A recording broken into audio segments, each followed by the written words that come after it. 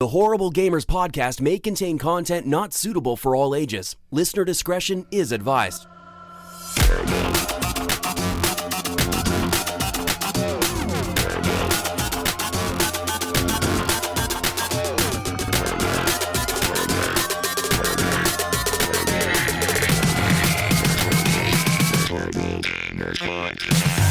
Welcome, ladies and gentlemen, to Horrible Gamers Podcast, show number 265, being recorded on July the 13th, 2019. I'm one of your hosts, Jesus, also known as Jesus Walks Out. Today, I'm joined by the Mayo from Ohio. Welcome, the Mayo. Yeah.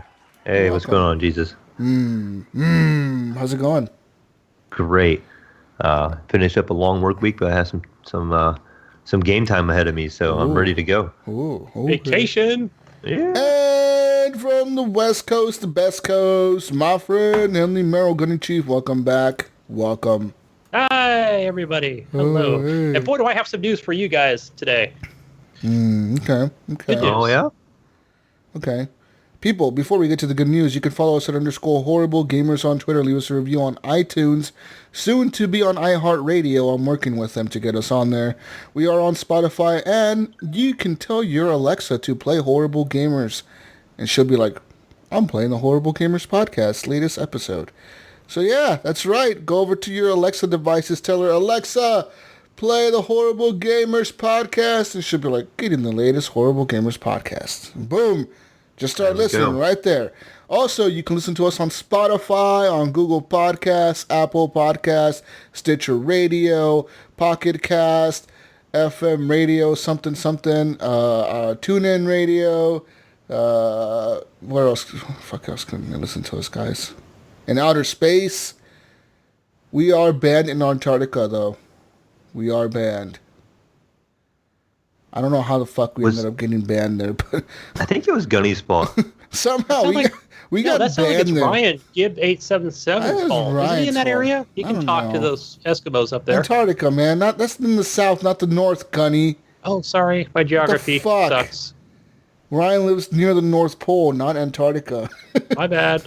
Sorry, Ryan.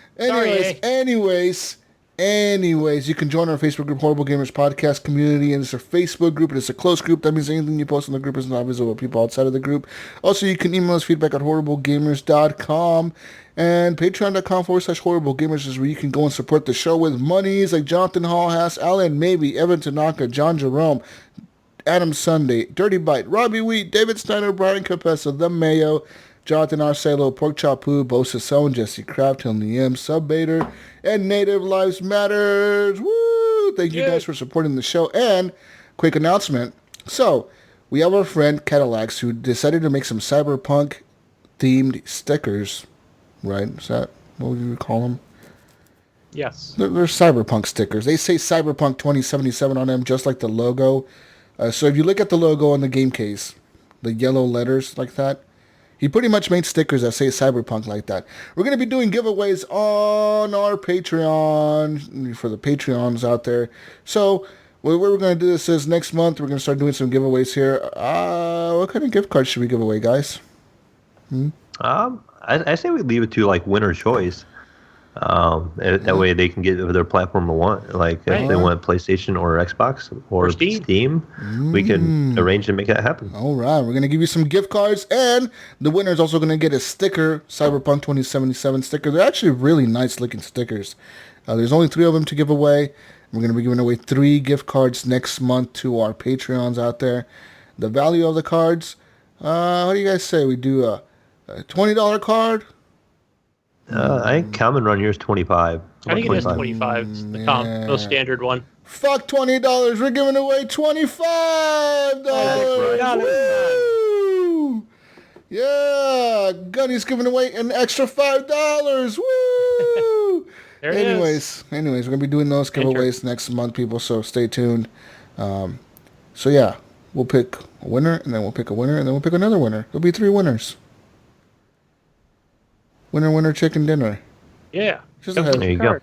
Just a heads up, guys. You can't win. Oh, You're not I was qualified. hoping. You guys are disqualified. And you can't use your son either. Yeah, Mayo, we can. They ain't no like a secret. Or your wife, or your brother, there's no or your junior sister. Mayos on the Family's group yet. excluded. And all relatives. That's right. Any all relatives are excluded. Yeah. So whatever. So what are the odds now without Gunny and I? Let's see how many we got. There's 15, 14 now. I think there's 16 Patreons altogether. So I'm gonna look it up. There's 16 Patreons. Deduct 2. That's 14 Patreons left. So your odds of winning is 3 and 14. I like those odds. That's pretty fucking good odds. Yeah. That's really good odds right there, people. 3 and 14, man. Like, what percentage is that, Gunny? Give me a percentage. That percentage is going to be... You have a 4% chance of winning.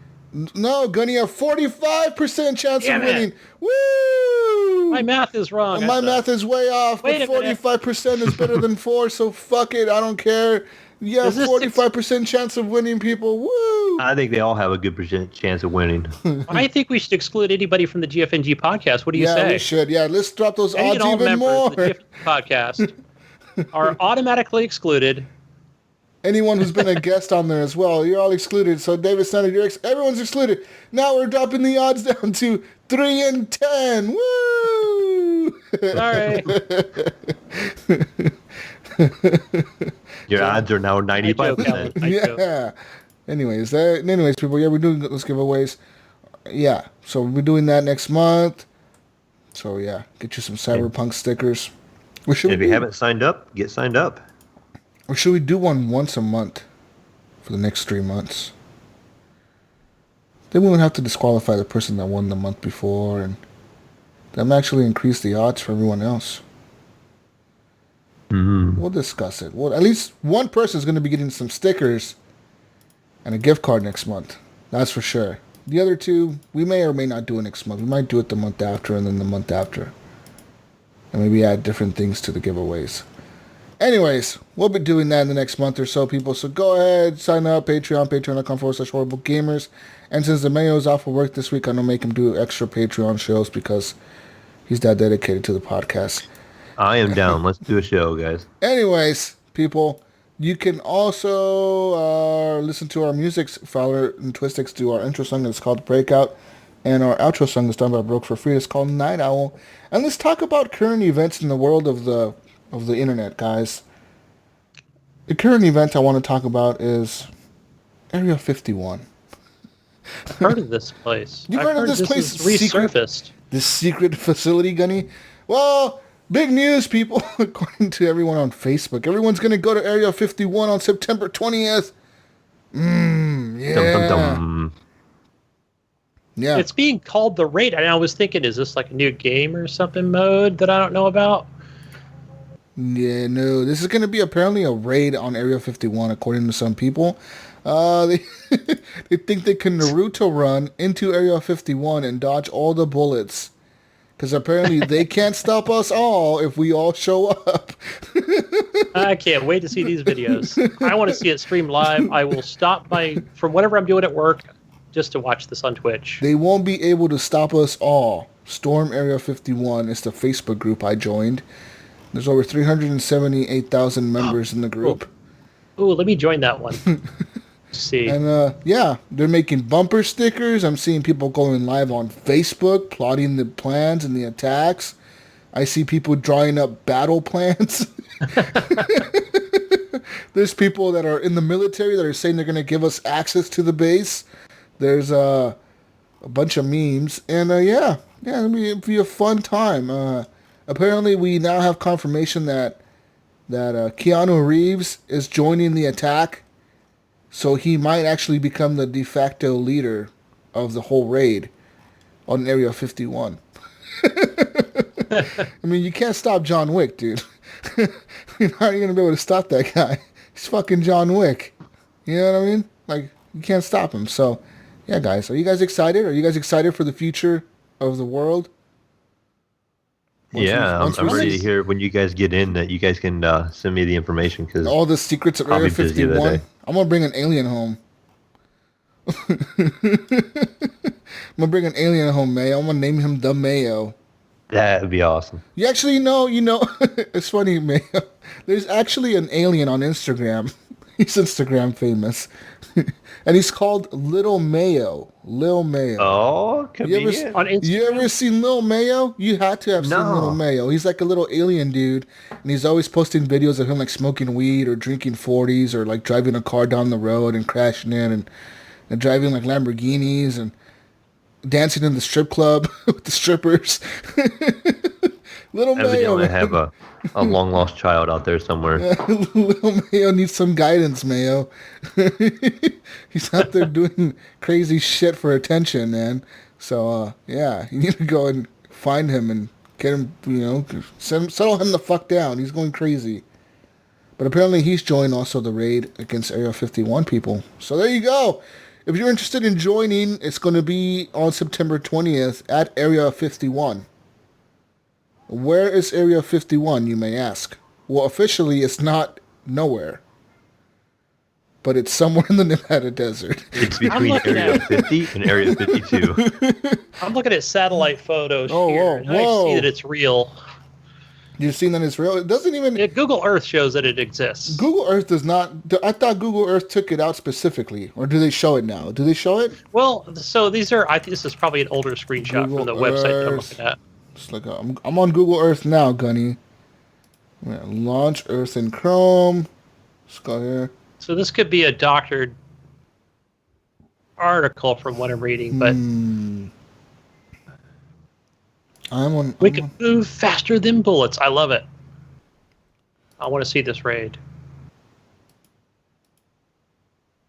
Let's see. Okay, so...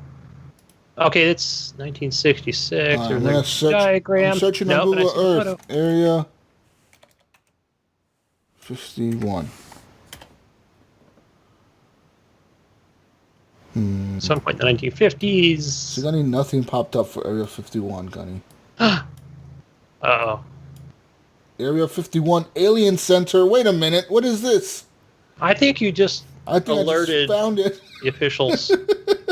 I clicked on that link too, and it's like a little green shop with a little alien head. But yeah, people, so yeah, there you go. You've been seeing lots of memes of Area 51 on the internet, on Facebook specifically.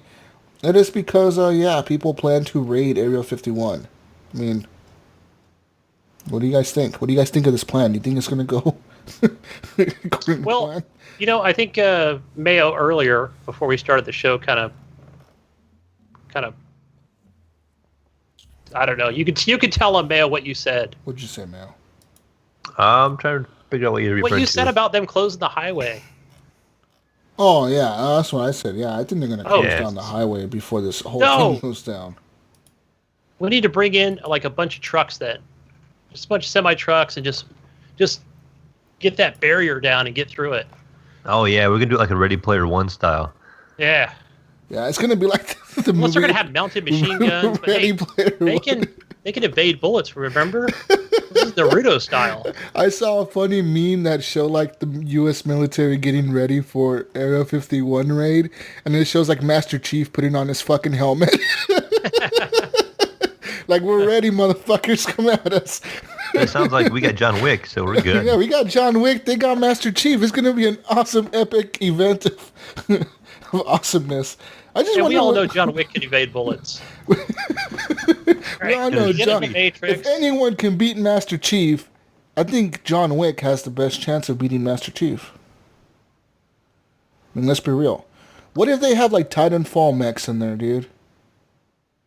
Oh, and they bring those fucking things out. Fuck. You know who I would bring? I would bring Spider-Man. You would bring Spider-Man? He can evade bullets. Well, I see a problem. And they bounce off him. I'm feeling a theme because remember last week we were talking about the earthquakes and about the locusts coming out, and it was a Microsoft PR event. Right. Maybe this is a Microsoft PR event with having Master Chief on the inside, John Wick on the outside. We have the earthquakes leading up to all this stuff. Now we have this little raid plan going on over here. Maybe. And see, part of that quake is part of that fault that actually, and there was another article, guys, that I heard on the radio about a man in Nevada who was crushed by I don't know, some structure or his own vehicle that may have been related to the quake. It was out in Nevada near Area 51. I'm reading an article now, guys, a military news article here that says there's a guy that posted from the U.S. Army, and he's like, y'all need to stop this shit. They got us monitoring the Facebook page, and our chain has us going to the firing ranges for the 50 cal and the 240B. He says, I ain't never touched a 50 cal until now. He's like, they're not playing around. So I guess the military is really preparing for this, but I mean, okay, let's talk realistically here. Do you really think, okay, so there's 1.2 to 1.3 million people that have said they're going or they're interested in going on the Facebook event. Say 50,000 people show up. Let's say 100,000 show up. Okay, 100,000 out of the millions of people that said they were going to go, but only 100,000 actually go. And they decide to run in there. Do you absolutely believe that the U.S. government would open fire on that many people?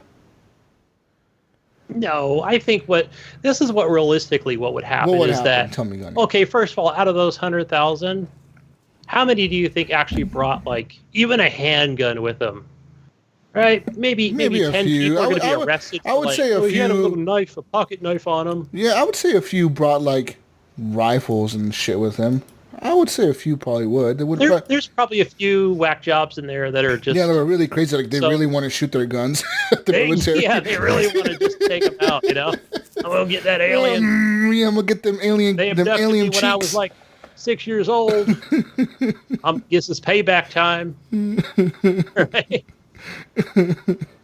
So those are the ones that are going to go down quick. But, I mean, the fact that they're just not going to have a lot of armaments or... fighting power. It's like they're just going to be stuck, like you said. They're just going to be stuck right at the highway entrance. Do you think the military is going to be deployed around Area 51, just fucking turning everyone away or something? Do you think so? I think they're going to surround the place. Oh, I think they would, yeah. And I think they would get overrun by 100,000 people. Oh, easily, yeah.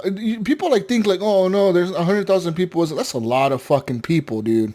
Mm-hmm. To try to stop when they're all running at you full speed, like. Full speed, 100,000 people running at you is like insane, dude. Well, look at the game World War Z. How well did you do against the mass the zombies, army right? of zombies? Yeah. God, I got destroyed. So like imagine that, but people that are actually thinking, right? and running at you trying to dodge your bullets. but let's say that. Let's speak hypothetically. Let's say if 500 were able to find a hole to get through or something, and and they're standing there with their mounted machine guns. Do you think? Yeah, would they open fire? I would hope not. Realistically, I would hope not. But I mean, honestly, a U.S. military member, they swear an oath to protect the U.S. and its assets against any threat, be it foreign or domestic. So here's the other thing: is they do. Here's the tricky part. Now, I'm sure National Guard is going to be there. Oh, definitely Nevada National Guard will be there. And so not only Nevada, but California has a huge, Yeah, they'll probably have bases. Both of them.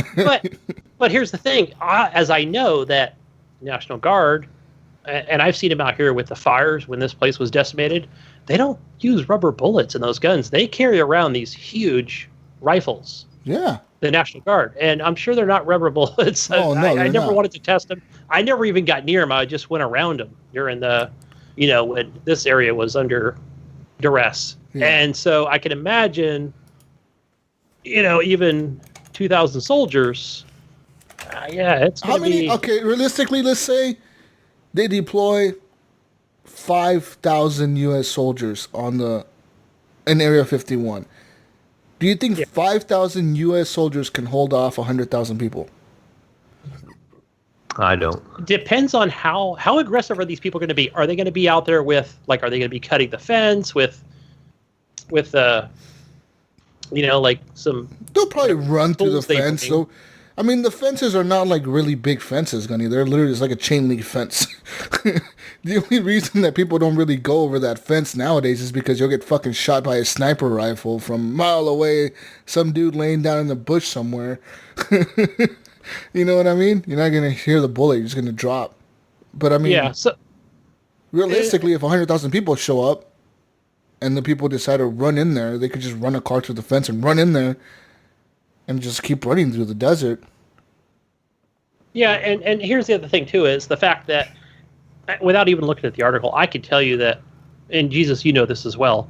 It's probably going to be over 100 degrees that day. Oh, easily September 20th, dude. In September, Nevada is so fucking hot, dude. It's ridiculous. That's in the middle of the desert, the middle of nowhere. Like, literally middle of nowhere, dude. Yeah, and for our listeners out there, I think it was it Star Trek Nexus? Was that the name of that movie? Or it was the Nexus? Or so that's where they filmed it near, but on the California side of things. So we're talking about, like, no shade, you know? I mean, are they going to be bringing out food trucks and shit like that? Like, I assume that they're going to have to show up and bring in tents and, you know, to be prepared. So I don't know how prepared this group is. They're not very prepared. Trust me. I'm part of the Facebook group. It seems like a bunch of kids and a bunch of weird motherfuckers. Yeah, with no weapons. They're all just trying to get some alien booty and, you know, they're trying to get in there with them aliens, bro. Yeah, and that's all the whole goal of this, I think, is to get in there and see if aliens are real. Yeah, wow.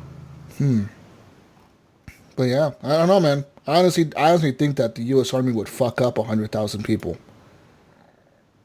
You forget they have tanks and like Apache helicopters and shit. They could just fucking fly over people and shoot everybody. And you're like, "What's up, motherfucker?" As soon as you see an Apache helicopter unloading on all your friends, you're gonna be like, "Fuck that! I ain't running nowhere." Yeah. I'm going home to see you guys. Plume of like firebomb just stream across. You hear a fucking Warthog 810 fucking plane fly, and they go, and then fucking take out half of the fucking people in your group. You'd be like, "Oh shit, fuck this." Yeah, how far can those Blackhawks shoot? Oh, it's fucking forever. Like, dude, those things can shoot far as fuck. And like I said, man, like, they got military hardware. That's the difference between, like, the people trying to show up and run to there. But I'm saying, but if it was just, like, hand-to-hand combat, like, a bunch of soldiers with batons that weren't allowed to shoot people, they're gonna get overrun. You know what I mean? Yeah. I don't know. I want to see how it all plays out. I totally want to see, like, if people really decide to show up.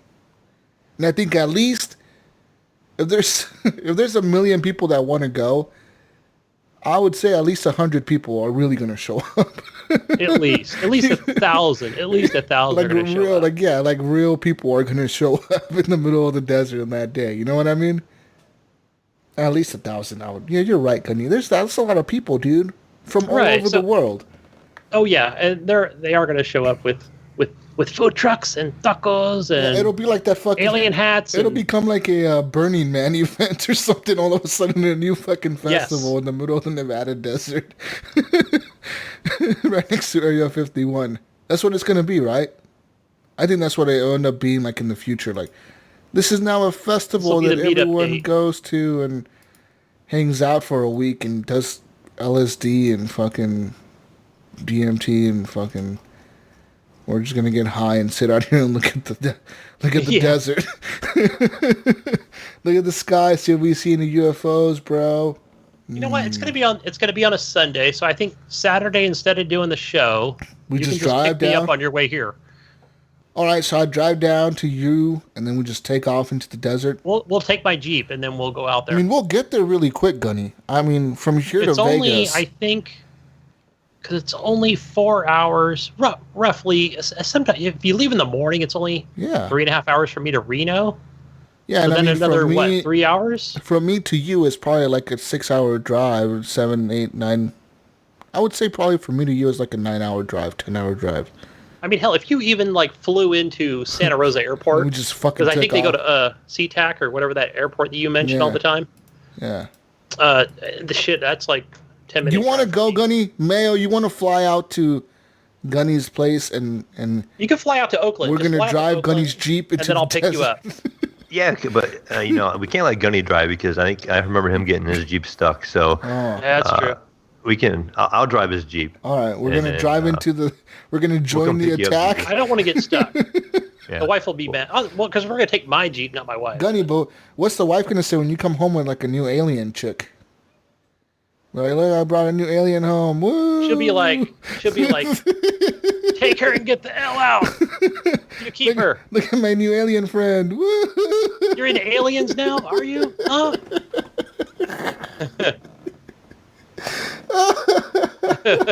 Show up with the new alien. I met an alien. I met knew it. I met her at Area 51. You like your chick screen, don't you? Fucking epic, dude. Let's do it, Gunny. Let's go down to Gunny's place. We'll fly down to California. Mayo, you meet us there at the airport. Gunny will pick us up in his Jeep, and we'll take off to the desert. If we leave on Saturday, we'll be there by the time the attack takes place on September 20th. All right? Sounds like a plan. We'll be able to document everything and podcast live from there. I'll just Facebook it live. Yeah. I mean, heck, we can even do the mix. Can you do Twitch live? I think you can, or is it just Mixer live? We'll do Mixer, Twitch, Facebook live. Each one of us will have something going live.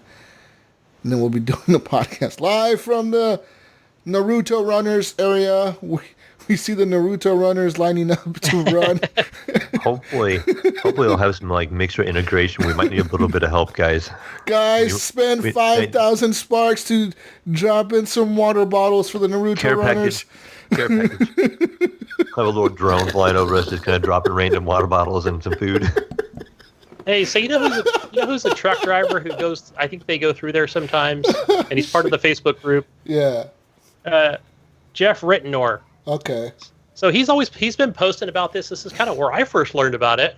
And I think he might have put it on his own personal page. And I know he goes down to LA and he goes through Nevada itself. So Jeff, maybe you can pick us up. Yeah, the inside guy. Call you. Yeah.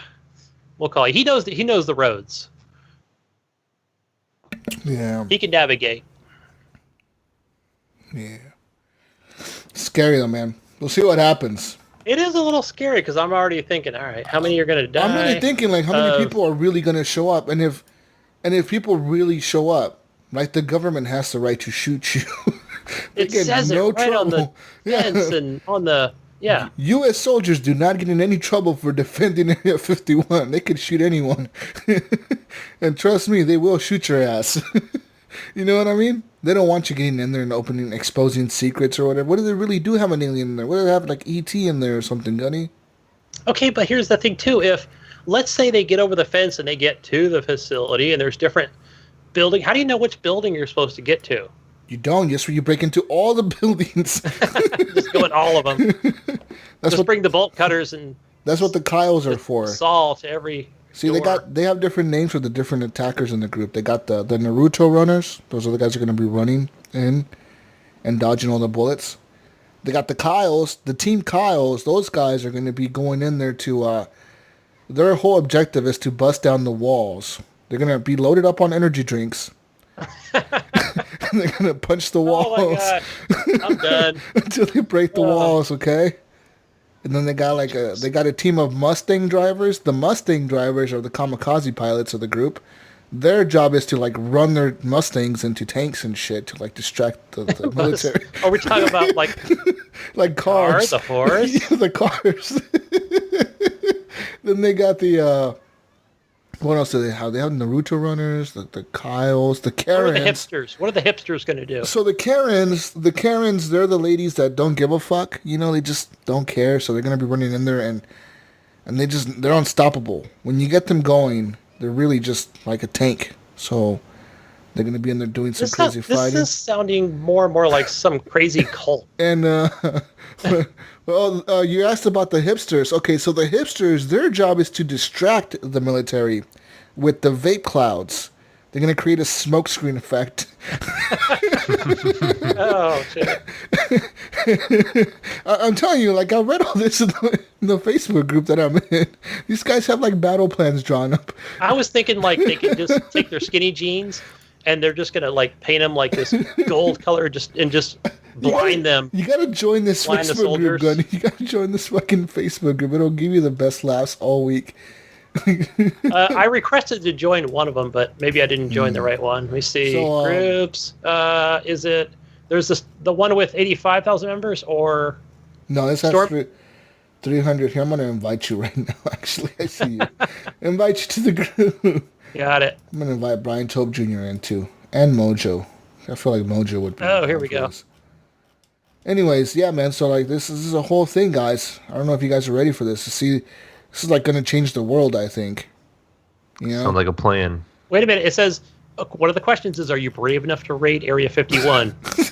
Yes. I'm ready to fight now, and nope. I put maybe, I think that's what I ended up and I was like, maybe? Yes? I don't know. I think I put maybe or yeah. Or something like that. Oh, shit. All right. It's a pending. It's pending. I'll be in there soon. Yeah, you'll be in here soon, Gunny. Be able to get all the details. So what else? What else do we got? More news about Area 51. I mean, that's all I really have for now, guys. I mean, as of right now. Also, I mean, if you want to support the cause, they've also now created events for Storm the Bermuda Triangle. It can't swallow us all. And also, there's another one. There's one for the Bermuda Triangle. There's another one for something else. I think there's like the. I think it was it That'd be a good Jupiter? one too, because that might be Jupiter- a cruise ship. I don't know if it's the Jupiter. No, I think it's the Vatican. Like raid the Vatican. Yeah, the Jupiter one's kind of old. They're just kind of trying to resurface it. Shit, dude.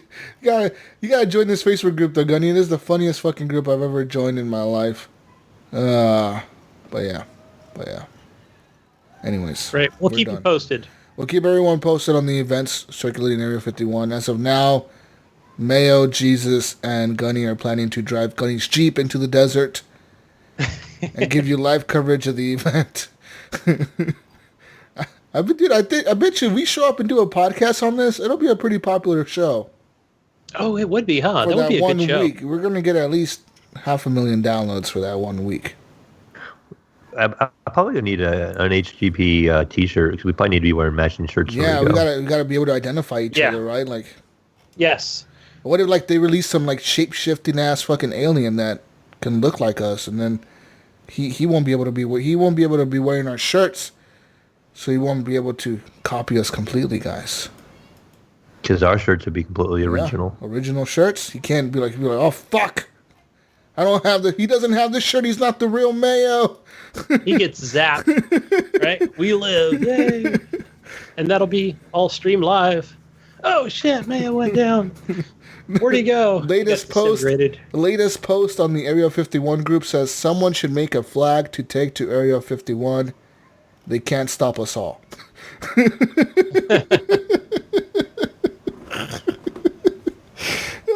And then another one says government. Like it says government, like the government saying like, there's no way they're going to get into Area 51. Then it's like Fortnite players observe.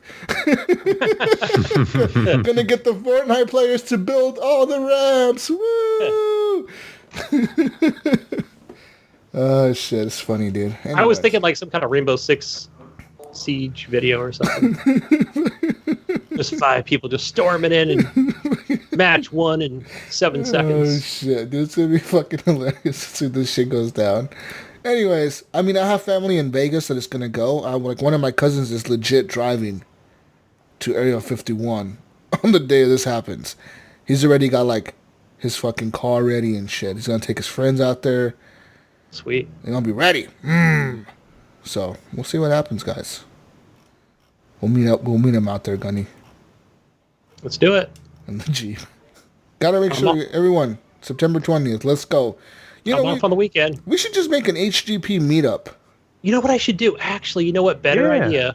Because I know the wife's going to be like, I'm going. Right as soon as I'm just like, you're not going alone. So I think I can drop her off in Vegas, leave her at the Hard Rock Cafe. And then just drive on up? Yeah. Well, I'll have to probably send my family with your wife, Gunny, because I don't think she's going to let me travel out west without, them all tagging along. Did you tell her that you're going to Area 51? No. She knows nothing yet. You need to tell her that you're going to Area 51. There's a lot to do besides gambling and stuff.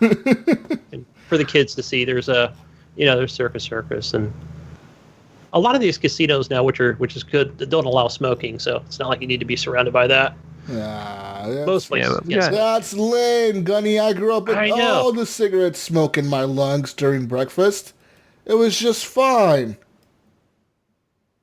They have these designated areas now, but boo, that's no fun. That's no fun. What kind of gambling? Who doesn't like to gamble and smoke and drink?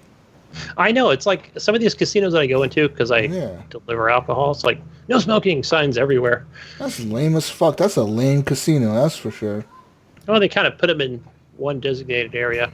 But yeah, people, we're keeping you up to date with the latest Area 51 news. Keep it on the Horrible Gamers podcast. Anyways, let's move on to video games, guys. Oh yeah, we play those. Yeah, we're not an Area 51 podcast. We should have done a Patreon show on that. You know what? We should. We know Mayo. Me and you are going to do a Patreon show on Area 51. You better get ready. Okay. I need you to do all the research you can about Area 51, its defenses. Do they have a Master Chief in there? Do they have Master Chief in there? Is Master Chief really in there? Do they have a Marcus Phoenix in there? Do they have Master Chief? Do they have a Commander Shepard? Do they have super soldiers? Yes. What if they have a Commander Shepard in that motherfucker? Then we're really screwed. All right? Maybe find out how many people have disappeared trying to enter Area 51 over the years. A lot. And what routes have we taken before, and see if we can find a back entrance. Yeah, we got to find a back entrance. Secret handshake. You know what? We need to find somebody that works there. Inside. We need to find someone that works there to get us the inside. Like, I want to accidentally turn off all the security systems for this one day. I'm going to do maintenance on the security system and turn everything off accidentally, guys. Woo, sorry. That's kind of how they did it in Ready Player One. We'll get one guy on the inside. Yeah. And we're gonna go find where they control like all their defenses, and we're just accidentally shut it down for 10 minutes. we don't know what happened. We don't know how this wire got unplugged from the wall or cut. We don't know how all the electric fences went down. You know? Yeah, it'd be like some Jurassic Park events. Rebooting. Yeah, it takes 30 minutes to reboot. That gives the Naruto runners enough time to get in there. Yeah. Get in with the fence.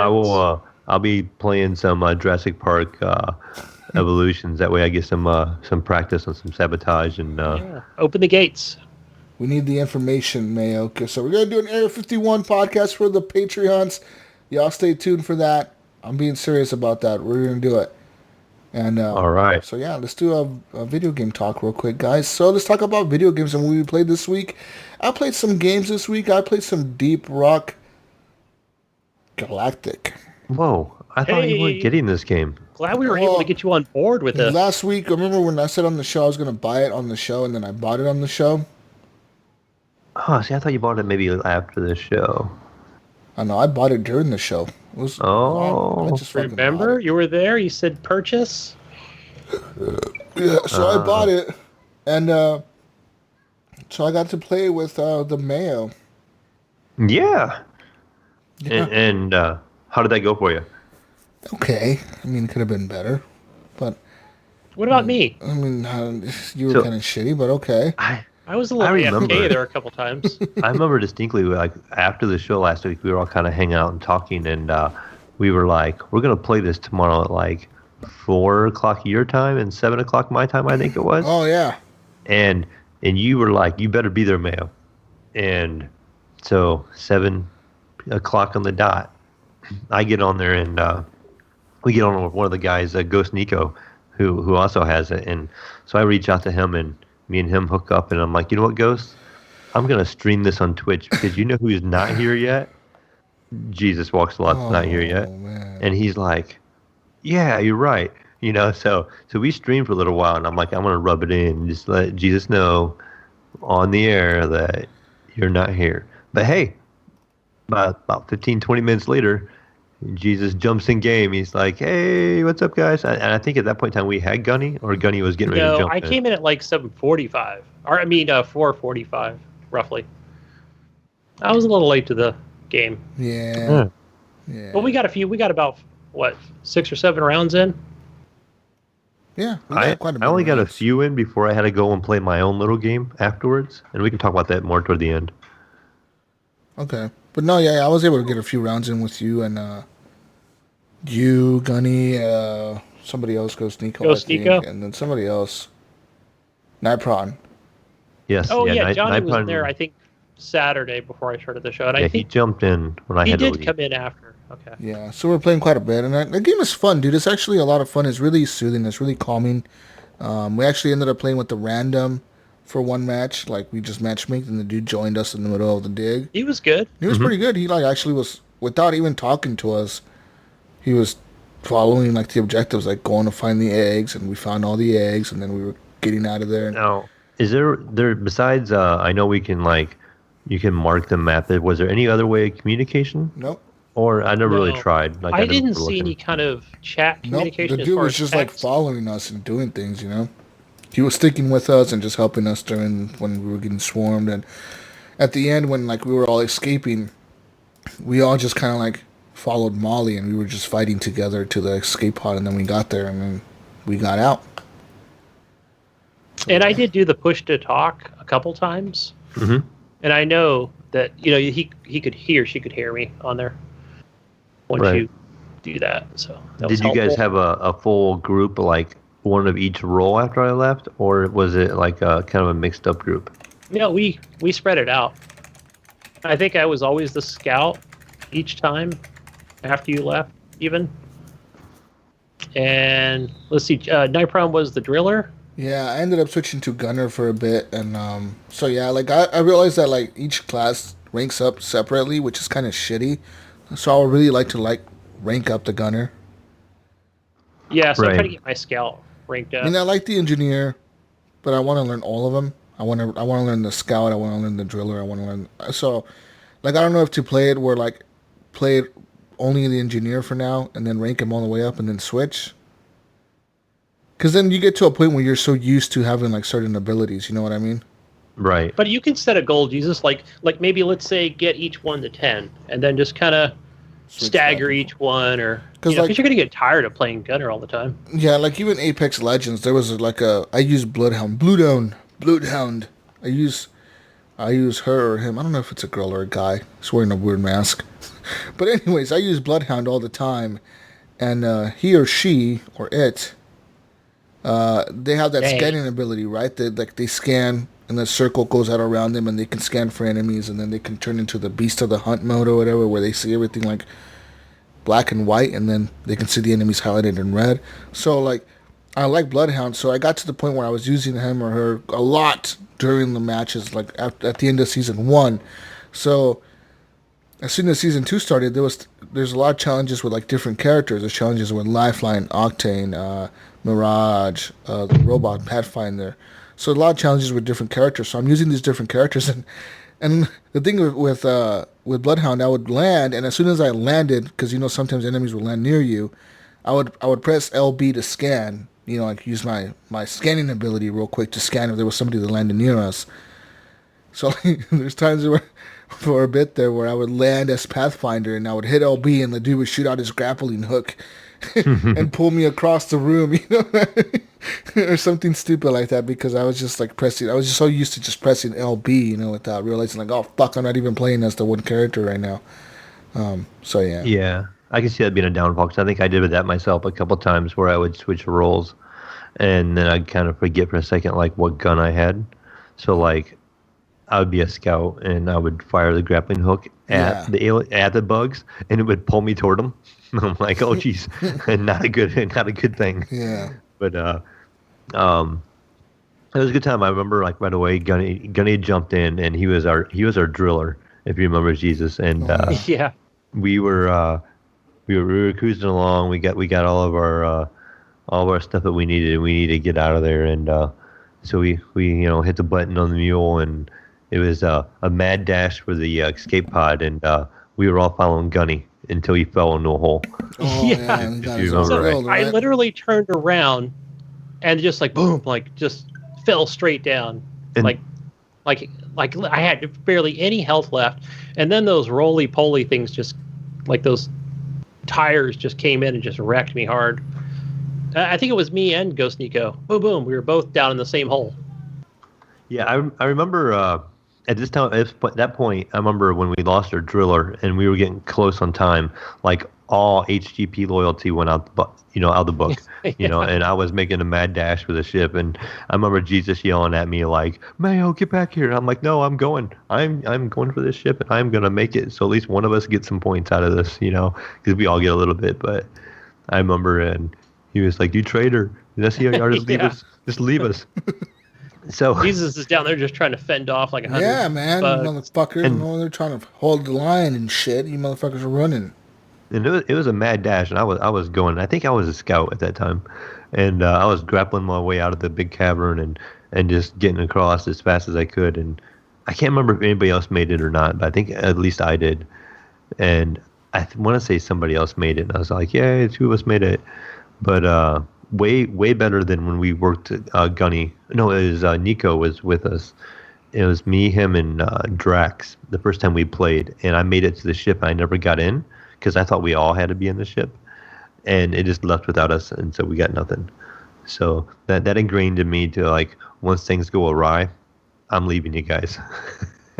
I'm going straight for that drop ship. Yeah. But just hightailing it.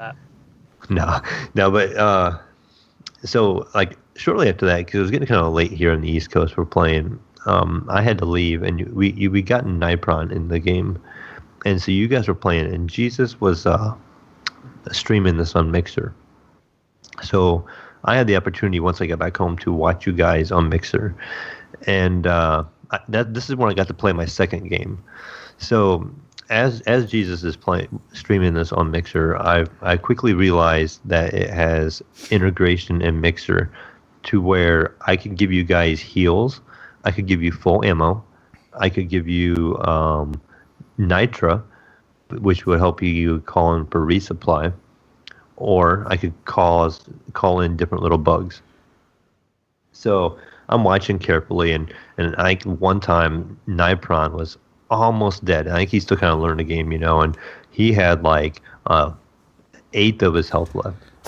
And so I'm like, heal. It cost me 100 sparks, but man, it dropped a heal in there, and it says across the screen, Mayo drops a heal for all, and it give you guys all full health. That was you guys cool. are like, thank you, Mayo, and I'm like, oh, this is kind of cool. So I'm laying there and I'm watching, and I'm like dropping heals, and there's a couple other people watching the stream, and they were dropping like loot bugs, and so we were dropping some sparks left and right. But so I have a tendency of watching Jesus play when I can. So I had an account built up of like 60,000 sparks, and so I'm like, I got some to play with, because I can spawn whenever I want, and some of the stuff is on a cooldown. So I'm like, let's spawn a venom spitting spider to see if that helps them out, So I would drop it a couple times across the screen. It would say like Mayo drops this whatever. I can't remember what it's called, but so I can't remember the name of that either. Everything had a different point value, and my wife was actually watching with me, and she was kind of getting a kick out of it. So even her, who does not like video games, was having fun with your guys' interaction and stuff. Yeah, Mixer interaction is really fun, and it's really easy to set up. You just go into the settings. I think you just toggle in Mixer interaction. I think you have to log in with your Mixer account. So when I'm streaming Deep Rock, Mixer knows that it has the integration built in, and it just like logs it into the game. And like Mayo said, he can literally be dropping shit into the game for us, like ammunition, drops, enemies. Yeah, so as my wife and I are watching, everything has a spark value. Yeah. And so my wife's like, well, what's this one over here for 8,000? And I'm like, I don't know, let's hit it.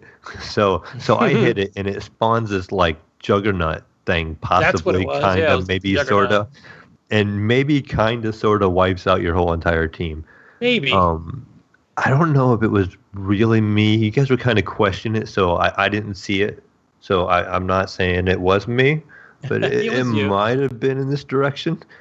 But it was kind of neat. So next time we can play, we'll get Jesus to stream this on Mixer, and we'll see we can withhold your guys' spark point balance and see how many of this stuff you can drop on us, and we can hold these things off. We could not stop that juggernaut. Not at the low level we were at. Yeah, next time we'll be prepared. We'll make I think because somehow. It was like there was like a wave of enemies, and we held them back, and then you released that Juggernaut. Thanks a lot, Mayo. Well, that wasn't the intention, actually. I think when I hit it, it was kind of quiet. But what it did, it evidently the Juggernaut's powerful enough. It put it on a timer for you guys. So, like, it said that I had spawned it. But you will go back and watch the VOD on it. It says I had spawned it, and it says, like, 30 seconds until Juggernaut arrives. And then a little bit later, it was like 15 seconds until Juggernaut arrives. I'm like, oh, this might be a little interesting since it's giving us a countdown timer when this thing's going to show up. And I remember Nico saying a couple of times, I think Mayo dropped this, and I'm like, it might have been me. Yeah. At least it warns us for the big guys. So, like, yeah, you're right. On the big people, it would warn us, like, hey, 30 seconds till something spawns.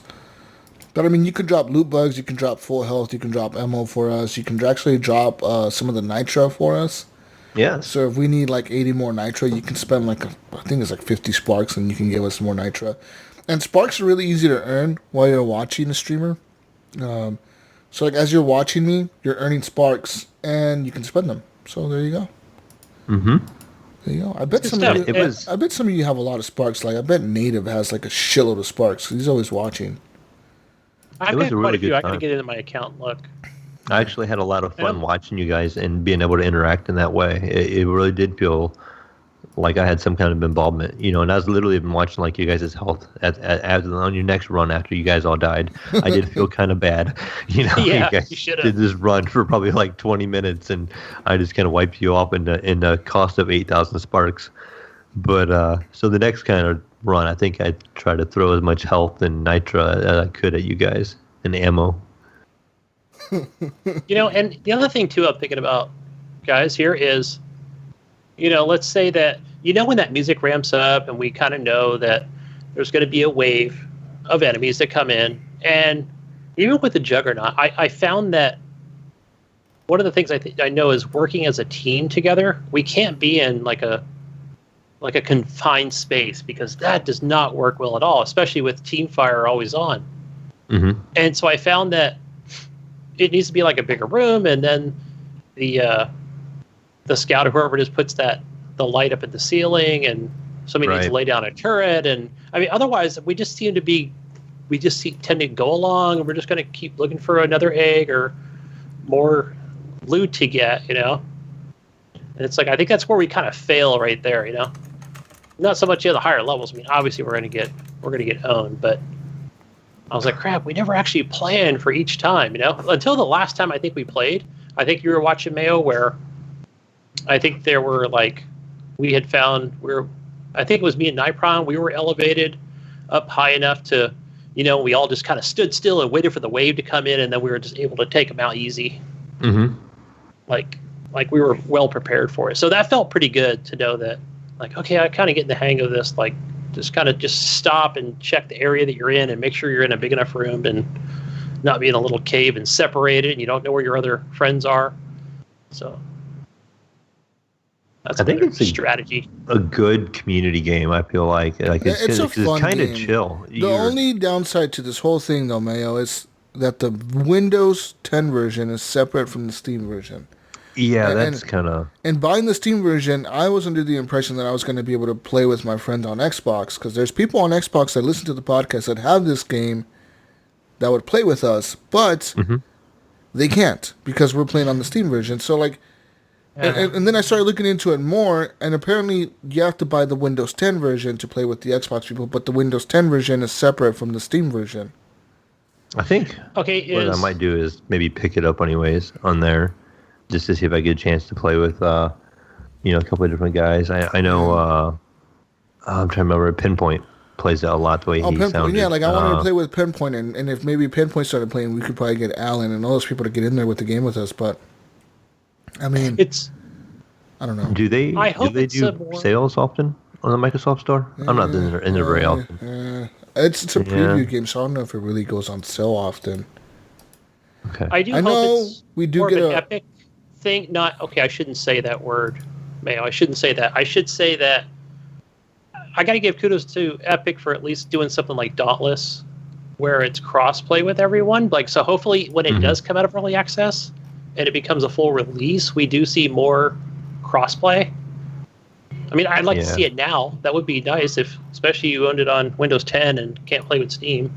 I really hope that is really pushed this coming year of getting this crossplay going. At totally least with the Xbox and PC community. Like, I understand the PlayStation community being a little kind of locked out, but I think with the Xbox and PC, I think we're going to get a lot more opportunity coming up to play with each other. I think we're going to definitely start seeing that, especially with Call of Duty, the biggest shooter, arguably, in the world, doing it. I mean, Fortnite does it, you know, like, the biggest games in the world are doing it. Everyone's going to jump on board, you know what I mean? Right. Here's the other thing I'm wondering as well, is Destiny 2 is... You have to you have a certain amount of time to migrate your account from that launcher over to Steam, from the Activision, whatever the fuck it's called. And so there's like a set of rules to kind of let you know, like, all right, so I don't know. So does that mean you can't stay on? What is the Activision launcher called, guys? The Activision one is with Battle.net. The Battle.net one. So I don't know, maybe that's a better question for Nightfront, but I thought that's not very promising. I would like to see more, hey, like, you own it here and yeah, you can migrate to Steam and still play. You know, it's still that cross play stuff going on. But I guess they just won't. I understand they're not going to be selling it. They won't be promoting it, but that was kind of a bummer. But I could be wrong. Maybe there will be. You know, more of a community with, you know, again, with Stadia coming, with it going to Steam in 2 months. So I'm just upset. Like I said, you know, Microsoft is charging $30 for the game when I could buy it on Steam for $22, which is what I did. And then I go over to the Microsoft store and it's like, yeah, you need to pay $30 for this. It's like, what the fuck, dude? Like, and on top of that, like, I go to Reddit to check if it's crossplay or whatever, and it's like, yeah, but everyone prefers the Steam version because the Windows 10 version doesn't work. Like, it's that's what I was getting ready to say. Is at one point in time they had the same problem with Quantum Break on the PC. If you bought Quantum Break through the Windows Store, it had some like technical issues to where the game did not play correct. When it came to Steam, it played flawlessly, I guess. And so everybody kind of blames the Windows 10 versions, and I don't know if it's a thing or not. Maybe they're just hating on the Windows 10 store. I don't know. But myself, I have problems with Metro, the Windows 10 store. You know, it doesn't want to like let me out of the full screen. Like when I try to tab to my second monitor, and I pretty much have to shut the game down to even interact with any kind of chat on my Discord or a stream. Or say if I wanted to stream the game and adjust some kind of volume or something like that, I'm completely locked into the game and I can't get out of it. So the only way I can do it is going through the menu and closing the game down. So maybe there's some kind of, I don't know, some kind of programming thing, a little bit different. Yeah, it's more of a Microsoft thing. I know, Mayo, I've played, I think State of Decay is okay, but when I played a Forza game, I literally had to Control-Alt-Delete, bring up to, control panel, and then, like, I was able to, and hopefully my game continues to run in the pause mode to be able to get into Discord or whatever else I needed to do. Definitely a Windows 10 thing. But yeah, you never seem to have that problem like on the Steam games with them doing stuff like that. So not at all. We will find out, but maybe I'll pick it up in the Windows 10 version because I could still play on my PC and play with those guys. Or I could, if I wanted to be in the living room, I could do it in the living room. So I'm not sure how good my mic is on my Xbox. So I just have a cheap little headset. So we'll see. Yeah, but when what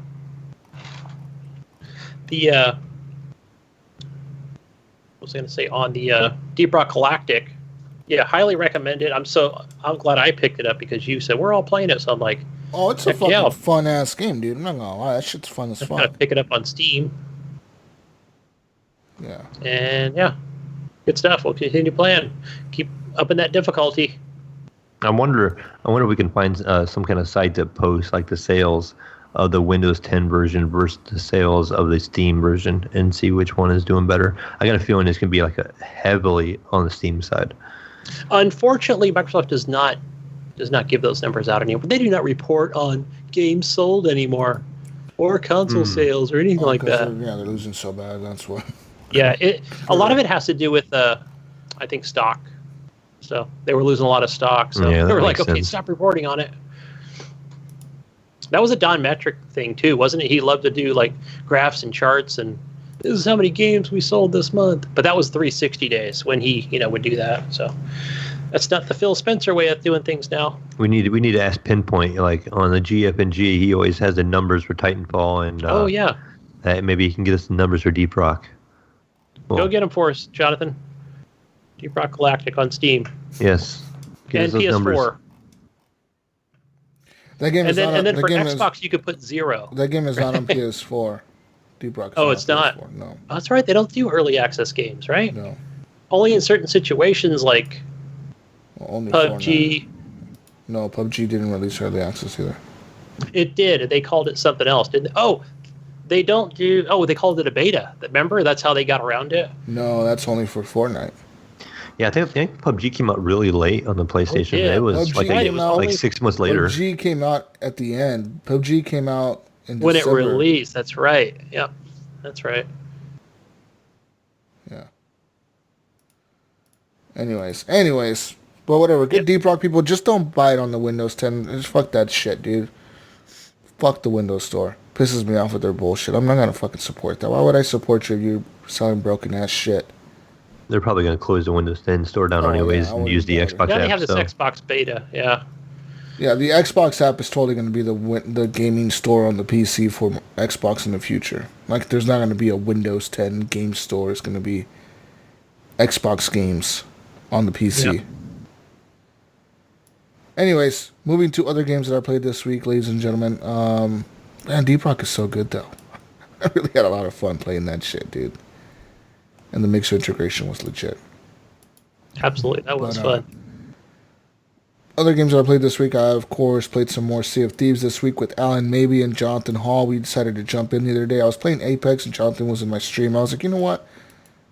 I want to play a game with somebody that I want to talk to somebody. So I asked Jonathan what he wanted to play. He asked about Deep Rock. I told him the situation. He asked about Gears of War. I didn't have it downloaded. And by the way, that's 133 gigabyte download on your PC. Holy shit. If you think Cyberpunk is going to be a small game, not happening. this shit's going to be 300 gigabytes. Woo! But yeah. Gears of War 4, man. 133 gigabytes. Who the fuck does... Damn. Which asshole at Microsoft thought that was acceptable? You know what I mean? It's a lot of fucking space for like a bullshit ass game that I'll play once and probably never play again. Yeah, I think that's the biggest download that I know of it. I know of a couple games that are like 80 gig. I think Shadow of War was 80. Yeah. And I think the Forza Horizon 3, for some reason, was 80 gig. Even though the new one, Shit's 4, is only like 30 30. gigs, dude. It's crazy. That's a lot. It's bigger than Red Dead on the Xbox One X. With all the 4K assets and all the online shit. It's bigger than that. It's like, fuck, man. That's insane. You know what I mean? Anyways. Yeah. So I decided to play some Sea of Thieves with those guys, and we jumped in together on a brigantine. That's a 3-person boat. We jumped in. Actually, we did really well for like us three. We actually were going island to island and getting all the chests. Jonathan was actually doing really well, getting all the chests, knowing where to go, knowing which islands to go to, telling me how to get there, and then we would get there, and then Alan blew me up once, that motherfucker. He was like, Jesus, I see a boat over there. Why don't you go to the top and check it out? And I didn't think about it. I didn't think about, like, why would he tell me to go to the top? Why would he tell me to go to the crow's nest? I didn't think nothing of it. I was like, oh, yeah. But I was drinking. I think that's what it was. I think that was my problem, that I was drinking, and I was just being too naive. I'm like, okay, Alan, I'm going to go check the crow's nest. And I go up there, and I go back down. I'm like, I didn't see nothing, dude. He's like, no, go up there, dude. He's like, there's a boat over there. Like, you should be able to see him from the top. And here I go again, back to the top. And next thing you know, he fucking blows up the fucking barrel of gunpowder that was up there. And it fucking killed me. It just fucking sent me flying into the water and killed me. Man, you had a rough week, Jesus. And here I inadvertently kill you in Deep Rock. You're getting killed on Sea of Thieves. Yeah, and then so like I killed you too, Jesus. I end up telling these guys, fuck you guys, I'm not helping you repair the boat. I hope the boat sinks. And so, like, Jonathan is freaking out because he's like, fuck. He's on the island. Alan's like, the boat didn't take any damage. And I don't know if it did or not. But I'm like, fuck you guys. I hope it sinks and we hope we lose all the treasure. I don't give a fuck anymore. I was all pissed off. And then, so we end up getting back on the boat. Everything's fine. And then we're cool. And then we go we turn in all the chests. So we turn everything in. On our way to turn everything in, we get chased by a megalodon. Then we get to the island. Once we get to the island, we turn everything in, right? Like, we cash everything in. We had, like, probably, like, 20 chests on the ship, if not more. Like, we had a lot of chests, dude. It's kind of crazy how many chests we got, like, in that little amount of time. Because we only played for, like, 2 hours. And we got, like, 20 chests. So it goes to show, like, how efficient you can be in the game if you're just going, like, island to island to island, just digging, you know what I mean, without stopping. You can be pretty efficient in the game. And then, so we do that, and then we're done cashing everything in, and we're like, so what do we do, guys? And then we're like, okay, let's go to the pub and have a drink, and then we'll just call it a night. And then one of us was like, there's a boat over there we can go attack. And we all see like a little with all this treasure, right? we see like a sloop on the other side of like the water there. We see it on the left, and we're like, all right, let's go attack these guys. Fuck it, we'll just attack them, and if they sink us, well then we're gonna sink our boat anyways. Like, let's just attack them, see if we can sink them. So we chase this little sloop, and this little sloop knows we're going after it, because all of a sudden it changes course, and they drop their sails and like trying to get away from us. But we're fucking hauling ass, and we're getting close to them, and then we catch up, and we're like right behind them, dude. And we're behind them, and they're like ahead of us a little bit. And then these motherfuckers, they go into like the storm. There's like a storm brewing in the fucking horizon, and they sail into the storm. So like next thing you know, it starts to rain, the clouds get all dark, and like on top of that, the fucking megalodon shows up and starts attacking them. So they're being chased by us, which we're a bigger boat than them. They run into a storm, and now they're being attacked by the megalodon. So the good thing is the Meg was against them. He wasn't even fucking with us. He was just going after them for some reason. But yeah, the Meg is coming out of the water, fucking hitting their boat and like making them turn and shit. And then once the megalodon goes away, they're still floating. They're still like somehow they're still sailing. And we're like, dude, like watch the ladders. Like make sure none of them like jump out of their boats and try to jump on our boat, drop our anchor or whatever. And then something happens where like we run into them. We crashed into them because they somehow stopped. And then Alan jumps on their boat. He drops their anchor, and me and Jonathan are on our boat, and we're turning like around. We turned around like right at a certain spot, and we just unloaded on them. Like all of our cannons, dude. We just fucking unloaded our cannons on them, and their boat was done. and then Alan was like, yep, they're sunk, dude. Like they're dead. They sunk. They're done. And then we ended up taking that little sloop out, and then I think our boat had damage when we ran into them. So, like, we're like, all right, boys, I guess we'll call it a good one here. We're all going to die on this boat, right? And then Alan and John were like, yeah, we're all going down together, yeah. But during our adventures, we found a little, like, you know how you find those little paddle boats? The little boats with the paddles? You find those, like, on the island, and you can put them on the back of your boat, like, tie them to the back of your boat or whatever. I've seen that. And you can use them as a lifeboat, or you can use them to like get on an island without docking on without like getting really close to the island. You can like use the paddle boat to like go into the island and then get your chest and then come out with the paddle boat. Anyways, these guys forgot about the paddle boat, but I didn't. So they're like, oh, I was like, everyone get on top of the crow's nest, you know, like I was like, let's go get on top of the crow's nest. And while they're climbing up the ladder, I jump off the crow's nest. I jump into a little rowboat. I unhook it from the ship, and I'm paddling away on the rowboat. And they're like, and then Alan's like, wait a minute, where's Jesus? And John's like, yeah, where are you, Jesus? I thought you were on the crow's nest. And I'm like, peace out, boys. I'm going away. And I'm fucking paddling away on the rowboat. And Jonathan's like, did you get on the lifeboat? I'm like, yeah, I did, motherfucker. And he's like, you son of a bitch. So him and Alan ended up dying in the end while I'm fucking just sailing away in my little paddle boat.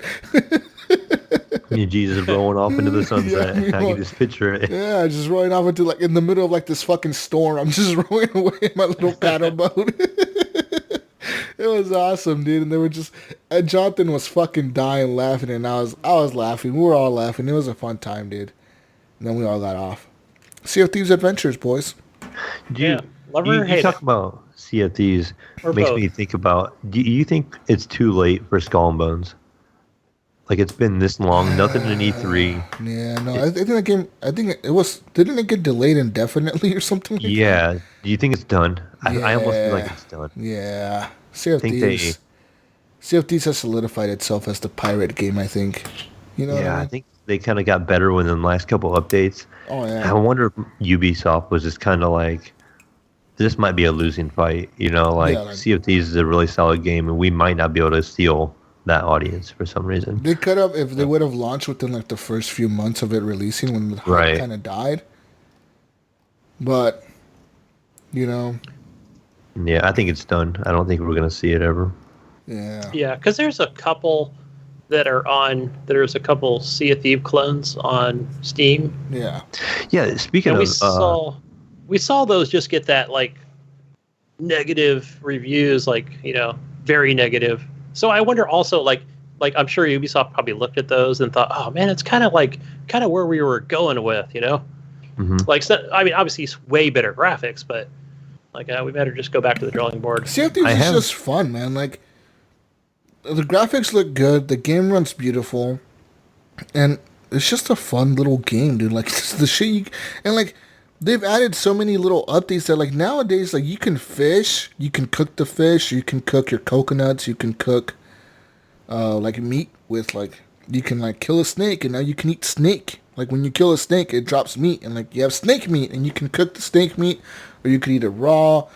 And the skeletons got a little bit smarter now. There's different types of mermaids underneath the water, mermaid statues you can find, and there's mermaids, and there's a whole storyline with that. There's a whole campaign that I don't even know how to activate. You have to go get a book from some dude and activate this campaign. I haven't even done that. There's a whole lot of things to the game, man. It makes me want to play it just talking about it because I know I have so much fun adventures with that. There's a streamer that I don't watch him every day or every week, and he used to play Rainbow Six Siege a lot. He still does, and he was on the Sea of Thieves thing for probably at least a month and a half, where he played that mostly. And I was asking him, I'm like, you don't have a crew? Where's your kid crew? Because he's always playing with younger people, and he's like, nah. He goes, I just play this. I love this single player. That's it, man. He's like, I just play it for hours and hours. So, and he gets quite the enjoyment out of it. It's a fun game, dude. I always just thought of it as a Steam game called Black Wake, and it kind of came out right before Sea of Thieves, and I don't know how popular it is anymore. Before. And this game is kind of Sea of Thieves, so it's naval combat, and you're on a pirate ship, and it reminds me of Hell Let Loose.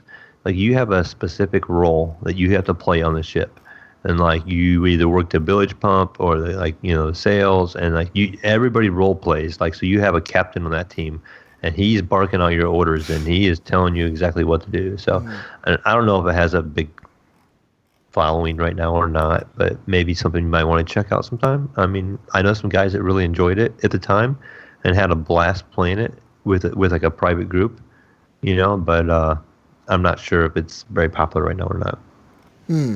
Oh, okay. Is this an early access game? It might be. It's in my library. I do own it. So Okay. it's called Black Wake. Yeah, Black Wake, and there's a couple other that are just clones that I think were before Sea of Thieves, and they were already at negative reviews anyway. Yeah. But I mean, not to say that Ubisoft can't make a good ship game, but Oh no, they can. They totally can. it's a wait and see thing. And I for think them. that, I think Definitely maybe room we'll for- see that game next gen most likely. Yeah, there's room for more games like Sea of Thieves. Oh yeah. We'll probably see that game next gen sometime. Oh, look at this new game, pirate game. Anyways, other games that I played this week, I of course went ahead and played. What else? I played that. Oh, Apex Legends! Woo! I'm level 13 in the battle pass now. Made it up to level 13 out of 100. Yeah. Nice. So you playing that today? 70-something days to go on the battle pass. Week 2. Yeah, I'm doing pretty good, man. I'm actually completing a lot of the challenges are really fun to chase and try to complete. Like right now I'm trying to do one that I need to get one more kill with the sniper rifle. That's my daily challenge for today that I have to finish. I did the other 2, which are super simple. And the thing is that the daily challenges for everyone is different, because last night I was playing with David Snyder, and he asked me, he's like, are the daily challenges the same for you and me? And I was like, well, I don't know. What's your daily challenge? And he told me, like, oh, play as a Wraith and something else and do something to warp as Wraith. And I was like, no. I was like, mine are different. So apparently, like, the daily challenges are different for each player. And then I don't know how they gauge that. I don't know if they just randomly throw them out there for everyone. Like, they have like just a be a pool. roll. I don't know if they have a pool of challenges that just throw them out there as a daily, or I don't know how they do it. Like, if they track which player you use the most, and they're like, oh, we want him to use this other character more, so they switch you out. I don't know. More like a configuration of, I know in PUBG, when they were doing the dailies, you could actually re-roll them. So maybe they put that in Apex also. I don't know. You can, like, re-roll. Like, you can get, like, 1 re-roll per day, and you can get a couple different dailies. Because might be an option. There's some challenges that I can't do. Like, I just can't do them because, like, one of them is like it's not a daily challenge, but it's a weekly challenge, and that's like play as Nox. I think his name is Nox. The dude with the gas, Caustic. Play as Caustic and use the Nox gas. And I'm like, well, I can't play as Caustic because I don't have him unlocked. There's another one that says like run as Octane, like stim yourself and run really fast for like 1 match. I'm like, well, it'd be cool if I could do that, but I don't have Octane because I haven't unlocked him yet, you know? maybe you should go buy them, is what they're trying to say. No, but I'm not. No, fucking no way. The only way I'm gonna unlock Octane. The only way I'm gonna unlock Octane or Caustic is if I get him for free. That's it. But all the really, really good Apex players have them. I don't care. Yeah. So tell me, Jesus, without mentioning like a Rainbow Six thing, how close are you to unlocking a character? How long will it take you? Are you satisfied with the amount of time it's going to take you to unlock them? So I'm level 30 now in the regular, not the battle pass, but I'm level 30 as my character, my gamer tag or whatever the fuck. It's level 30, right? And I have like 5,200 of the red tickets, the red little tags or whatever, the currency in the game. I have 5,200 of those. And you need, I think it's 12,000 to unlock a character. So I'm halfway almost to unlocking a character at level 30. Okay. And I think they actually changed that because I think some people were able to unlock characters at an early, like pretty early on in the levels. They were able to unlock Caustic when the game first came out. Like, you didn't have to play that much. Like, I'm thinking they changed the reward systems to make you play longer to be able to unlock the free characters. Which I don't give a fuck, because I'm not going to pay them to unlock characters. I'll use the free characters until I get enough coins to unlock a different one. And actually, to be honest, I actually already had enough credits to unlock a character. I actually had 12,000 of those little red tags when Season 2 came out. I had 12,000 of those. So yes, they're not hard to get, because if I had those before I was even level 30, it goes to show like how quickly you gain those per level. Because you get like 600 per level or something like that, or 500 per level that you rank up. Because actually, I unlocked Watson, the new girl or whatever with the fences. I unlocked her when Season 2 came out. When she came out, I unlocked her right away. So now I need to save up another 12,000 to unlock Caustic and another 12,000 to unlock Octane. Which is doable, because people have all those characters, and I know not everyone's paying the game, right. You know, like, a lot of people have those characters. Matter of fact, most people I know have Octane and Caustic, and a lot less people have Watson. So Watson is actually one of the least popular characters in the game, I would say. She's not used very often. Out of the matches that I play, she's probably the least used character. Because, I mean, her abilities are not that cool. She's you put a fence down. Ooh, whoop-de-doo. Like, the fence, it shocks you and it stops you for, like, a brief second. but you can keep running after that. Like, it doesn't kill you if you run through the fence. It just takes a little bit of damage, and it does stop you in your tracks. Like, you can't shoot or move for like a second, but then as soon as that second is over, you keep running. You know what I mean? So unless you're standing right there watching the fence with the shotgun, right? Somebody runs right through there and you shoot them with the shotgun twice before they can react. It doesn't really matter. The fence don't really do much. So, but yeah. Anyways, Apex Legends, man. I was playing it with David Snyder, and he was telling me that he actually was enjoying it on the PC quite a bit. He was telling me it felt a lot like the Xbox. And I was like, well, why does it feel like the Xbox? He's like, I don't know. It feels just like the Xbox. So we were playing it. He says he didn't see much of a difference. And then he was like, what are you running it at? And I'm like, I'm running it on Ultra, dude. Like, I legit have everything maxed the fuck out. Everything in the game is set to max. I don't know why, but I did it that way. I think the difference with him, and I believe the laptop that he got was a 1080p. So I think he would definitely notice with that 1440p. It's 1080p, but he was playing it on a TV. So he was actually playing like in 4K or 1080p or something like that.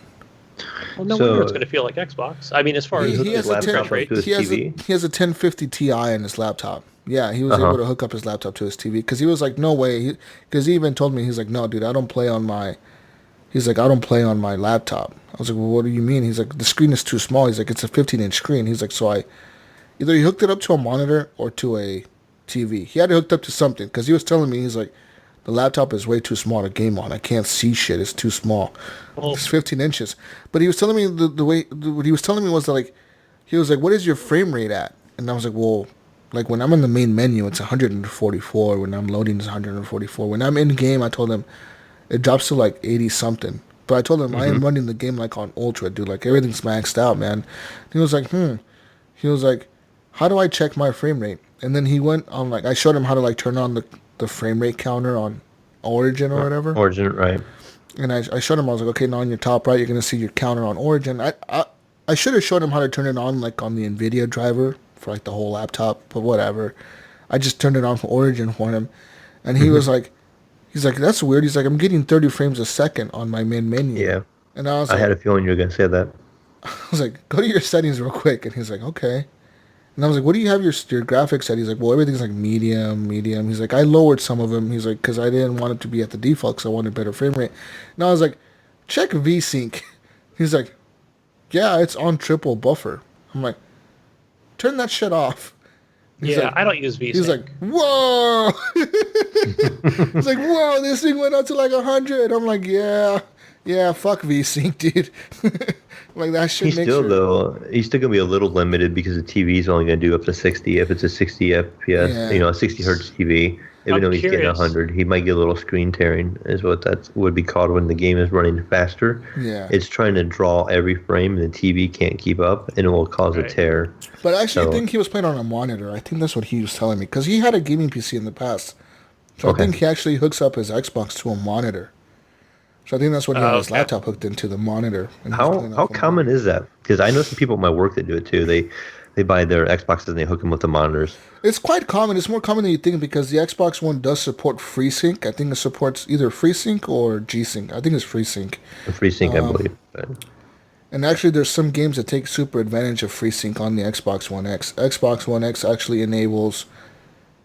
Matter of fact, it enables Fortnite to run past 60 frames a second. It also enables Rainbow Six Siege to run on like 110 frames a second for Rainbow Six Siege. Mm-hmm. So there's certain games that actually look really good and actually run like better than 60 FPS on the Xbox One X if your TV allows it. Yeah. So I guess my question might be with, well, like in David's situation where, let's say he is using that monitor. Is there any extra milliseconds that he's losing from that? I mean, is it going directly to the monitor, or does it kind of have to pass through the screen of the laptop first? And no, I don't think it does. I think it's just outputting right to the just an output. So I wonder if you lose anything through the output. It would treat it like a second screen, like how we run two monitors, and so it just primarily puts the game on that screen, and so he's not really going to lose any. Yeah, he's not going to have any kind of latency, anything like that, going to that screen. Yeah, that's what I was curious about. Should as far be as fine. It's the same thing as setting up a dual monitor setup.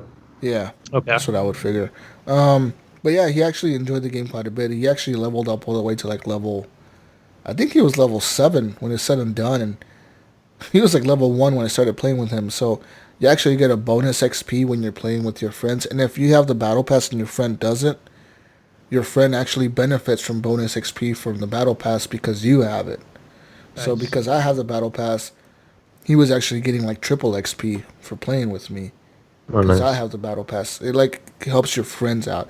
I don't know if it's trying to encourage them to buy the battle pass or what it is, but it says on there, like if your squad is full of friends and only you have the battle pass, your friends still get benefits off the battle pass. Like they get like triple XP, you get triple XP. Everyone's getting XP bonuses. Just like a Battlefield, man. Like when you always had the premium, and I never could afford it at the time. So I was like, oh man, I could never afford the battle pass. So yeah, so people can play with you and enjoy it. Not the battle pass, whatever that was through Battlefield. I always benefited through it. Yeah, but yeah, man, Apex is a lot of fun, dude. It was funny because last night playing with Snyder, I actually was able to invite Brink real quick for a few matches. First match we play, mouse and keyboard, we get fucking wrecked, dude. Fucking wrecked. Like we land, and it's like boom, boom, boom, boom, boom, boom, boom, boom. You're down, you're down, you're down. Oh, match over, we're dead. And then I was like, David Snyder was like, damn, dude, that was crazy. I'm like, yeah, I was playing mouse and keyboard. He's like, oh, you were? I was like, yeah. I was like, I'm switching to controller. He was like, no, I'm sticking with mouse and keyboard. I was like, watch how much better I am with the controller. The next match, I'm fucking people up, dude. Like, just boom, boom, fucking like, I save him and Brink, actually. I revive them both because we run into a squad right off the bat, and I was able to kill off like 2 guys, and they knocked 1 more. So, like, we straight fuck a squad up, and I revive him, and I'm like, I told you I was better with the controller. And they're like, fuck, you're right. Because, yeah, dude, I fucking suck with the keyboard and mouse. I can't do it. You guys became team controller the rest of the night? I think he did. I think he actually played with the keyboard and mouse the whole time. Oh, he stayed on keyboard and mouse. This is Brink, right? No, Snyder.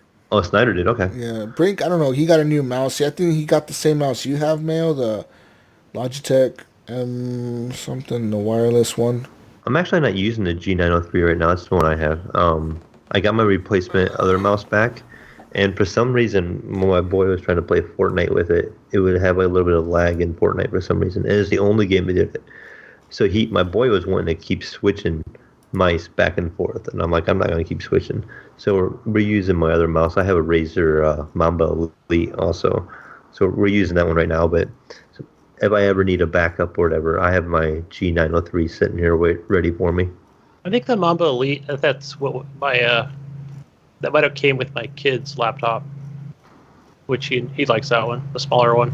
It's a good palm grip mouse. So if you guys don't know your mice at all, there's different kinds of mice. There's claw grip, palm grip, and kind of like a hybrid. And the palm grips are in my preference and stuff. Yeah, I like that palm grip. Yeah, they're a little longer, so your hand isn't arched so much. I don't like the claw grip, but it is popular. So yeah, he just got the G502. Yeah, so the 903 is styled just like the 502, except for it's wireless. I mean, that's pretty much the biggest difference. So, I mean, yeah. So, yeah, we were playing, and it's fun, dude. Apex Legends. Good time. I've completed a lot of my challenges, popular. And I'm just having a blast with that game, dude. I fucking, like, legit, I'm in love with that game right now. Like, I want to play that and Sea of Thieves and Deep Rock. Nothing else. Do you guys have any Pirate Legends in Sea of Thieves? I actually know quite a bit of them. I actually know that Tedekin, Ted, he's in Pirate Legend. Zubzi's a Pirate Legend. A few other people. I think Mojo's definitely a Pirate Legend. Definitely, yeah. I played like a true pirate. My son played my account all the way up to Pirate Legend. So if I do jump on you guys, I have like the legendary skins and stuff like that on my ship and some pretty cool skins. I just don't know what I'm doing. so we can represent at least. Yeah, we could act like we're really like tough and scary, and then just get fucking wrecked by like a fucking noob crew. I say I'm a true pirate because I just basically let him level me up to Pirate Legend, and then I like kicked him off and took the game back over like a true pirate. No, he quit playing actually, and so he played it off my account, and it's just kind of sitting there as a Pirate Legend, and I think he even did all the Athenas at the time. So I think you the ran game out. is a lot of too. fun, man. I really like Sea of Thieves. But, anyways, moving on now to more stuff I played this week. What else did I play this week? I'm trying to think, guys. Fuck, I'm trying to think. Give me a second. Let's go through the list. Any police simulator? No. No. Oh, we're gonna look at the profile. Let's see what the profile says. What does it say? If you go to your Steam profile, you can see what you've been playing for the Any last. Mordhau? Any Mordhau lately? No Mordhau. I see some Jurassic Park. I played You that. play that? Yeah, I played some Jurassic Park. Let's see here. Some wallpaper. Said you played some Wallpaper Engine. I know that pops up for everybody. But That is something I didn't talk about last week. That is a cool tool that I should have bought like over a year ago. Or I should have Definitely. bought it with this new monitor. But I never did. I just thought, well, I can get wallpaper from anywhere on the internet. But no, it's cool. I like the workshop and user-created stuff. it has some good stuff, guys. No, that's really all I played. I mean, besides phone games, I played that Plague Inc. on your phone. So yeah, I played that on my phone. Or You know what, Jesus? I don't have the Jesus Pass on my Steam, so I can't see your list. good. You need to get on the Gunny list. Nope. No. Fine. Not sharing. Fine. I buy games on Steam. I bought a lot of games on Steam. Yeah, I have some of Gunny's games. No, you do. I didn't even play them all. I need that Gunny Pass now. Did you play Demon Paper Look Cut? at this airport CEO. Oh my god, $11. I'm buying this game next. Stupid management games. But yeah, I played the mobile games, Plague Inc. That little virus game where you just infect the world and kill everyone. I've actually beat it twice this week, guys. And that's it. So talk about your games, guys. There's the cue for you guys to talk. God damn it. Talk, Mayo. What did you play? I know you played something. Yeah, man. Yeah, so Talk.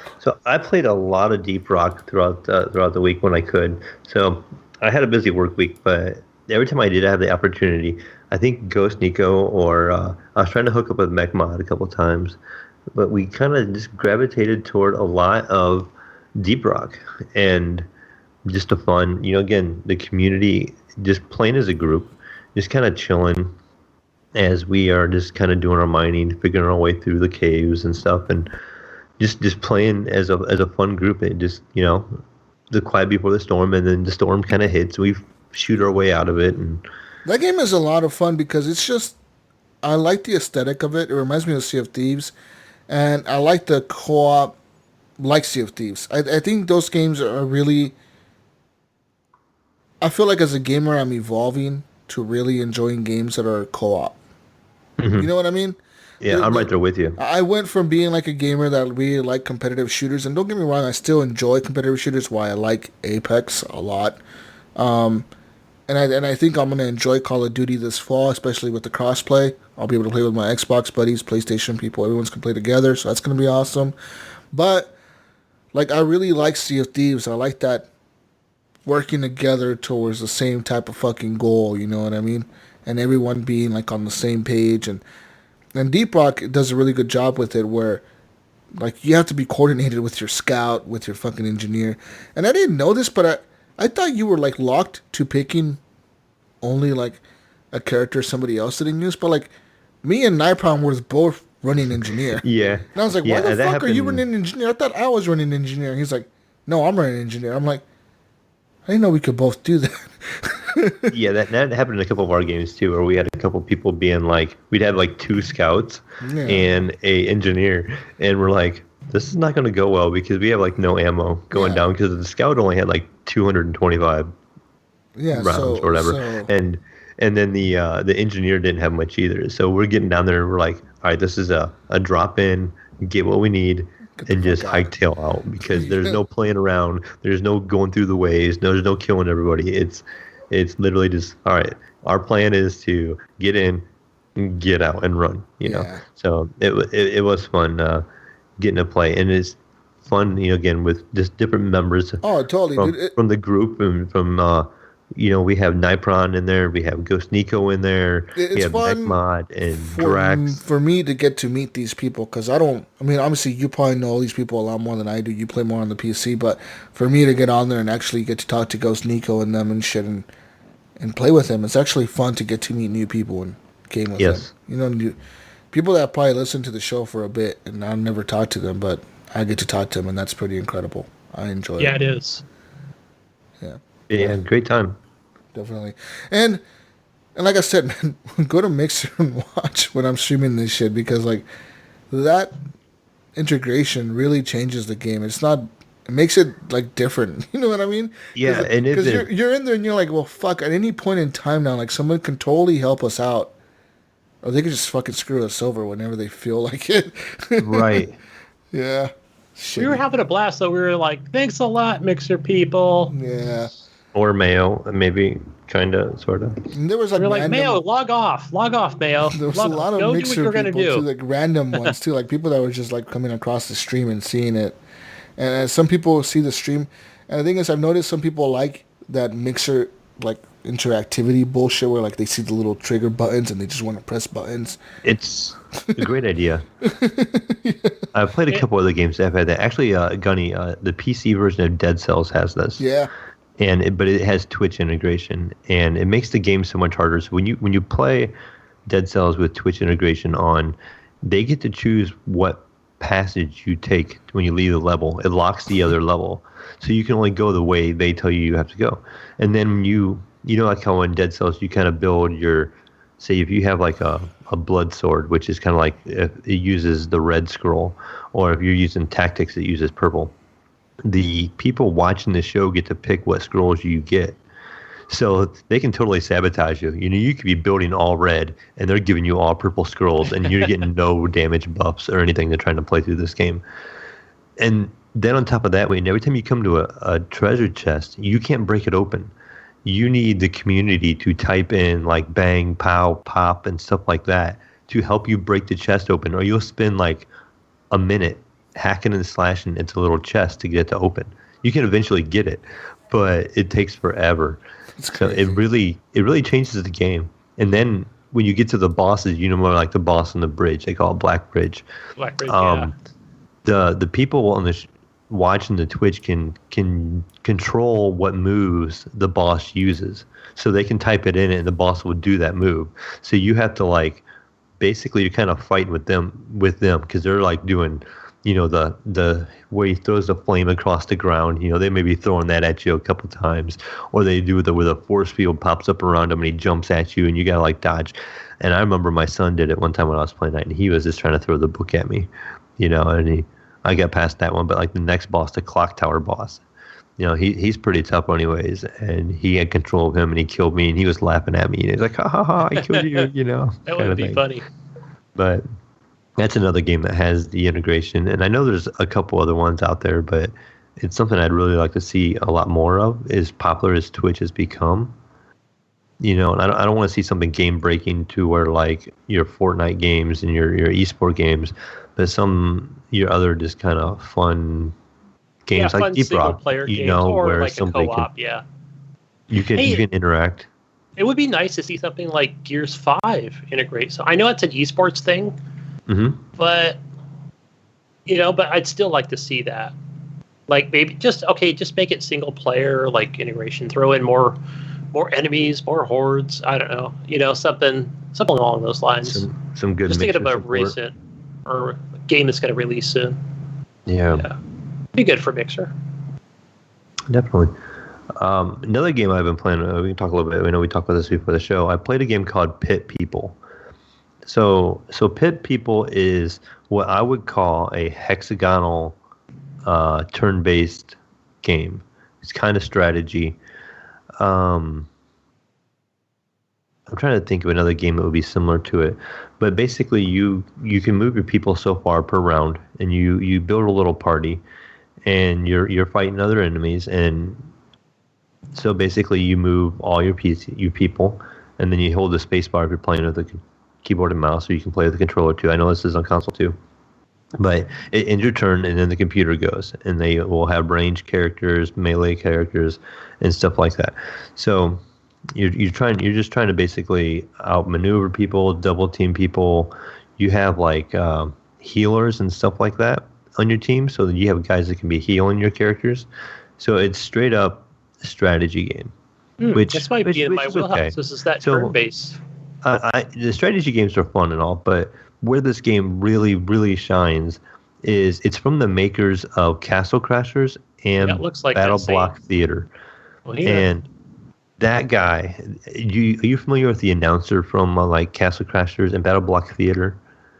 I've watched my son. Yeah, my son has played well over 150 hours at least in Castle Crashers. Okay, yeah. So this guy, he's doing the voiceover in this, and he kind of plays the main bad guy. So the beginning of the game, you get one character. His name is Horatio, and you're a blueberry farmer, And so this is full of humor. This game does, and so these guys show up, and it's like raining this like green goop, and it's kind of falling from the sky, and these guys attack you, and they're like, "Here's that house we want. We're gonna kill Horatio, take his family, and burn the house or something like that."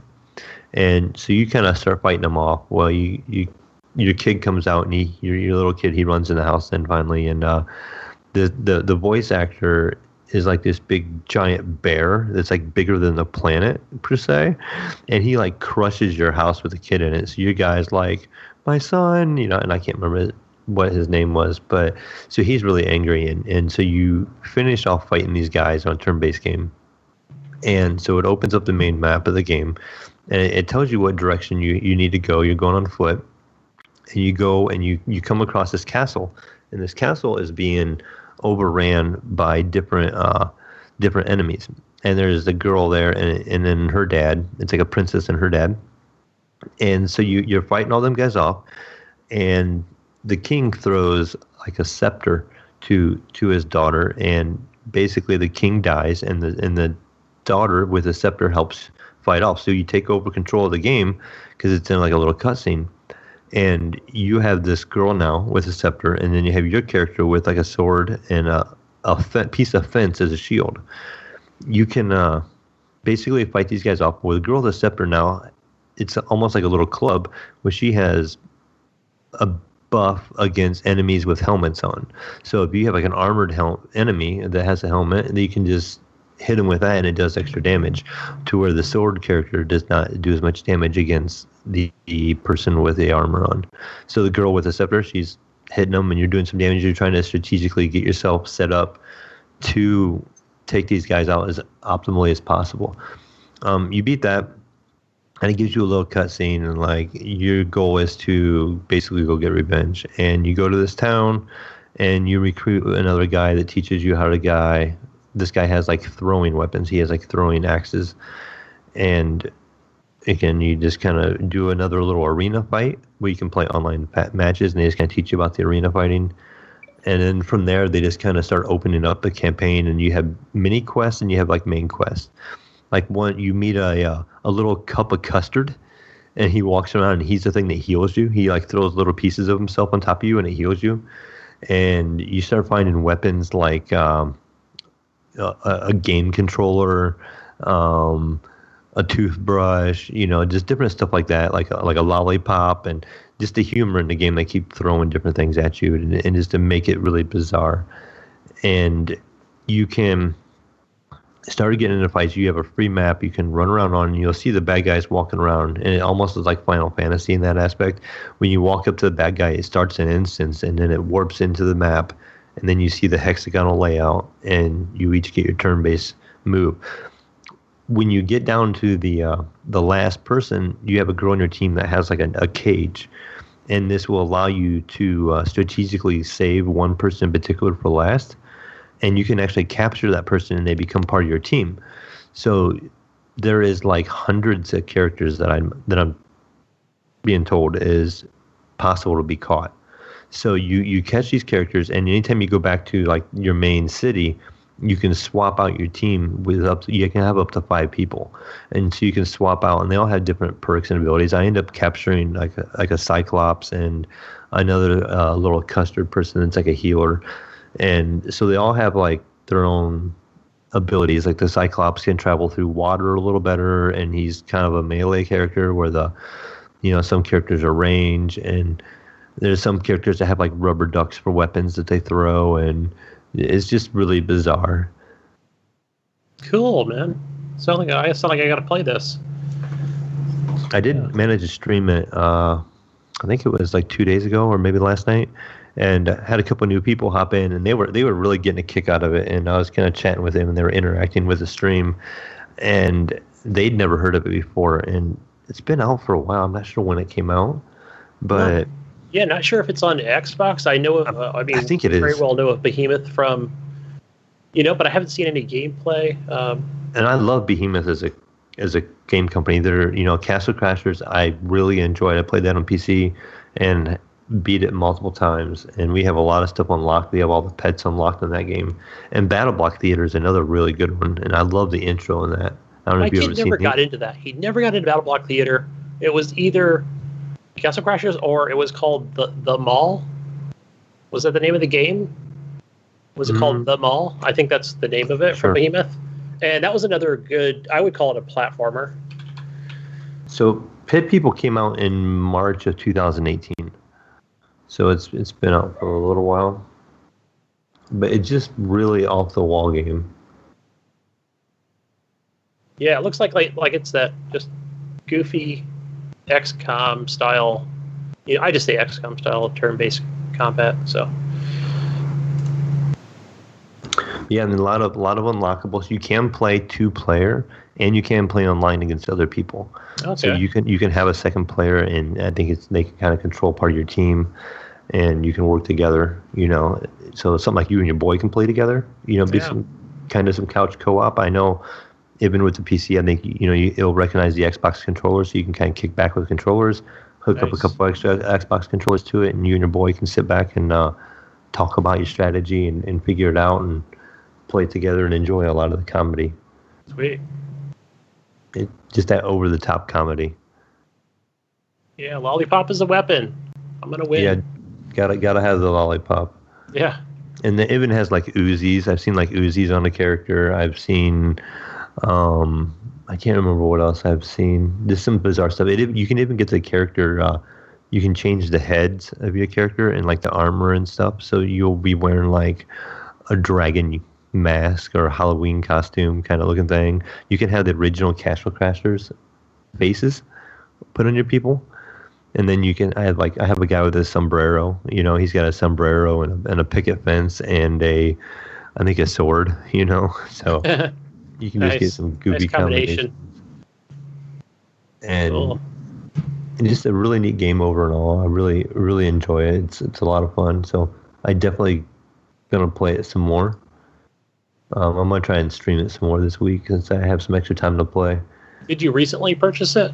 No, I've had it for quite a while. I just kind of never got to it. Okay. It's just one of them games that just never really got into it at the time and was just busy with other stuff.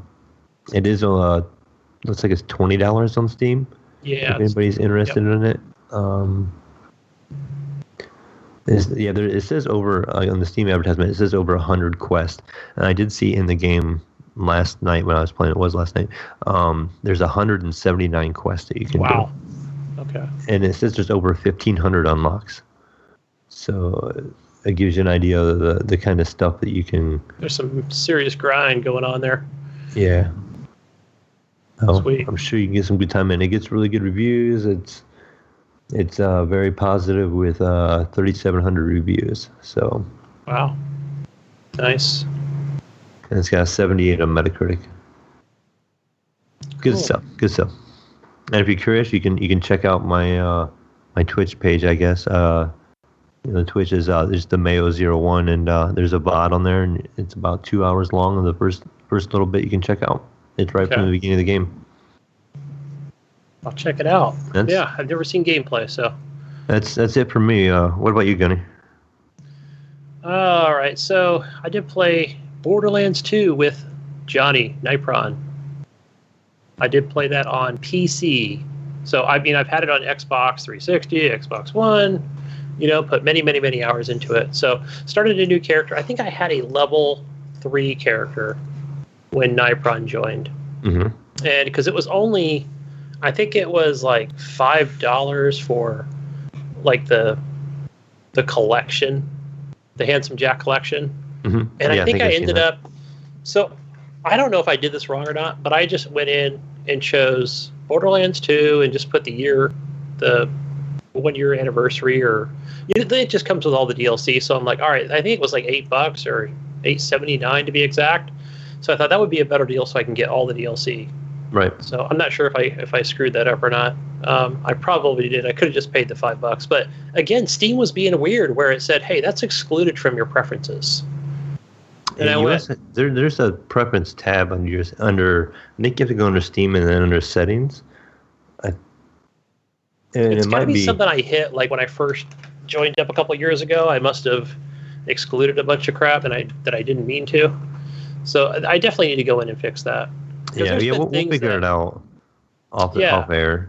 Because I've even tried to search for things in Steam, and I'm like, hey, I don't even see that. Like, I've tried and tried. Like, after the third time, it would pop up and say, well, you're not seeing this because it's excluded from your preferences. So I'm like, great. Anyway, so yeah. Did you know? Speaking of Steam and stuff like that, and buying like Borderlands that has a bunch of DLC in it. Say you got like you had Borderlands 2, and then you bought another DLC later at one point in time.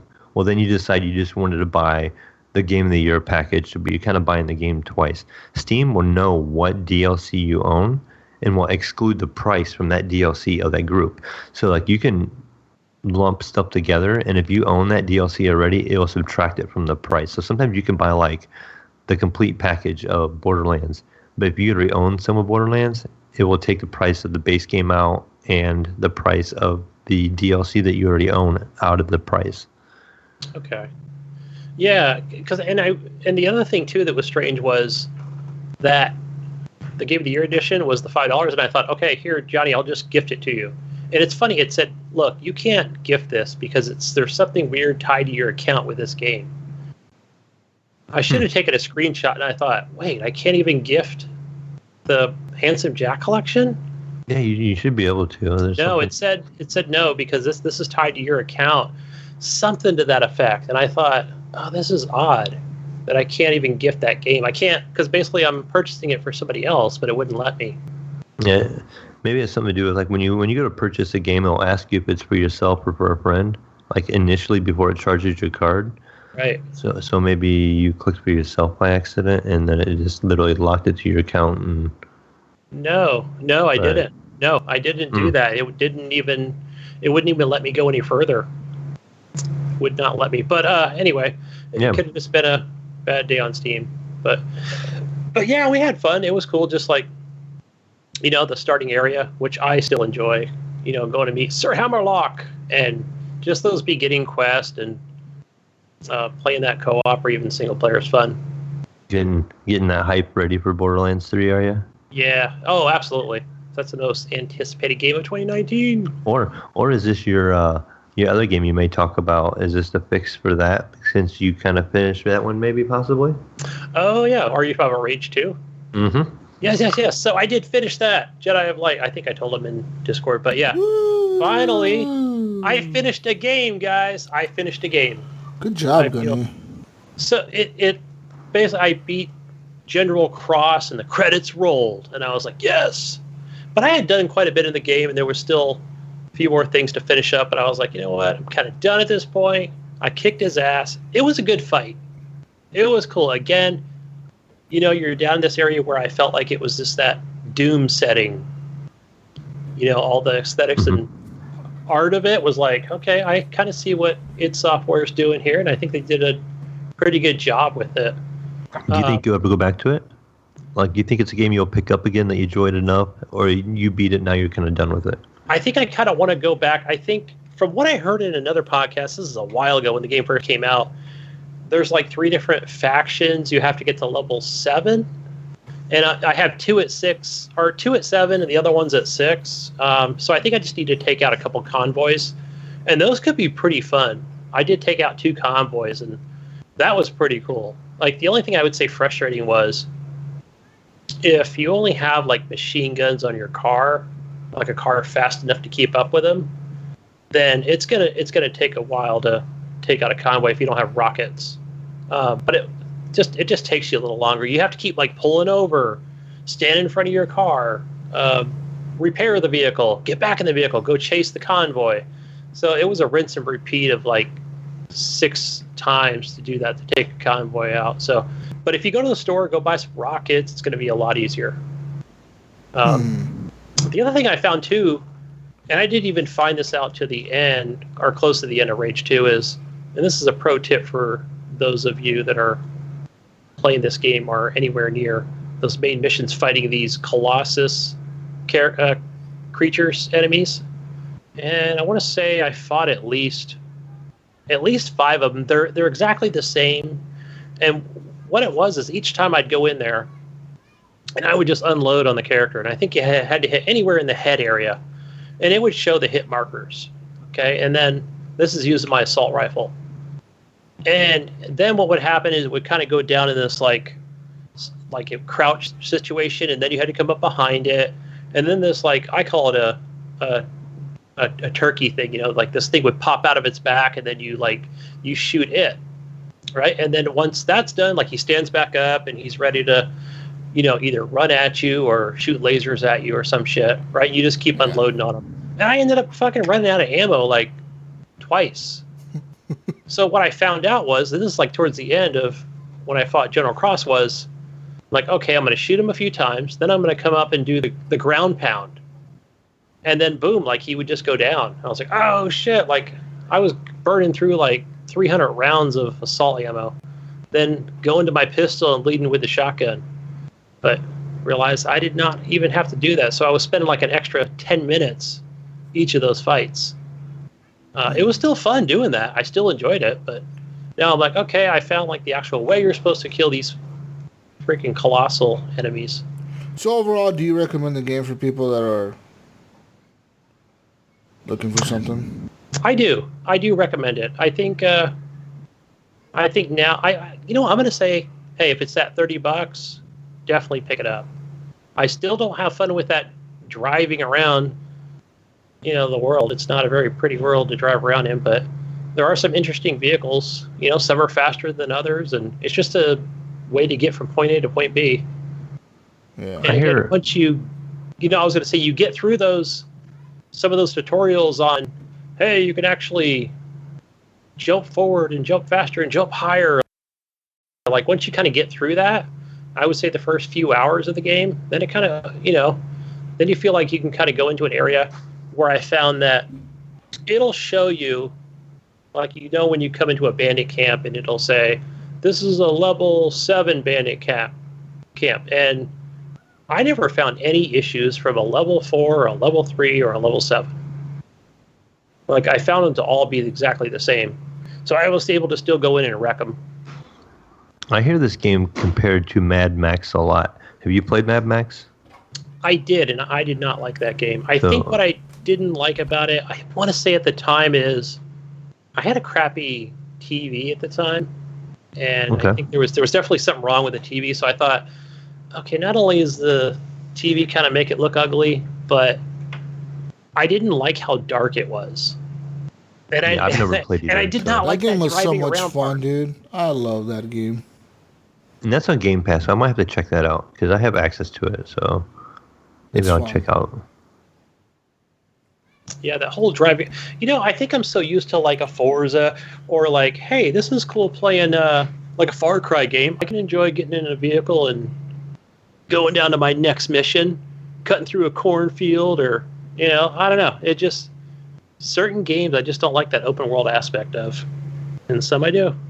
But yeah, Rage 2, man, good shooter. I still haven't unlocked the other 3 weapons, so maybe I just need to go in now that I've completed it, go into YouTube and say, how the fuck do I unlock the rocket launcher or the sniper rifle, you know?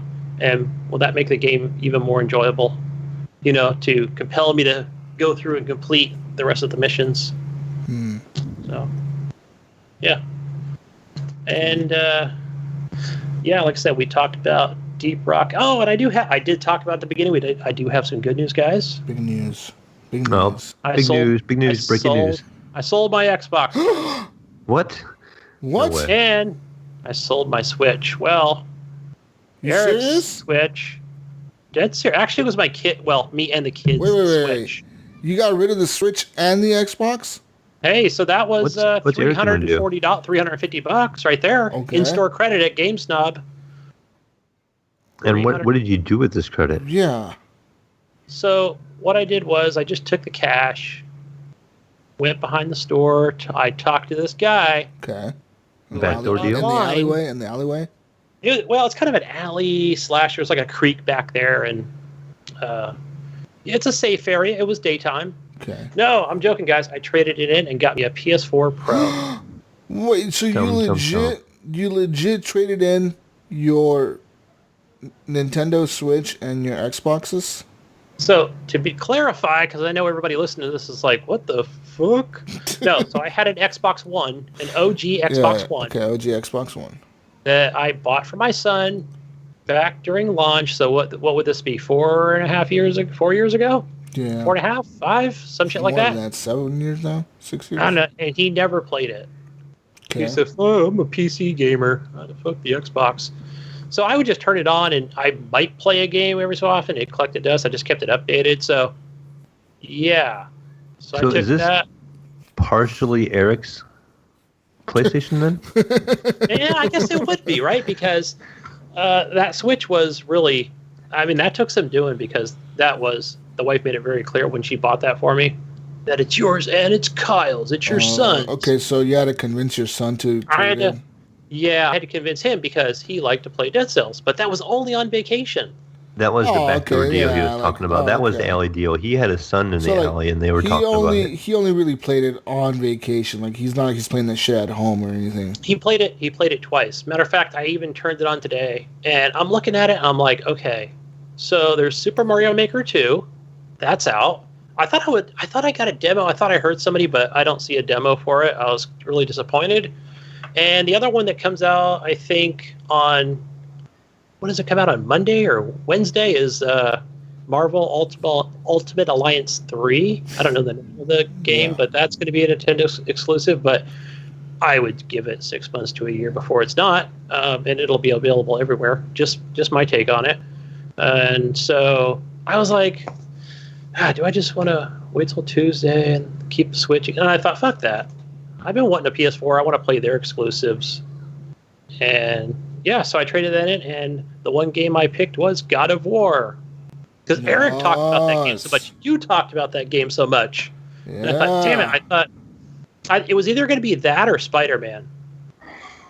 And I think I think God of War was $30 and Spider-Man was $40 brand new.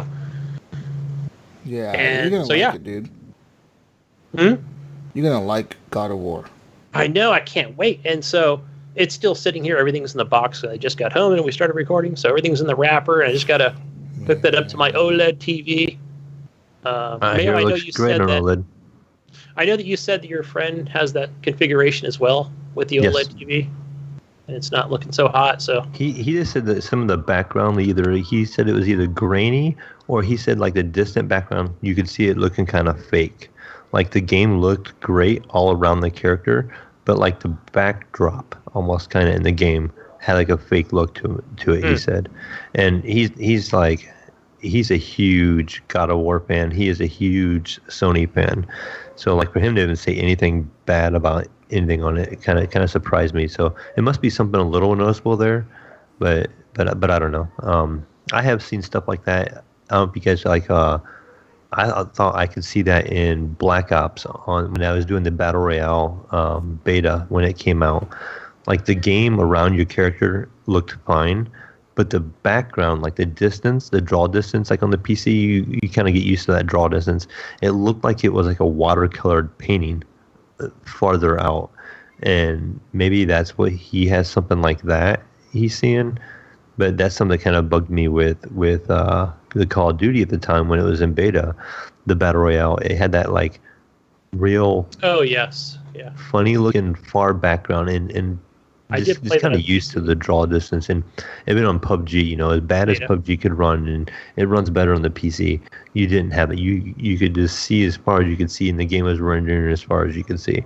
You know, where this, it looked like it was kind of like putting a fake wall up, and it was only rendering so far out, and then giving you just a fake, almost like a painting out there of what was ahead of you, and the game would render in as you were moving, you know, kind of thing. But I hear great about the game, and I'm sure you're really going to enjoy it. Yeah, I can't wait to fire that up. I haven't played since I did have a PS3. This is going back maybe, say, about 4 years ago. But I was working like 60 plus hours a week, and so I really didn't have time to really game on it. And it was just like a hobo ass PS3. And so I'm trying to think of what games I even had on. I might have had like, wasn't Days Gone, but it was like some of the exclusives that I played on it. And yeah, I traded that back in. I was like, all right, I'm just going to get a PS4 when that comes out. And obviously that never happened. Yeah, I think you're going to have fun, dude, playing God of War. I think it's going to be a good experience. I think you're going to enjoy it. As far as what are the games I recommend Spider-Man. I recommend The Last of Us if you've never played that. I did play the first. That was the one that I played on PS3. Okay. I got about halfway through. Yeah, that game was fun. Didn't have a lot of money 4 years ago. Like, what else? Or the resources really to. Horizon Zero Dawn is good. Yeah, I looked at that too, and I was like, oh, I think it was like $20. And I was like, no, I want to get God of War first. So I'm thinking Horizon Zero Dawn or Spider-Man next. Spider-Man. I want to go Spider-Man. Between those two. Horizon's good, though. Horizon's good.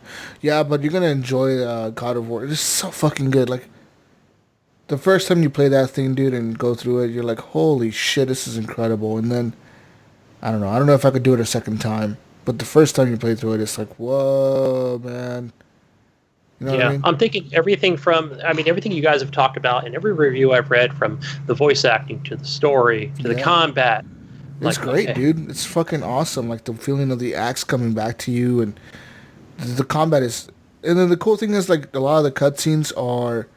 You are actually fucking controlling Kratos as you're punching the big, like, enemy during a cutscene as you're falling off a mountain or something. You're, like, punching a giant in the face, and you're falling off a mountain into the water, and you're just punching this fucking thing in the face, and you don't know, but the game is actually loading the next level. But you never have, there's never a loading screen. Like, if you never die in that whole campaign, you never see a loading screen. You're just playing the game the whole time. Cool. It never, like, stops to load, or never says, like, oh, we're loading screen. It's constantly just fucking going. Like, the screen is always showing you something, you know, going on. Yeah, I can't wait to meet, because I've watched very little gameplay on purpose. Very little. I'm just like, okay, I'm not going to watch that whole video.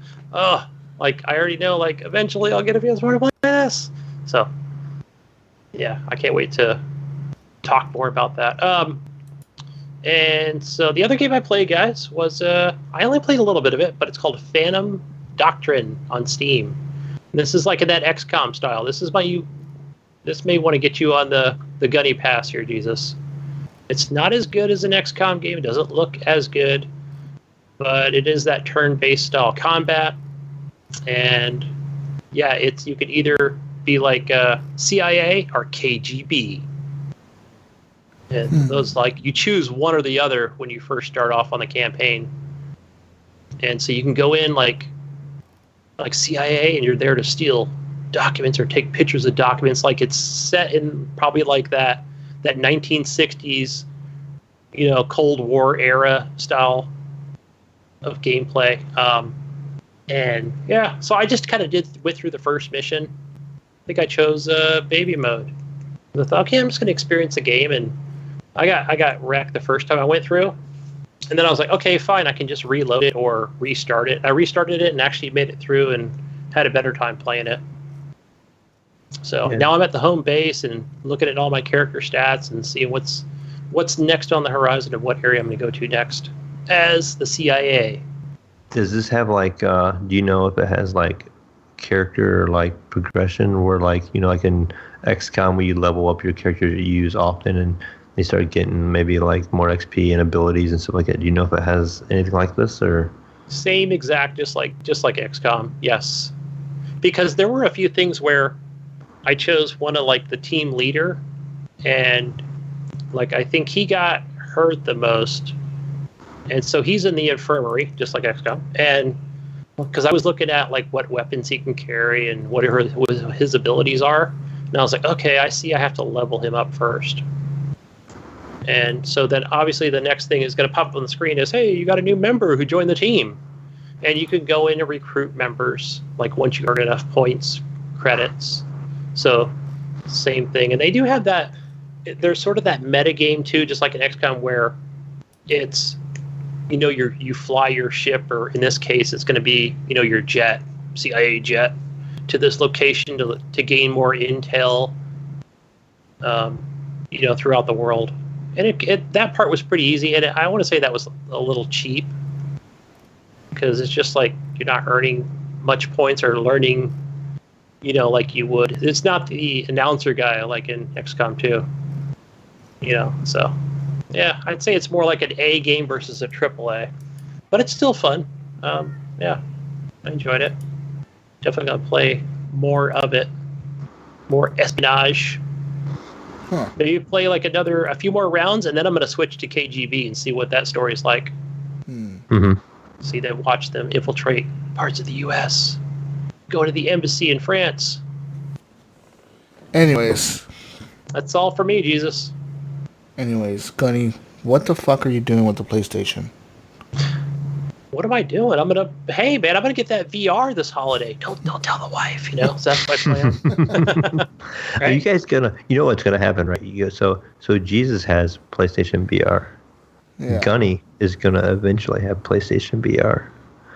So Mayo is sitting over here with like no VR. Is gonna have to talk to the wife and be like, honey, for the show, I need to keep up with these guys. I think I need VR. Good luck with that. We'll see how well that works. Shit, it's crazy. Because for some reason they decided that the PC version of VR is a tad bit more expensive. So we'll see what happens. Yeah. Yeah, I messaged a few guys today, and they were like, "What? You sold your Xbox?" I'm like, No. I still have my Xbox X. I still play it. It's still sitting here. I just added another 4K console. I know they were sharpening the pitchforks already. I felt it when you said you sold your Xbox. I didn't realize you had two. I'm going, oh man. And okay, so just in addition to that, so when I get there and the guy's like, he was pretty cool. He goes, because I had factory reset it, right? I took off the profile, whatever, right? Factory reset. I thought that would be the best thing. Go in there clean. It doesn't have any, bank card information. I know that stuff's in the cloud, but I thought easier. He's like, oh, we factory reset it. You shouldn't have done that. And I can't get the controller to sync to your Xbox One. Don't believe him. I did not believe him. There's one company that doesn't factory reset, and that's GameStop.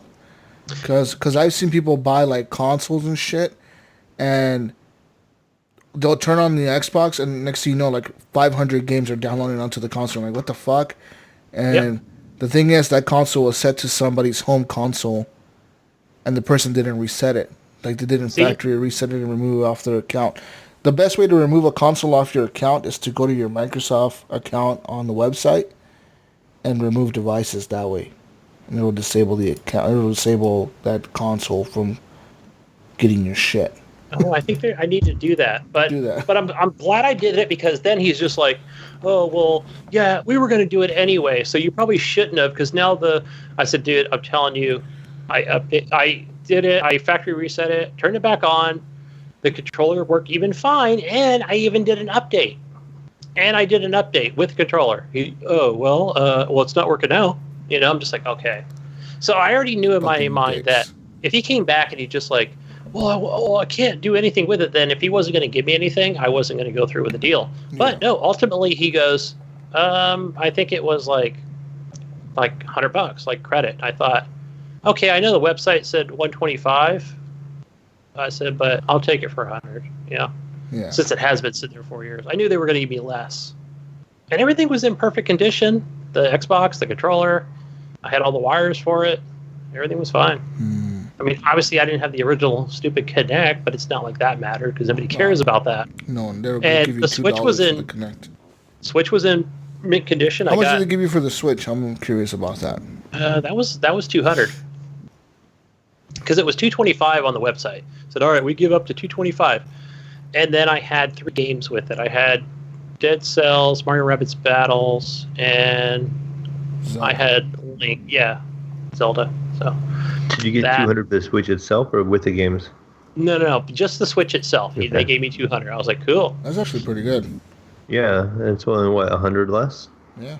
Yeah, so I was able to get the PS4 and God of War for like, I think with tax it was like $90. So I don't know. I think that worked out pretty good. Yeah, not bad. $90 is actually pretty good. Yeah. And all you did is essentially got rid of Eric's Switch. Yeah. Yeah. And paid $90. I'm going to play your PS4 now. Yeah. But hey, they can play together now. Yeah. Hey, man, I think you're going to enjoy it. I think you're going to like it. Like I said, there's a lot of free games too you can get with like PS Plus if you ever decide to sign up for that. But yeah, that's cool, dude. You're going to like the PS4. I have a feeling you're going to like we'll it. Talk about it. I'll talk about it next week. Give you my thoughts on it. I fucking hate God of War. I traded it in. I got rid of this shit. Fuck this. Fucking PlayStation sucks ass. I hate it. It sucks turning on. You got to give me the Atari box. Yeah, I mean, it's funny how like I went from getting rid of like my Xbox and like the camera and the Kinect and everything, and now I have like the stupid PS4 Pro with like the VR and everything. I'm like, what the fuck happened to me? Like, I completely switched from one to getting everything of the other one. You know what I mean? I was thinking of that today because I was playing Tetris Effect. And I'm sitting here playing Tetris Effect like with the headset. I'm like, this is crazy. How the fuck did I go from like being like total Xbox 100% to like now all of a sudden I have everything PS4? It's fucking games, man. The games, dude. That's what did it for me. Yeah. Yeah. Yeah, but too, when you get your PC too, I think that really encouraged you to get rid of the Xbox. So I think if you wouldn't have got a PC, you probably would still have your Xbox, and you probably would have both. Totally, yeah. I would have. Because you still have, you know, like you said, you still have access to all your Xbox games, and that makes it a lot easier. Yeah. You know, to part with the Xbox itself and still play. You know, you can't play all the Xbox titles right now with people, but I think from the here on out we will. I think I think. Well, what encouraged me really to do it was that everyone on the Xbox team, including the boss of the Xbox team, Phil Spencer himself, they've all kept saying that, like, moving forward, every Xbox first-party game is that, an Xbox first-party game. It's not an Xbox console exclusive, it's an Xbox game. So that means if you have a PC, you're able to play that game with Xbox. And, you know, and they have held true to that. And there's only been a few I want to call them gray area exceptions. And I think it was that might have been, let's see, I'm trying to think of a good example. Maybe Resident Evil, was it 7? That people were like, hey, wait a minute. That should have went to Windows, or I mean, if it's on the Windows Store, it should have been on the Xbox as well. But they are like two separate. You know, it's a separate company. They're like, that's not a first-party exclusive. You know. No, yeah, they've said that every first-party exclusive they've done what they said they were going to do. Yeah, I think it was just people on that ecosystem that only, that didn't realize that. But yeah, I mean, we could play, like Alan was talking about. Hey, we just need to jump in. If we're not going to do a Fortnite thing, we can do a Forza Horizon 4. And they even asked me on the show, or it may have been off the show, like, can Jesus play that game without an Xbox? I'm like, absolutely. Absolutely. You can download it, play it. It's in the cloud. We can all play it together. Speaking of getting rid of Xboxes, guess who else got rid of an Xbox today? Who what? Guess who else got rid of an Xbox today? Brink? Yep. Wow, good guess. Wow. He sold that shit. He sent me a picture of his TV stand where, like, the Xbox on the TV, it says, like, Xbox, no input detected from the Xbox HDR input. You know, And I didn't realize what the picture was at first. I'm like, what the fuck is this picture of? Why are you sending me a picture of his stupid TV stand? And I realized, oh shit, he got rid of his Xbox. I might have to start hiding over here. I feel like you guys all getting rid of your Xboxes is going to start making like Mayo hate mail. Start talking PC, and next thing you know, like, oh, you guys are getting rid of Xboxes. I'm going, it wasn't me, I promise. Like I said, there's really, the reason I'm getting rid of my Xbox is because Microsoft has given me that option. Yeah. And I applaud them for that, because they're giving me the option to get rid of it. Unlike the PlayStation, where I cannot get rid of the console. Like, if I want to play their games, they're forcing me to stay with them. Same with Nintendo, they're forcing me to stay with them if I want to play Mario games and shit like that. So Microsoft is giving people options, and that's a good thing, because it gives more opportunity for gamers to game on different platforms and get to meet each other. You know what I mean? Like, a lot of PC gamers I know don't like console gamers. They think they're too basic. And a lot of console gamers have the same notion of PC gamers. PC gamers are too fucking nerdy. But at the end of the day, we're all gamers, and I feel like this Microsoft integrating PC and Xbox together to make it like just Xbox, it's smart of them, because it breaks down those barriers of, like, you're different from the other person and you're really not. At the end of the day, you're all gamers. At the end of the day, it's not about the console war, it's about the fucking games. You know what I mean? Yeah. And there are, and I'm sure, Mayo, you can chime in on this as well, is there are toxic communities surrounding certain games. You know, like a Rainbow Six Siege. I'm sure there's like a really nice group out there, but then there's others where don't join that circle, you know? I ran into the Apex crowd, that are just a bunch of Apex douchebags that all they play is Apex, and just because you don't get 30 kills in the fucking match with them, they think you suck. You know what I mean? Oh, yeah, we've seen that. Hey, remember that Jesus back on the 360? Yeah, on 360 like, Call I've of got Duty, messages. Man. No, yeah. I've been in, like, you join the game, right? And you're automatically in the party, right? Because there's voice chat. Yeah, sorry, Gunny. You're only like level 3, dude. Goodbye. Yeah. I'm like, man, I got booted, you know? Yeah, so, meet cool people, man, and make friends. Honestly, it's kind of weird, man, because my brother is really good at that. He only plays Call of Duty Zombies, but I've never met a group of gamers that's more connected than him and his friends on Call of Duty Zombies. Those motherfuckers call each other every day. They're texting on their phone. They're Snapchatting. They're fucking calling each other. Like I'm like, who the fuck are you talking to? He's like, oh, my friend, this is my friend from Call of Duty. I'm like, why are you talking to them on the phone? He's like, I don't know, we're just chatting about life. It's like, really? Like, yeah, dude. And next thing you know, like, he'll be like, oh, I'm talking to my friend from Call of Duty, and he'll be Snapchatting them and sending them videos. It's fucking weird, man. I've never seen, like, a group of gamers that's that connected, and he's made friends on Call of Duty Zombies like that. Hey, but shout out to your brother Omar, because 3 or 4 of his friends that I've met, they've all been pretty cool to me every time I've jumped into a game. Yeah, and like, dude, like the things he does in Call of Duty Zombies amaze me, dude. I have never seen a better Call of Duty Zombie player. In my opinion, he's one of the best ones out there. Like, the shit, he does things in the game that I didn't know were even possible to do in Call of Duty Zombies. Like, he knows certain things and certain triggers and shit that you trigger, like drop candy on the ground and the zombies go for the candy, and you shoot the zombies while they're eating the candy. Or like, where the fuck did you get the candy from? Oh, like, you go to this vending machine and you gotta tap it once and run around the map and jump on this, and then you shoot that thing over there, and then the alien comes down from over here, and the UFO comes in from the sky, and then you teleport to a different map, and you're in the different map shooting shit. And it's like, there's been matches where I watch him and I'm like, where are you? Like, I've never seen this map before. And he's like, oh, I'm in the glitch zone. I'm like, what's the glitch zone? He's like, yeah, it's like this new thing that you do. Like, you glitch it out, and it goes into this new map. And like, we're in here now. We're fucking shooting zombies. I'm like, what the fuck? And it's all built into the game. Like, the game is, like, it has those, like, secret fucking triggers, right? And he's, like, all into that shit, dude. And I don't know how he figured it out. I think Call of Duty, Black Ops, I think 1 and 2, especially 2 did that. Yeah, where they have like these super like secret fucking areas, dude. And I think he does it a lot with Call of Duty Infinite Warfare, the zombies in that Spaceland park, like the theme park looking thing. He knows a lot. He knows like basically all the glitches on there. He's like, dude, he's like, I know a glitch where I can get on top of this building and the zombies can't get me. They just run around. he's like, and people have gotten mad at me because I'll be like, he said he'll be playing with like randoms, right? And they don't want to talk to him, and they'll block his chat because he's trying to chat with them, and they'll just block his mic. So what he'll do is he'll trigger like some crazy shit to happen, and he goes and hides.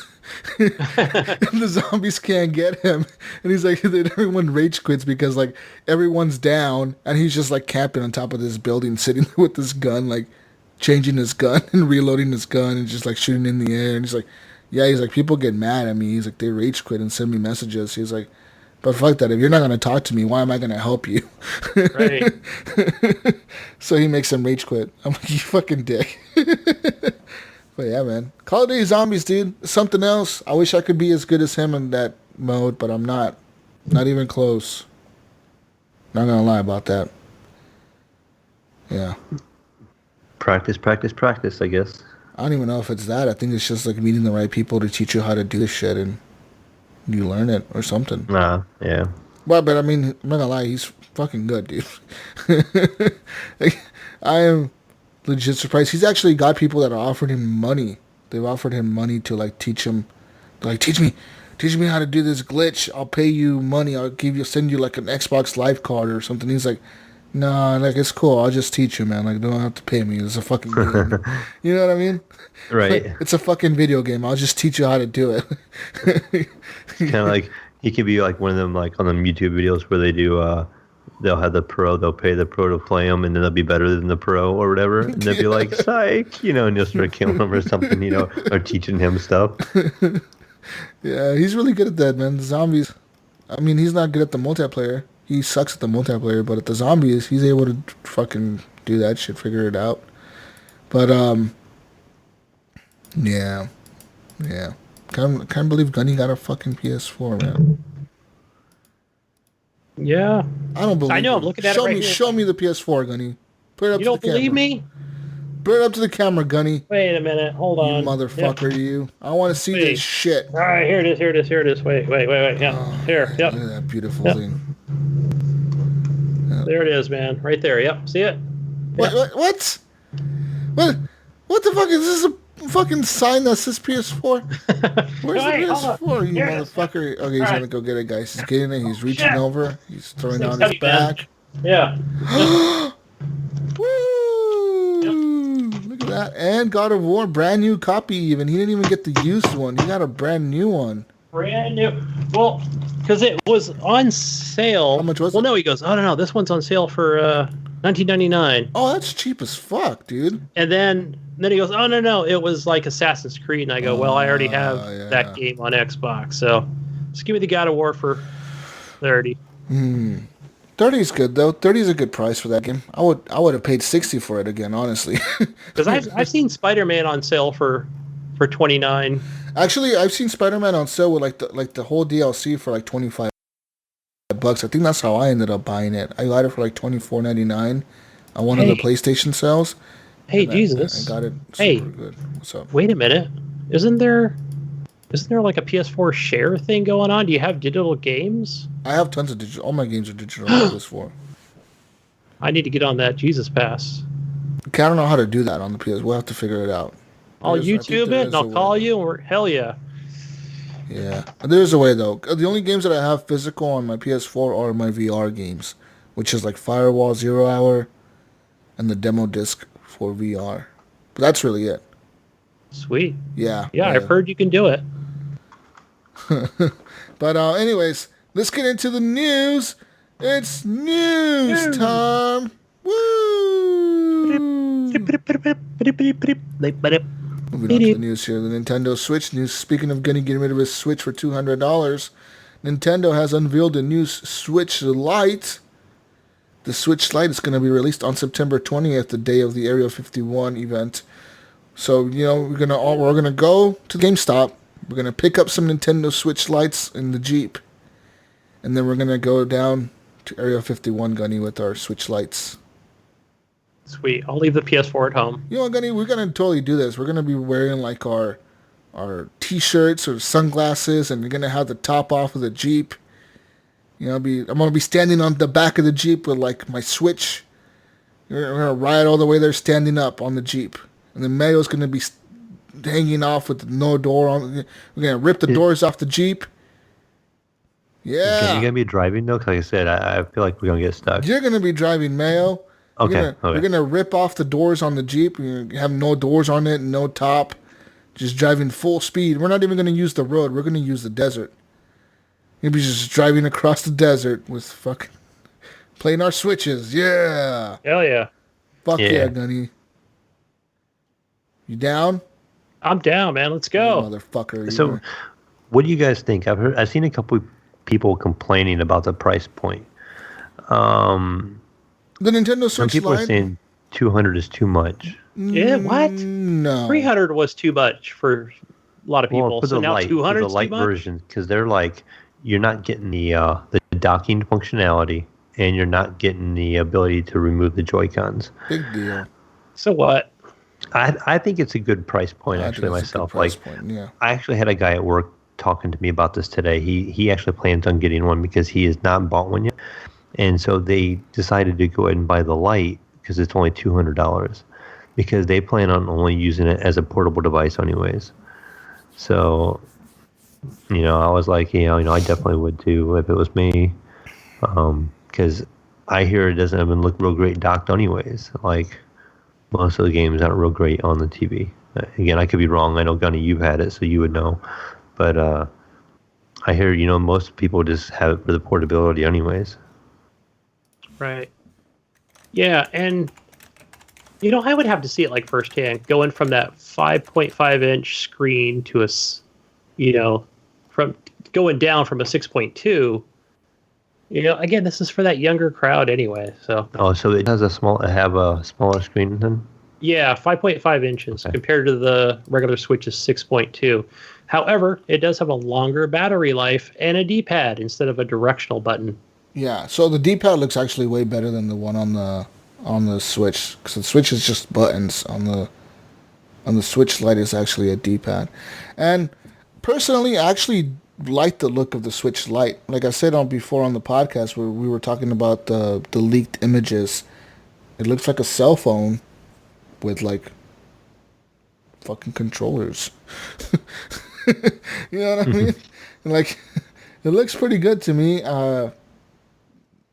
I think the price is on point. $200 is good.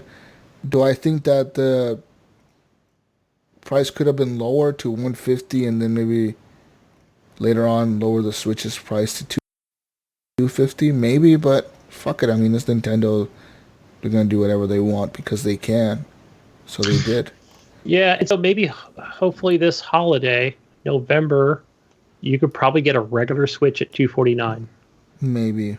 I don't know. I don't think so. It'll be too. Yeah, maybe not with Nintendo, right? Nintendo but I doesn't think give a fuck. The way they work it is that's the company you'll get it for $300, but you get a game. No, that's the company that kept the Wii U at $300 till it fucking died. They did not. They didn't lower the price of the Wii U ever. I'm curious if this one comes with a kickstand because no, it does not. See, that's gonna be. Why would you need a kickstand if the Joy-Cons are attached to it? Okay, for good reason. You could still use a Pro controller.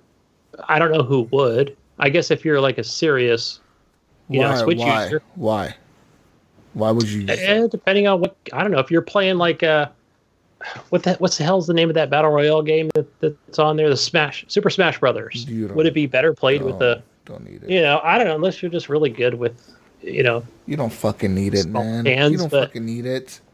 Okay, then you can. Also, you can add Joy-Cons. Well, not add them, but you can use the second Joy-Con for a second player. That's what I was going to say. Outside looking at it, again, I don't have a Switch or know a whole lot about them, but didn't know when they advertised it, like the Joy-Cons could come off and each be an individual controller, and you could put a kickstand and you could have two people playing the game, where now you're going to be locked to one person. That's during rooftop parties, Mayo, no. And we're not having rooftop parties anymore. That was 2017. It's 20. Okay. I told you I'm behind the times. You will be able to add more Joy-Cons, yes. Add them to a second player. they could use them on the same Switch. I don't know. I heard it on a podcast. Didn't read it, but may not be true. So I'm looking at specs now. It says here approximately 6.61 pounds, while the Switch regular weighs 0.88 pounds. Screen is 5.5 screen. Switch's screen is 6.2. 2.5 battery, 2.5 to 6.5 hours of battery life for the Switch. Switch Lite is only going to give you 30 more minutes, from 3 to 7 hours of battery life. All Nintendo games work on the Nintendo Switch. All the Nintendo Switch games work on it. Nintendo Switch games that support handheld mode are the only games that work on the Nintendo Switch Lite. No docking capabilities. Someone's going to figure out how to dock this. I guarantee you, someone is going to figure out how to dock this shit. They're going to sell it. It's going to happen. I give it a week. Yeah, I give it 1 week. Everyone's docking their shit.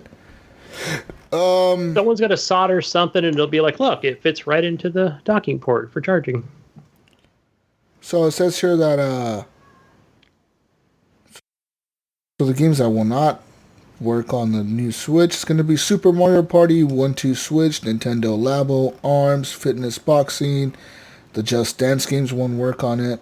Jackbox Party Pack won't work on it. Super Mario Maker 2. Any local multiplayer game most likely won't work on it. Wait, Super Mario Party 2 won't work? No. Super Mario Maker 2. Huh.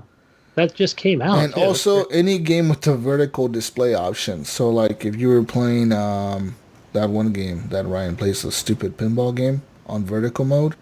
Pinball Effects? Yeah, you won't be able to play vertical modes on Switch Lite.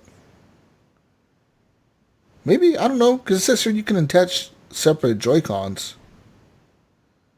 Yeah, well, right, you can add them like via Bluetooth or however RF frequency, whatever the fuck. Yeah. Yeah. Maybe they will be able to play vertical. But but here's the thing also, because that would just be maybe like a software upgrade. Yeah. To say, okay, play vertical. Yeah, that would be an easy fix or add-on. Super easy fix. To say, okay, I see that you have separate Joy-Cons. Yes, you can now enable vertical. Or, you've got the Pro Controller. I see every little kid after Christmas having this shit going to school. Yeah, it's going to be right in their back pocket. That's what they're aiming for. It's going to be in their fucking backpack, dude. And hey, I'm playing my Switch during recess. Woo! I'm playing my Switch during the test that I'm supposed to be taking. It's right in my book. Oh no, I broke a button off. Shit. Anyways, moving on to more news from the world here. Speaking of cartoony stuff, Cuphead has now been greenlit to come to Netflix. Yep. You guys excited? Yeah. I canceled my Netflix like a month ago. The Cuphead show is what it's going to be called, starring Mugman. I watched the first free episode. Oh, wait. It is The Cuphead Show, also starring Mugman. It's going to be a Netflix original series. It says here that the content is safe for kids, but written so that there are also funny things that adults find funny and appeals to a wider audience, but it is not a toddler show or a little kid's cartoon. So I'm assuming it's probably going to be like Tom and Jerry. Like a 13-year plus game? Because, I mean, Tom and Jerry is not like a toddler cartoon. Is it? Is Tom and Jerry a toddler cartoon? It is now. I like the way it's set up now. I think before it wasn't really, back in the All right. 80s. When I was a kid, I used to watch. Funny enough, I used to actually own like the VHS tapes for Popeye the Sailor Man. So I would watch Popeye the Sailor Man all the time, and I don't think that would be it. That's not a toddler cartoon. No, because they're always punching each other. Yeah, Popeye face. the Sailor Man. Then he would fucking blow his little pipe, and then he was like eat his sucking spinach through his pipe and smoking a pipe, and we don't know what he had in the pipe. He was always smoking, right? He was always smoking and punching the big guy. Arr. What was the big guy's name? Something in his mouth. What's the big guy's name? No, the big guy. Brutus. Yeah, he was always taking the girl or whatever from Popeye.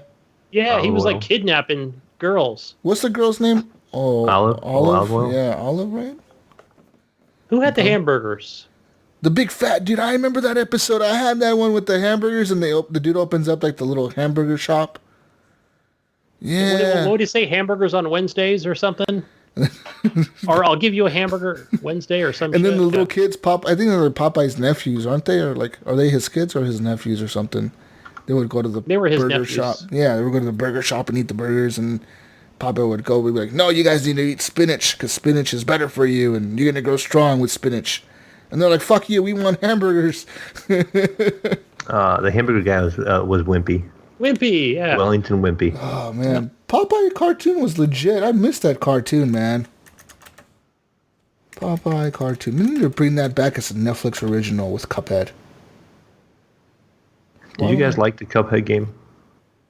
I was hard. never got past the first level. I was like, oh, that's too hard for me. I know. I got to like the second area with like, the carnival, and then I just gave up. I was determined to beat it, and I got to like the third area, and then I kind of stepped away from it, and then I just kind of found it like I never really wanted to go back because it was like I would try it, and it'd be like so hard at that point. Like I'm like.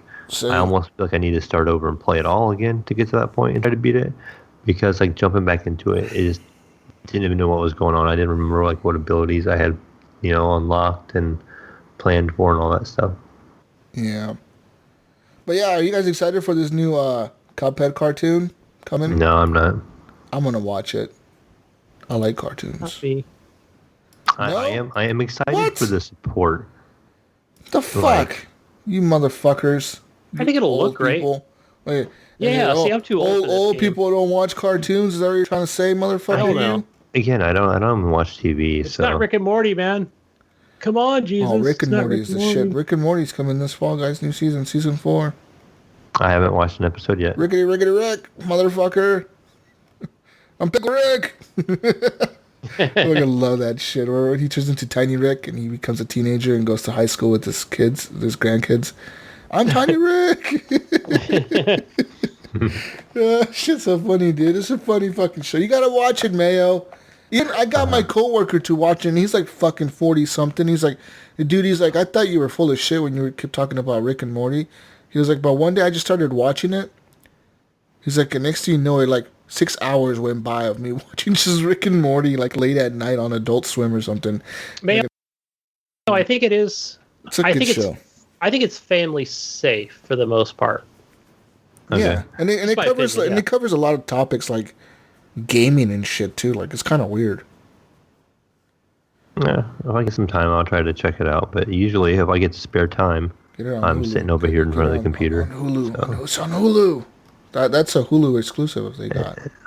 We have Hulu, so. There you go. You got it. Watch Pickle Rick. It's a crazy show. Sure, Anyways, Morty. More news. Pickle Rick, bitch.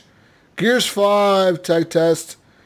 Open to Xbox Game Pass subscribers. I don't really care. I just don't care anymore. Come on, let's get in there and test this broken game. I don't care about Gears. So, Gunny, I was asking Jesus. I was looking at this tonight, and I have the Ultimate Game Pass, and on the PC, it's only saying I can install the standard version, and the Ultimate version it says I have to buy. So Jesus said maybe I'd have to log in through. What was you saying, Jesus? The Your actual the app, motherfucker, you. Through the actual Microsoft app, right? The Xbox app, the app that says Xbox on it. Log into that. Let's see. Don't go to the Windows Store. The Windows Store is fucking funky. Like I said, that shit's broken all the time. You have the Xbox app, right? I would download it to the Xbox app. That's the Game Pass app. Is that the console companion? No. It's called Xbox Game Pass, I think. Okay, because I have Xbox Beta. For me, it says Xbox companion. Beta. That's what it says for me. Xbox Beta. Oh yeah, I have the Xbox Beta, and that's where I was looking on mine. I only show the standard edition pre-order. Then I'm assuming that the Ultimate Edition won't be available until the Ultimate Edition launches on that day. You're gonna have to download it. Yeah, let me see the difference here. So this, let's see, it's going to release on September 9th for the standard, and for the Ultimate, It releases on the 5th. So we may have to wait until the 9th of September to get the Ultimate. So 4 days before. Yeah, so you said it does show just a pre-order for $79.99 on your end? Correct. Yeah, that's what I was seeing on mine, because I wanted to actually install this to check out the test on it. So it may be, yeah. So I mean, I guess they can. It's just maybe the way they word it, or to show that. Well, ultimately, the Ultimate Edition really comes out on the 9th, but I don't know. What do you think about the new mode they're talking about, where it's kind of like a limited lives? Was what I heard. Yeah, we talked about that last week, and I think that's pretty cool. So I guess it would be like an equivalent to like maybe like the ticket system, like in Battlefield. Mm-hmm. So, because there's been times where, like we're playing, and I never played a lot of like Gears 3 and 4. Yeah, neither have I. So you guys are going to have to teach me these things. As I played the original Gears on the 360 back in the day, and that's like the last one I played. And I recently got access to 4, and I played a little bit of the campaign, but that's it. I haven't even touched the multiplayer yet. Yeah, but with like I think every time like I'll go down and and if you don't get revived or whatever, you have to wait till the end of the match or the end of the wave or whatever it is. I mean, it's cool that you get to watch whoever you want play it out, but it's like, hey, this would be nice now. I can actually go back for a respawn. Just get back in there and keep dying and go back in and keep dying. Mm-hmm. I wonder how big this new one's going to be, since the last one was so big of a download. 200 gigabytes. Woo! Is it Jesus? We gotta be bigger than Cyberpunk. Woo! You had it on both, right? You had it on your Xbox originally. Yep. Your X. Yep. So, do you know how big it was on the Xbox One X? Was it the same, or was it? Yes. Okay, I didn't know, because that probably takes a pretty little chunk. Was your Xbox a terabyte? Yep. So and you probably only had like 960 available, because some system memory is taken up. 850 available. Okay, yeah. So you're losing a good chunk. I've got it on the Xbox. 133 gigabytes. That's how much it is on PC, dude. That is insane, Gunny. To me, that like a game that fucking shitty, it's that fucking big. I mean, it's not a shitty game, but like I think is it Forza 7? Especially if you compare it to like Red Dead. Yeah, I have Red Dead's like not real big, and no, it's not on here. Gunny, do you have Red Dead installed? It's on my Xbox, which is off at the moment. I'm gonna look up so I don't have the Xbox on at this time. But no, I have Forza. Oh, so you know what I have on Windows 10? I think it's Forza 7, and I know that was crazy. It was like Forza 7. Where are you? Now it's not showing up. Let's see. So I have it on here. Bum, bum, bum. Let's see. I don't know if it's telling me to play it on here, but let me just see how many gigs it is. Red Dead's 107 on Xbox. That's nothing, dude. That game is so fucking big compared to Gears of War. This one's 100. Yeah, only 99 gigs. How the fuck is Gears so big? That's just insane to me. I don't know. It pissed me off that I had to download 130 gigs. And then the thing is, I was playing Sea of Thieves and I was streaming and everything, and like Sea of Thieves all of a sudden started chugging like bad. I was like, why is it like clipping and shit? Like this thing is like going like to nothing, and then it was like stuttering bad, and I'm like, wait a minute, I forgot I have like this fucking huge download going on in the background. Yeah. And sure enough, as soon as I paused Gears of War, like the game just like run flawlessly. I'm like, God, I was taking up so much fucking bandwidth and power off my CPU that it fucking made my game run like shit. Yeah, it's probably taking your bandwidth. It probably doesn't really affect your CPU a whole lot. But anyways, Gears of War 5 update, technical tech test, who cares? I don't care. I'm not excited. Doesn't mean you don't have to be, but I mean, I guess it starts July 17th. Xbox Game Pass subscribers, not just pre-order customers. are going to be able to both play the tech test. It's going to require Xbox Live Gold if you're on the Xbox. So there you go. You're going to need Xbox Live Gold. The tech test begins on July 19th, which is the Friday coming up this week, at 10 a.m. Pacific time. And it runs through July 21st. And then it ends. And then it's going to reactivate on July 26th. I'm assuming a week later, right? Like the next Friday after that. At 10 a.m. Pacific time. And it's going to go that weekend until the 29th, which is Monday. It says here the tech test is going to allow players to compete in escalation mode matches, which are introduced in Gears 4 and now have been updated for Gears 5. It's going to also let you play the new arcade mode and King of the Hill mode. It says the Coalition has also added a new boot camp feature that is going to get new or rusty players up to speed.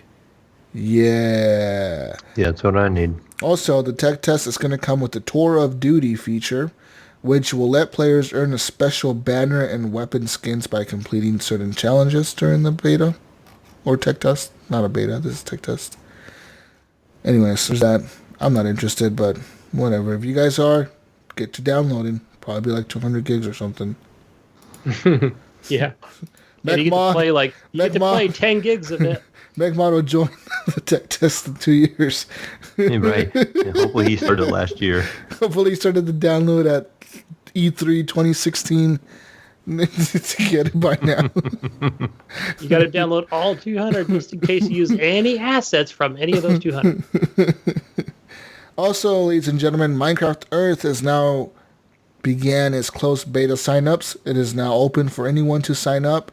I have done so myself. Once you sign up for Minecraft Earth beta, you must have an iPhone with iOS 10 or older, or a Samsung Galaxy phone, I think with the latest Android software. Certain players are going to be selected to participate in the beta, and you're going to be able to actually build creations in your on Earth, through your phone with Minecraft. On Earth. Thanks. Kind of like Pokemon Go.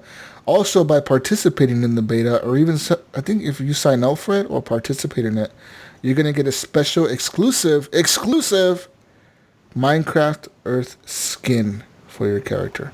Oh, cool. That reminds me, my daughter used to sit, there's a website where you can actually design skins, and she's really like artsy and she can really draw really well, and she probably had 100 skins on there that she did, and she had people like messaging her all the time asking her to draw different skins, and you can just add them to your Minecraft character.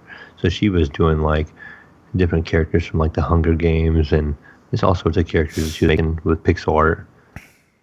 That's pretty dope. That's pretty dope, actually. I think she made like Spider-Man. I'm not kidding, dude. Your daughter's fucking good at art. I've seen the shit she does. It's like, holy fuck. Yeah. I wish I could be remotely a quarter that good at art. I can't. I was joking at work because so at work she actually did a drawing of some dogs for a lady at my work, and she got paid some money to do this drawing, and they were telling me how amazingly talented she is. And I said, I created her, so I should get like a lot of the credit. You get no credit, Mayo. You get no credit. Right. How good are you at art, Mayo? I'm okay. Can you draw that good as your daughter? Are you that creative? Not that good, no. Because holy shit, dude. She got skills. She like Bob Ross of art. Yeah, she actually started off watching some Bob Ross. Like she enjoyed some Happy Trees. Like, did you guys know that Bob Ross? I actually watched this thing today. That was like a documentary kind of. Did you know that Bob Ross hasn't sold any of his paintings he's ever painted ever? wow. I had no idea. The company that used to run his shit, it's called Bob Ross Inc. I think they're like in North Carolina or something, or Virginia. But they actually have like all his paintings like in their office, like in a room in the back. Like all his paintings he's ever done, and they have them like in these boxes labeled like season 1, episode 1, season 2, episode 2. And they said that he did 3 paintings every time he did a painting, like on the show. He would do a painting before the show aired. He would do a painting during the show, like, painting on the camera. and then he would do a painting after the show was over, and that was like that was what the actual painting was supposed to look like the last one he did. And then he would mark all his drawings. Like the first painting was marked like he had like code names for each one, and then they would just keep them all, and they never sold any single one of them. The lady who discovered him apparently discovered him like because she used to work for TV or something, and she wanted to take painting classes, so she like took his class, and he was just teaching like randomly, and then she fucking took like, dude, you got a talent about you, like I like the way you talk, so we put you on TV. And he was like, okay, and they fucking put him on TV. Amazing. And now he's like a fucking icon. Now he's on Twitch running a 24-hour stream with like anywhere over 1,000 people watching at any given moment. Yeah. Except for like 2 a.m. And like the two people that run the two people that work at Bob Ross Inc., the company that is based off of him, like I guess it's his company or whatever. Well, he's dead now, but whatever, like his company. Like the people who run, there's like a young girl. She's like 26 or something, and she's like, yeah, I started working here like a year ago, and like she's like, all I do is go like on Twitch and like set up his stream and like let it stream, and then I like tweet out memes. Bob Ross every once in a while, and then she says that people actually call the company, like people call Bob Ross Inc., and they talk to them about the paintings, and they're like, oh yeah, okay, and they're like, yeah, like they're like 90% of our day is like receiving phone calls and like people telling us they really love Bob Ross. I'm curious, like how much they've ever been offered for the collection. Yeah, and like the people that were doing the documentary, they were like, well, do you guys ever think about selling them? And they're like, no, we couldn't think of a value. Like we don't know what value we would sell them at because we've never thought about selling his paintings. Like they sell shit with like Bob Ross's face on it, like T-shirts, mugs, like mouse pads. Actually, they sell all kinds of shit with like Bob Ross stuff on it. But they've never sold like his actual painting or even a copy of his paintings. It's fucking weird. We were at a bookstore the other day, and at the checkout, they had these little mints, and they had Bob Ross mints. Yeah. And they were called like Happy Mints or something like that. They sell that. And that's what they said. They said like not like when Bob Ross made the company, like at no point did he ever say like I want to sell my paintings. Like he never even brought it up. And the only people that have his paintings like in their home is that lady who discovered him and put him on TV. The lady who like made him famous or whatever. She has like his paintings in her house, like hanging up, like framed and shit. And like she's like, yeah, we're the only people in the whole world that have like his paintings outside of like the show. I'm surprised they would advertise that. Yeah, right. Like it's fucking right. weird. She's got to have at least like the best alarm system and even the warehouse. Oh, they look stuff's got to be worth hundreds of millions. I think it said like her husband was like an ex-CIA director or some shit like that. So they're covered. They got drones security outside. Yeah, dude, it's fucking cool though, man. Kids are getting full body searches when they come home. Yeah, but it was pretty cool learning about Bob Ross. I never knew that. I figured like you could probably buy his painting or see it like somewhere in a museum, but like no, you cannot find him anywhere. Probably the Smithsonian has a copy, but I would say, but they were like they asked the lady like, are they can display anywhere, and she's like, no, like no museum has ever bought one, like nothing. But I bet you they could probably sell those for quite a bit of money, dude. Like quite a bit. Oh yeah, hundreds of millions. Because they said altogether like he has over 30,000 paintings, and they have all of them. Wow. So they could sell quite a bit of money, man. Quite a bit of money. That's fucking nuts. Anyways, enough Bob Ross talk. I love Bob Ross. I watch that fucker on Twitch and paint some happy trees. Happy mistakes. Yeah, we would just get high and watch Bob Ross. Yeah. Play Super Nintendo. It's soothing as fuck to watch Bob Ross, dude. That big afro. Yeah. Yeah, anyways, Final Fantasy VII Remake, guys. It's going to be a PS4 exclusive. Gunny's covered. I think this is why Gunny bought the PS4. Yeah. I think Gunny's like a super... Yeah, like, you know it. Hey, super Final Fantasy VII fan. He's like, I told him, take that video down. Because not long after it was published, with Xbox Germany's social lead Max Graf called it an internal mistake. Whoops, my bad. And then there was an announcement. Human error was to blame, Graf added. And someone apparently didn't check the exclusivity of the Final Fantasy VII Remake. when it added to the video, which featured several Final Fantasy games. So that's a separate game itself. So they tweeted out a video of Final Fantasy VII saying it's coming to the Xbox on March 3rd, 2020, but it's not? Correct. So wait a minute. So they do have a Final Fantasy game coming to the Xbox, but it's a different Final Fantasy? Yes, that's the collection. That one I don't know. So there is a collection that's coming to all consoles. But the remake is only coming to the PS4. Right. So we are going to be able to play, if you have an Xbox, you're going to be able to play the new game, but only with the hobo graphics, not the new nice remake graphics. That's right. Ah. How do you feel about this, Mayo? Yeah, I played the original back in the day, but I probably won't play it. Says here only PS4, not even PC gets it. Not even PC. Yeah, I'm not diehard Final Fantasy. I enjoyed it back in the day. I did beat 7, and that was the last one I actually played. And I don't know. I just don't have time for RPGs anymore. It's hard enough to get some game time in, and not alone get an RPG in. Nice. Moving on to more PlayStation news, Gunny.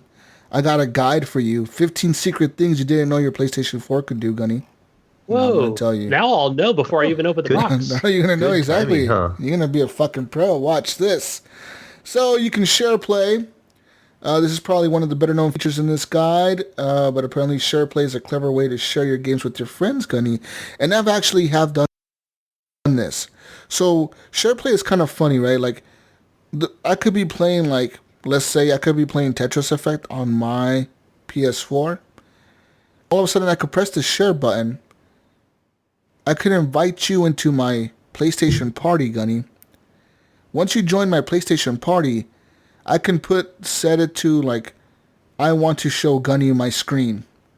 All of a sudden on your PlayStation 4, you get, like, a notification. It says, like, hey, Jesus wants to share his screen with you. Do you accept? And you put yes. And now Tetris Effect is on your screen. Oh, cool. And then at any given time, I could put, like, give control to Gunny. And it hands over the game to you. And you can play the Tetris Effect through my account, through your PlayStation. Nice. I can't wait to play this. And then you can keep doing that, and it's like no latency, like, at all. Like, it's pretty much like zero latency. And you can be playing it, and like I think it's like every 90 minutes, I have to reapprove it. Like if I leave for like an hour and come back and you want to keep playing, and like an hour and a half later you want to keep playing Tetris Effect, all I have to do is go on my PlayStation and put like, do you want to let Gunny keep playing the game? And I'll put like, yes. And it's like, okay, we're going to let Gunny keep playing the game. Well, there's a good reason now that I have your phone number. I can keep texting you every hour. Go back, press A, press square. Damn it, press X, Jesus. But yes, it actually works. I actually played, there was an Assassin's Creed game that I've actually tested this out with IAMS, actually. Me and IAMS wanted to test this feature out when it first came out. And it actually worked, dude. Like, it's kind of weird, but it works. And it's a feature that I bet some people don't even know it exists, but it's actually there, and it's really cool because it actually, like, the way they built it at first was a way to let your friends help you beat a game.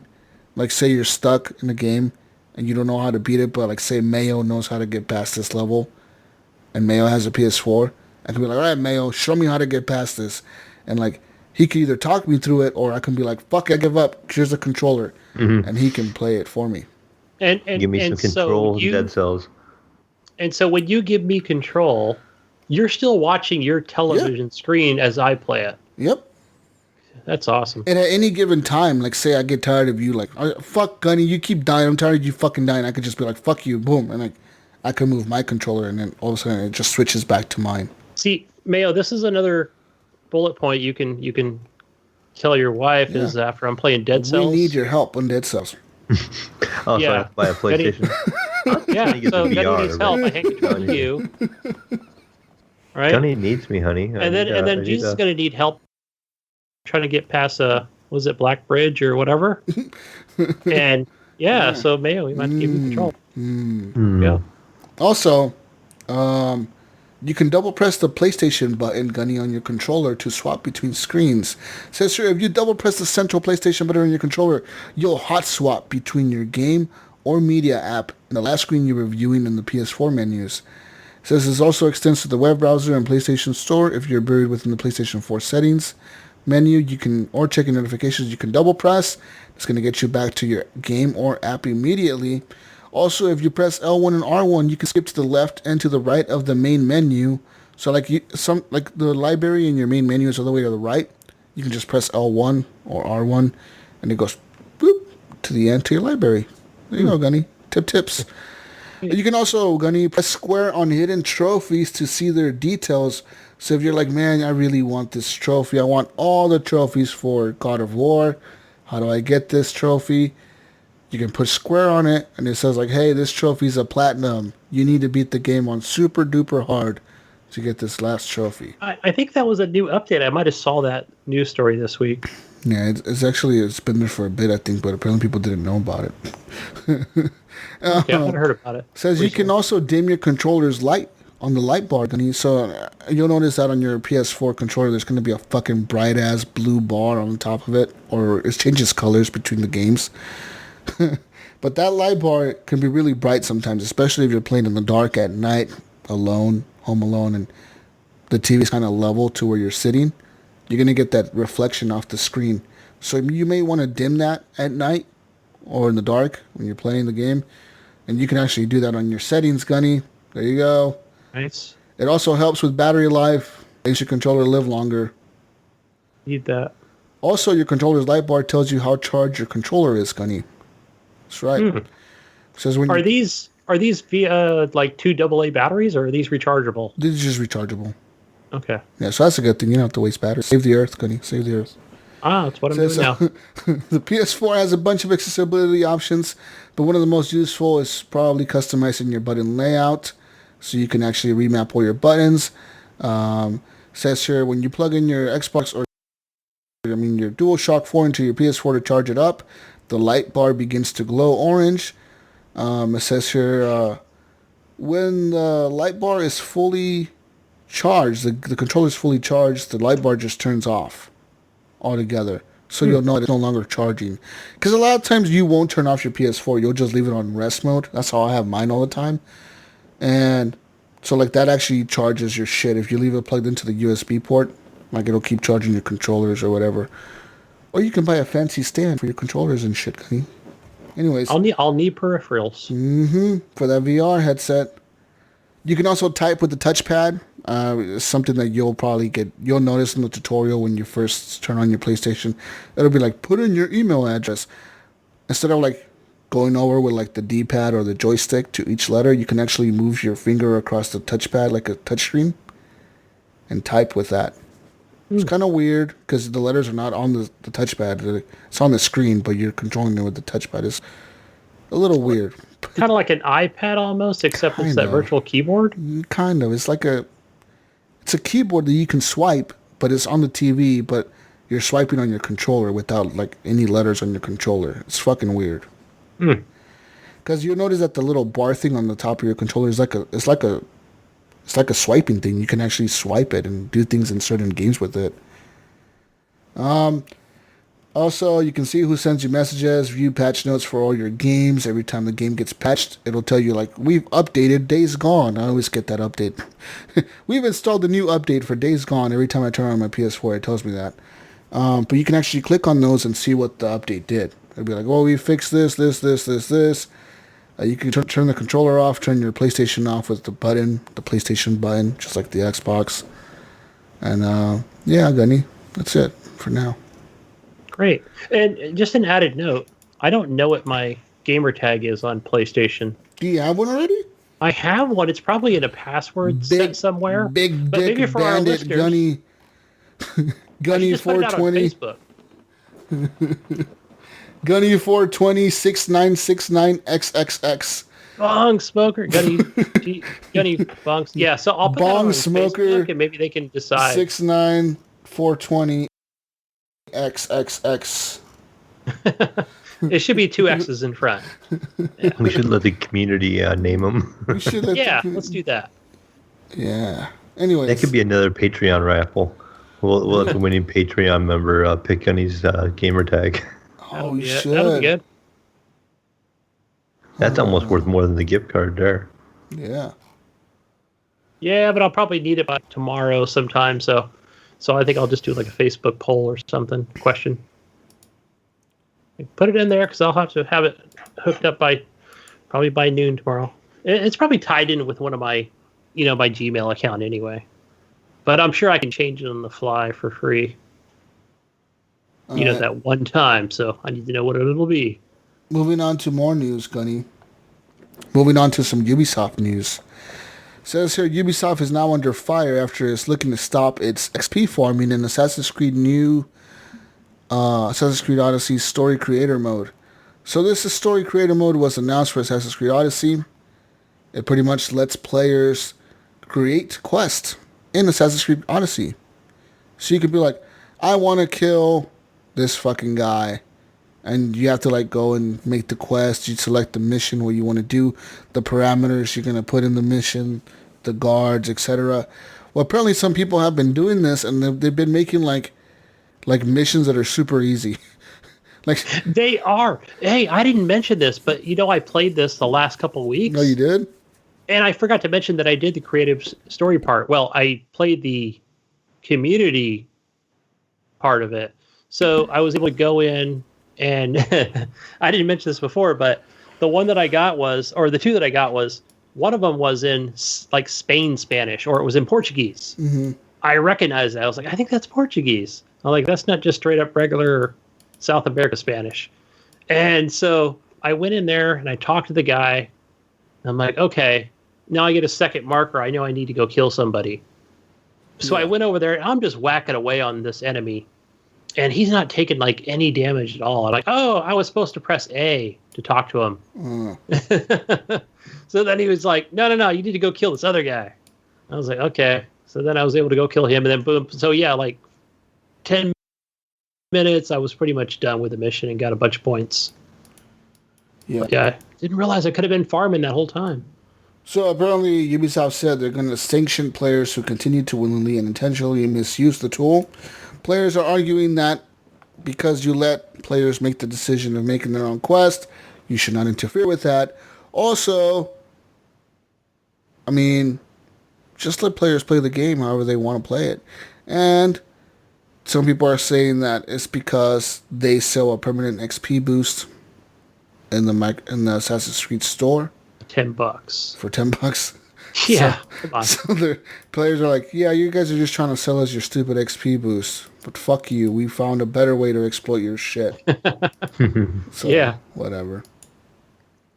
In other news, guys, I don't know if you noticed this, but I want to have to start doing this for the Patreon. New Patreon tier.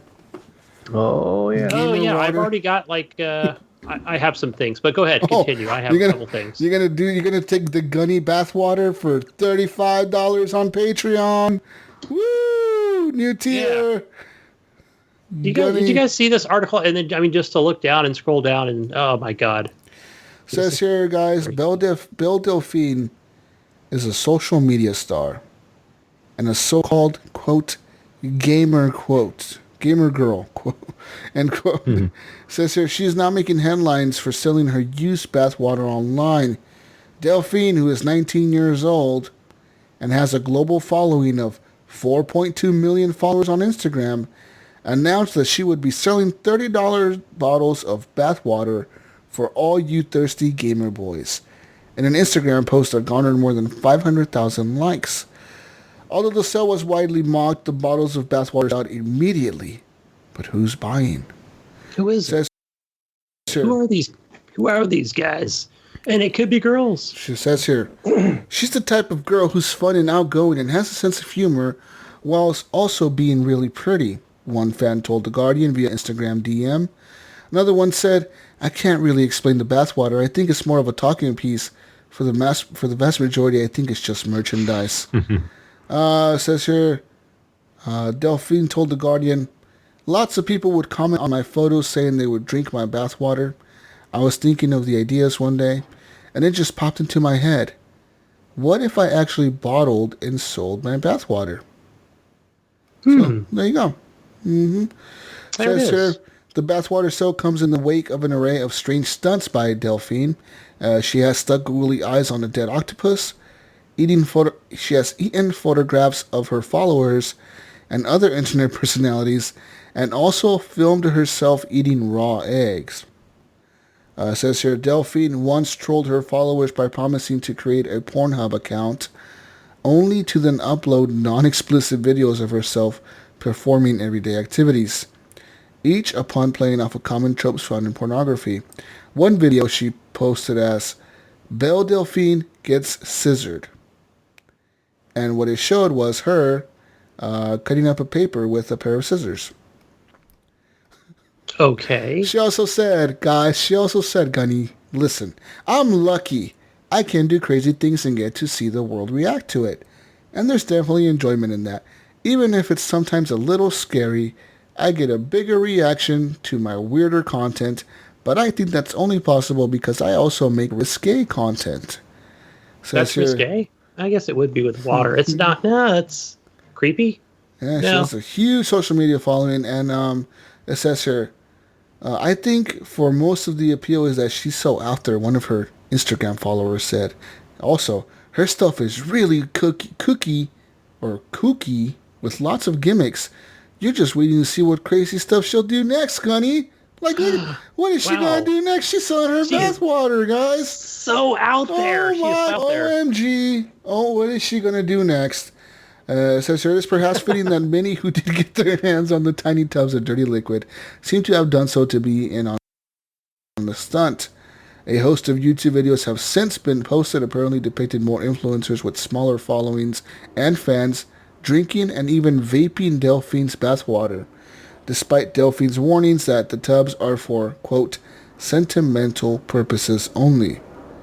One YouTuber who posted a video of himself making macaroni and cheese using her bathwater said, quote, I'm not a fan of Belle Delphine, by the way. I just bought it so I could make a video out of it. Says Delphine charges up to $2,500 a month for access, Gunny, to her exclusive lewd Snapchat. $2,500 a month. I mean, she's pretty cute, but I mean, I wouldn't pay $2,500 a month. You're fucking crazy. Yeah, that's a lot of money. It says here, and what she says she has 4,000 followers on Patreon. God, we have 16 guys. What are we doing something wrong here? Maybe we should start selling Gunny bathwater. Let me see here. I was thinking, guys. I thought about this because I saw this last week. I'm on her Patreon. I'm on her Patreon, guys, and first thing I see is a girl wearing a headset with pink hair with a bikini on, and it says, "Hello, my name is Belle," and it says here for $1 or more a month. It says here you'll be helping my content and help me take photos, and it says a little slice of cake and some yummy sweeties goes a long way.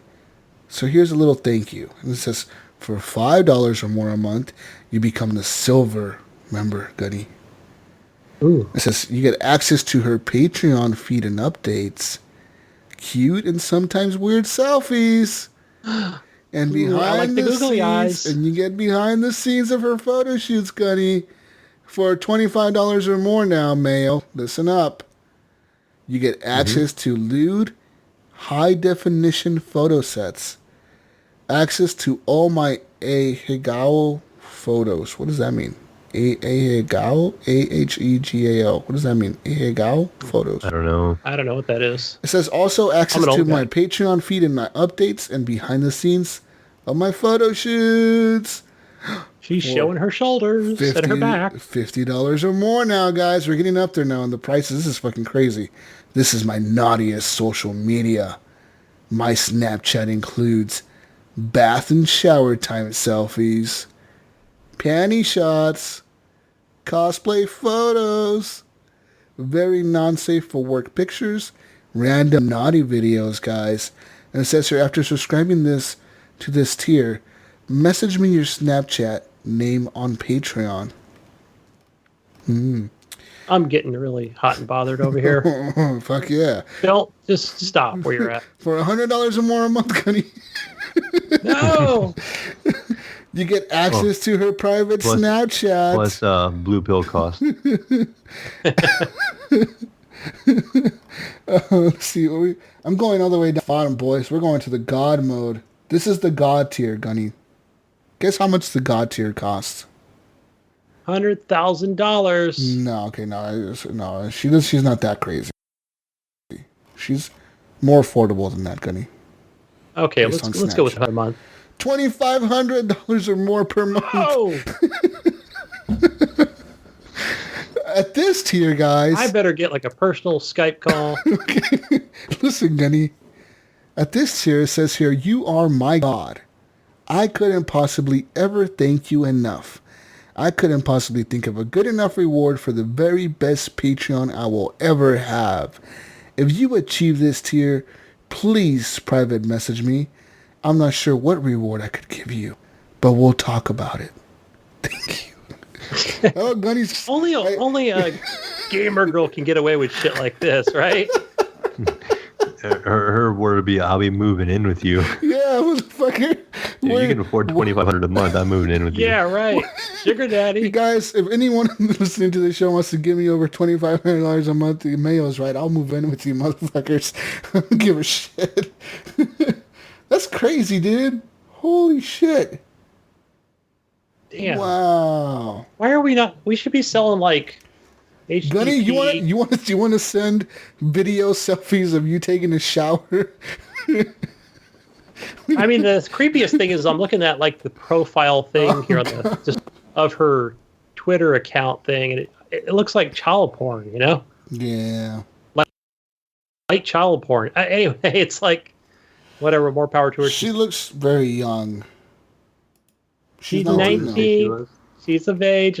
Hey, but why are we not selling HGP gamer guy sink water after we shave? Or we could do like game sweat, like bottled up game sweat. Gamer guy. Oh yeah. All right. Here we go. Game sweat. How do you bottle that up? You just wipe take it a sponge? off. Yeah, like take a sponge and then squeeze it into like a little cup or something and seal it up, send it away. Maybe sell it for 30, or we do the Patreon. Maybe continue with our $100 a month. Our theme here. Maybe we can get with our little competition with GF&G, and we can sell their game sweat. There you go. When they're playing us. No one wants to buy Alan's game sweat. Come on now. Now, Mayo, this is fucking weird. Can we move on? Yeah, this is bizarre. This is a weird. This is dumb. This is a weird thing, man. Like. There was a few memes and other things that I saw. There was like some spoof articles about contracting some STD. Oh, like it was in the headline, or not in the headline, but the actual article. It was funny, but like some people say, "Oh, some guys got fucking herpes off of fucking bathwater or something like that." It was like when you look down and then you actually read it, like it's a spoof article. Contains herpes. Anyway, funny stuff.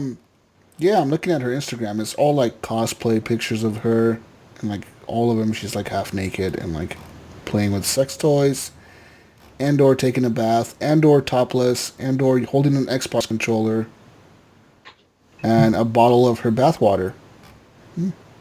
Interesting. And Gunny's wife just walked in as he's looking to that Instagram. What are you doing? I'm doing the show. This is for the show. Research. This is for the podcast, I swear. Anyways, guys, I mean... Or his son walked in and she goes, "I know her."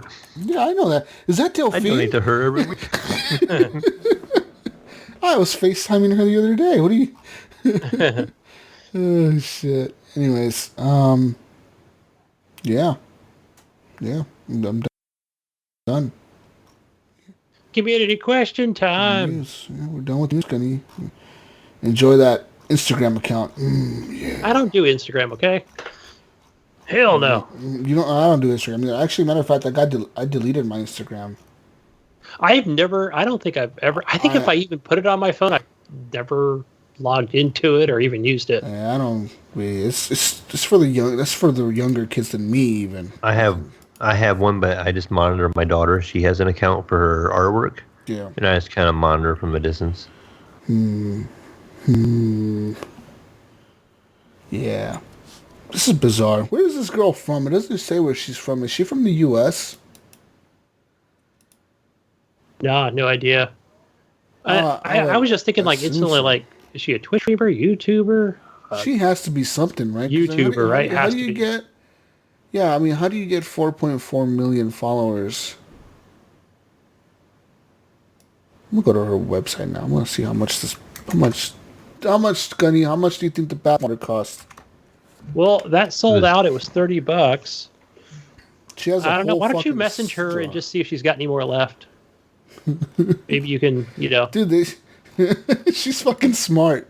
She sells posters of herself on here for $50. Damn. That's fucking... It's a business right there, motherfucker. She knows how to market herself. I know, yeah. I gotta say, she's smart. Bathwater. Smart young adults these days. I think Gunny probably already has a wallpaper engine desktop wallpaper of her. Damn it! Why did you tell everybody? Hey, you know what? Well, hey, but that wallpaper engine, guys, just to change the subject here, is really, really good. I know it before, man, but I think it's weird too. It has some questionable content wallpaper on there. Mm-hmm. Hey, there's some that are like, yeah, this is pretty nice, like the anime. Then the wife comes in, I'm like, oh, stop program. I'll put that on there. Animated boobs and animated jiggly parts. There's some things that are jiggly on there for sure. Like I just sit here and just pop up Steam every time somebody walks in. I got 2 more pieces of news that I didn't put in the news. Google Stadia news, guys, real quick. Oh, okay. There's something there. News. Google Stadia says here that you have a limited amount of phones you can play Google Stadia on, actually. That includes the Google Pixel 3, the 3 XL, the 3A, and the 3A XL. Those are the only phones that are going to launch this year. So the Google 3. Wait. Back up. Start over from the beginning. Run that by me one more time. Wait, you were not paying attention to anything I just said? You said that you talked about Google Pixel phones. Google Stadia has a list of phones that it's going to support at launch this year. Google Pixel 3, Google Pixel 3 XL, Google Pixel 3A, Google Pixel 3A XL. Hey, so listen, this is what I'm thinking, guys. This is what I'm thinking. I was actually thinking about that this week, is that I'm probably going to want to upgrade the iPad. I know I put it in Discord like, hey, it's time for an upgrade on the phone, but I'm thinking I'm an iPad guy. Should I trade that in and get me a new Google iPad? Or, I mean, a new tablet. Pixel Slate? Something like that, right? I haven't researched them, but I thought, what's going to be best played with Stadia? Am I just going to go for my browser, my 1440p monitor? I'm guessing it's anything that Google owned. Yeah. Yeah, it says here that no iPad is going to be supported at launch, no iOS device. Matter of fact, you're going to have to be running a tablet that has a Chrome OS, so like the Google Pixel Slate. Yeah. Google Stadia is set to launch November 14th, or November 5th in 40 countries, including the United Kingdom and the United States. There you go. So, that sucks, kind of. Another news, Facebook has now signed a deal with Ubisoft to make exclusive Splinter Cell and Assassin's Creed VR games. What do you think about that? That's kind of weird. Mm-hmm. I mean, it shows that, like, Facebook isn't done. The Oculus is not done, I guess, with games, right? Like, they're still going strong, I guess. We're going to make games, guys. Yeah, and even the Facebook gaming is growing. I don't watch them on Facebook. Neither do I. There's so many streamers on Twitch Facebook mixer, constantly, dude. Like, I feel like all the streamers on Facebook are, like, Asian people. There's a lot of Asians playing I get PUBG. random notifications sometimes of somebody I don't even follow. Yeah, but it is like, yo, this guy's playing PUBG. Do you want to watch him? And I'm like, okay. And I watch him, and there's like this random dude playing like PUBG in like Asia, because everything's like in Asian like letters or whatever. I can't understand. Yeah, it's probably super popular like in South Korea and Taiwan, and especially Facebook. So, and I noticed the longer you watch the stream, the more notifications I receive each week. So don't watch them. That's what I don't. I don't do it. I don't watch them. I go to Twitch. Twitch lets me watch whatever I want. And hey, here's a set of recommended streams for you. What's your choice? Nice. I go to mixer.com/JesusWaslot. That's where Mayo goes. Anyways. Yes, that is definitely where the Mayo goes. Community questions. You can leave community questions on Facebook, podcast questions on Discord. Community questions. Go. Gunny, go. Let's do it. We have several from the Mech Mob on Discord. And he asked, did you guys have a Funko Land by you growing up? He said, I did. And it was badass. No. What the fuck is a Funko Land? Do you have one, Mayo? I do not. Isn't that the former, or it used to be separate from GameStop? And they merged? What the fuck I think is GameStop. Funko Land? That's some old people. Wasn't that the Canadian? Oh, come on down to the Funko Land. Am I thinking of the same thing? I know Funko. Ryan's yelling at me right now. This is some old people store. Some old-timey I thought 1930s. Funko It Land can't be an old have them people in the store. US. We would know it. And then GameStop bought them. Then they kept them Funko Land up in Canada. Am I thinking of the same store? This is some Canadian shit. I have to Google it. I know, Ryan. If I am right, you're Funko. But no, I remember. What the hell was it called? I don't remember it being called Funko Land. Images for Funko Land. Oh, let's think here. Whoa, was it KB Toys? Is that the one I remember? Oh, wow. We This had looks KB Toys where I was at. Yeah, KB Toys. I remember that one. Yeah. Funko Land. It's so fucking weird looking. Funko. Oh, he wants to know also how long before GameStop dies. I give it... 5 years. I'm going to say 3. I was going to say 3 myself. Because I went in there at... What time did I go? I went there at like close to 3 o'clock. There was nobody there. There's nobody ever there. Yeah, if you come at 11 when they first open, everybody's here. I think it's going to take these new consoles and not have disk drives, which these ones will. So maybe the life of the next console, like maybe the ones after that won't have drives. Yeah. But maybe these PS5s and Xbox Scarlets or whatever you call them are ones with the drives will keep the store alive for a little while. You know what I think is really going to seal the deal? What? I think what's going to happen is I think it'll be with like whoever the leader is the next console generation. Now, let's just say hypothetically it's still the PlayStation and they're still like the top leader. I think what's going to happen is before the once they announce that next PlayStation 6 or whatever the hell it's going to be, and they come out with a news or an article or a news that says, hey, look, we're taking the drive out due to the rising cost of manufacturing. Boom, I think GameStop will just fold up right then and there. Because they'll be like, oh, fuck it, we're kind of done at this point. Xbox is going to be like, hell yeah, no disc for us either. They're done already, man. They know it too. Like their CEO recently got fired or quit, and they replaced him with that other CEO. And yeah, didn't he leave and then they get another after that? Yeah, I think he left like a week later, and they got another one. You're right. Something I like how they come in there. Yeah, I'm gonna go work for GameStop. We're gonna be awesome. This company around, boys. We're gonna and then bring the Titanic out of the water. And then he's like, hey, things ain't working out 6 months later. I'm going to take a $30 million payout bonus. I'll see you guys later. Bye. I'm leaving my golden parachute now in my private jets. Fuck. Bye, boys. It's nice knowing you. But it doesn't matter, right? Whoever they get, it's just, it's already, the ship's already sinking. Anyway. So, hey, McBob also asked, do you guys ever have boiled peanuts on the West Coast? Or is it just a deep South thing? I personally never saw them until I moved out here. I don't know what boiled peanuts are. I've seen them around, but they're not like popular. Very rare. Wait, where does McBob live? Is he down in Southern Florida. California? East Florida area, I thought. I'm pretty sure he's Florida. Is that the South? Yes. I thought that was East Coast.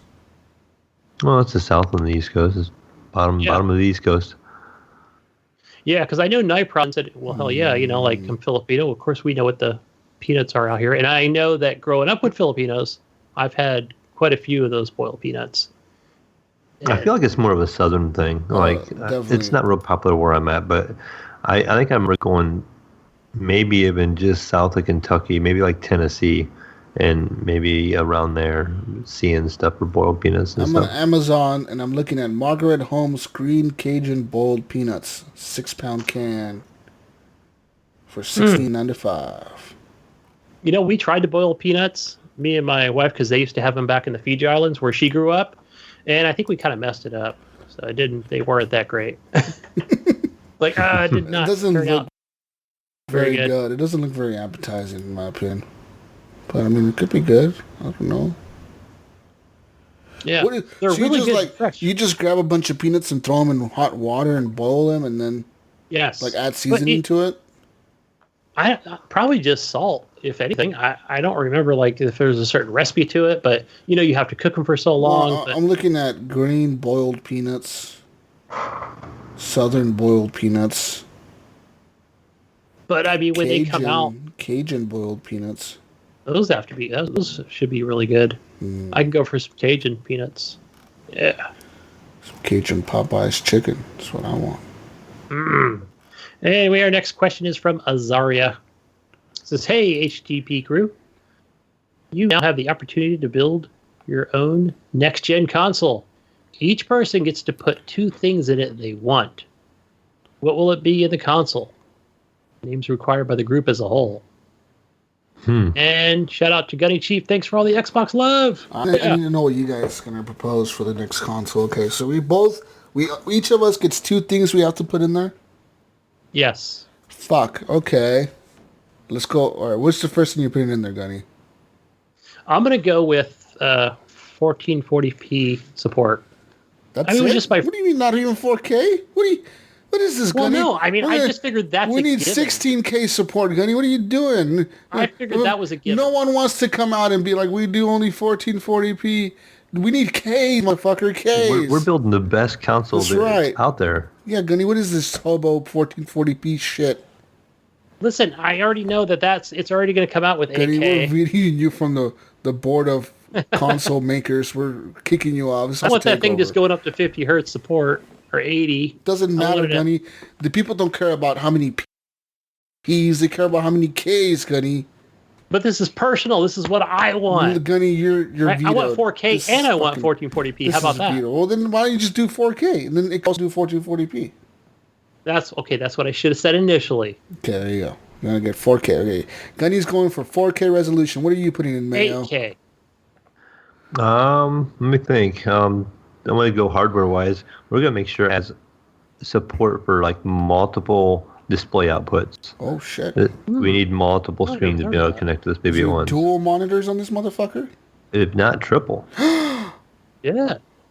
We're going to sell a dongle for the triple, guys. That's an extra $200. Always thinking, Jesus. It's a dongle accessory for $300 extra. It's a dock. All right. So you guys, we got 4K support up to fucking 3 monitors if we wanted to. I'm gonna have to do it, guys. I'm going with the large SSD drive in this motherfucker. We're going the fast ones. We're gonna go real fast. 2 terabyte SSD drive in this fucking thing. Yeah. 2 terabytes. Well, let me help you a little bit too. There's a thing in the PC world called running in RAID. So let's put 2 hard drives in it and run in RAID. Okay. So what it does, it puts half the information on each hard drive, and it pulls from both of them at the same time, and it reads. So I'll put 2 drives at once, and it gets the information to it faster. So let's set these babies up in RAID. Like a funnel. Yes. So we got 2 1 terabyte SSDs. Yes, in RAID. Okay. So it's super fast. Yes, very fast. Okay, where are you going next, Gunny? Your next feature you're doing for us here. Damn, you guys are really up in the ante here. I don't know. Go to you for now, Mayo. Back to you. All right, so I'm still in the computer mind. So we're gonna make customizable cases to put our consoles in. So we're gonna sell cases. Fuck yes. Yes, I'm in. Clear cases, RGB cases, purple clear cases, Spider-Man cases. Oh shit! God of War, whatever case we can think of, we're gonna make some money off of it. That's fucking right. And even the controllers have cases. Water-cooled cases. Yeah. Oh yeah, water-cooled case with bath water. Ooh, gamer guy girl bathwater. Gamer girl bathwater. Or gamer guy. Hey, you got to be fair. Only the nicest gamer girls can put their bathwater in this console. We just say the gamer non-gender bathwater. Well, we could have that one too, I guess. All right, so we got clear cases on this thing. We got SSDs. We got 8K or 4K. We got the monitor support. All right. So I mean, do we need to talk GPU, guys? What are we putting in this thing? I mean, we're running. I gotta go with the best of the best right now, right? Gotta put a 2080 in there. 2080 Ti running an SLI, so that's running two 2080 Ti's. Yep. $2,000 console. How many terabytes? This console is going to only cost you 24 easy payments of $399.99 a month. Well, we can give them a discount early on, but we're going to charge them for all skins that we're going to sell them. All the fucking cases we're going to sell them. That's right. So we'll lose a little bit in the front end, but we'll make it up on the back end. All right, Gunny. So now we got the world's most powerful, super cooled, with fucking water girl bathwater. What? Cool. What can we do about controls? We got to come up with some kind of control scheme here because we need to come up with something. Yeah, you're right. Something that we can get lots of controllers to being bought. That's where the money is. Oh, I got it, guys. I got it. On the controller. We're going to let people change the skin of the console. You can change out the shell of the console. But every time you buy a new shell, we only sell the shell with the controller as the shell. Oh, yeah. But you have to pay the full together. price. Yeah, you have to pay the price of the controller. Yeah. So you got to pay $80 for each controller you buy. Because it comes with the shell, each one. And the PlayStations have like little like displays on them, right? So ours can have like a holographic image that pops up off of there. You remember like the old, they made like a, how was it, like Dragon? Oh, there's an old arcade game that had a little holographic thing. Like we'll have a holographic character popping up off of our controller a little bit. It sounds really expensive. Sounds like a $200 controller almost. It's just light. Why don't we just put a big red button on top of the controller? So when we're playing like a racing game, we could just hit that thing like it's a horn to get the fuck out of the way. Oh, I like that idea. No, that's stupid. That's stupid. I'm doing your idea. That Gunny, could be the finishing move on. You put in the finishing touch on this console. What are you putting on it? Some cool designs, maybe. What are you putting on it, Gunny? Finishing hardware? Anything? Memory? What do you want to put on this thing? Memory cards? You gonna sell memory cards? Some memory card slots, sure. Sell discs? All the exclusives. We're just gonna buy all the games. We're gonna make everything exclusive. The exclusive, yeah. Even if there's competing consoles out there, we're just gonna make them exclusive on our console. You know what, guys? When I first read this, I was thinking of like maybe something in the software where I wish I could play 2 games at once. What the fuck? But that's more software than anything. Yeah. Yeah. I wish I can like suspend a game, play another game, and go back to the other game. Like you can't do that. That's a software. And that's a feature in our console. We can't leak those features out yet. I mean, that would be something I'd actually love to have. Oh, built-in So microphones. We need everybody to have microphones. Everyone needs to have a microphone, definitely. That's some That would be some hyper-threading right there. But I think those 2080 Ti's with SLIs would take care of that. Yes, definitely. What are you putting in here, Gunny? What's the last thing you put on here? What are you going to put RAM? How much RAM am I going to put in here again? Or RGB lights? Fuck yeah. How about LED lights? Would LEDs be better than RGBs? Well, They pretty much are. They are LED. Same thing, right? Yeah. I would just put Put 'em all around the 128 console, gig of RAM. except for the back, fronts and sides. This console is going to cost $5,000. $5,000, guys. Woo! Best console and ever. we'll autograph the inside of each one. Oh, there you go. So With the Master Chief thing, yeah. Hand autographed each one. Because at $5,000, why not? Best console ever. What are we gonna call it, guys? Damn, we need a name. I feel like we need to incorporate HGP into it somehow. That's what I was thinking. I'm trying to think of something. Boy, we'll have to think about that one. I would call it the Horrible Box, but that sounds very like a bad name for a console. They call it How about the Hype Box? I don't know. Or just maybe just like H for Hype, G for Game. Where's the G? The P? For What play. would the P be? Play. Hype Gameplay. Gamers Play? Yeah, Hype Gameplay. Nah. It's not cool enough. I mean, this has girl bathwater in it. It's cooled by that. I don't know. Anyways. We'll think about it. We'll come back to that one. Think about the name, guys. Woo, $5,000 box. Let's move on to the next Yeah. question. It better be damn good if I'm going to Let pay us know in $5,000. Discord you guys' your titles for our console so we can get this thing in production next week. Yeah. We're gonna beat out the Atari box for sure, especially in sales. Next All right, question. so while we're thinking about that, we're gonna go to the next one from John Jerome, and he wants to know why there's so many Area 51 memes and posts on Facebook. Why? You mean Who's memes, putting them on Gunny? there? You mean memes? Do you say meme? Oh, I did. I'm sorry. Memes. That's a meme. Well, Gunny, what the fuck? I'm an old guy. I don't know what these memes are. That's an old person thing to do, Gunny. What in the fuck just happened? You call Well, this I know what a meme Me'Me? is, so it must be something like in Me'Me. that translation in that couple years. Is it a GIF or is it a Jeff. GIF? Oh, fuck. Oh, the memes. Oh, God. Why are I there did so say many meme. memes?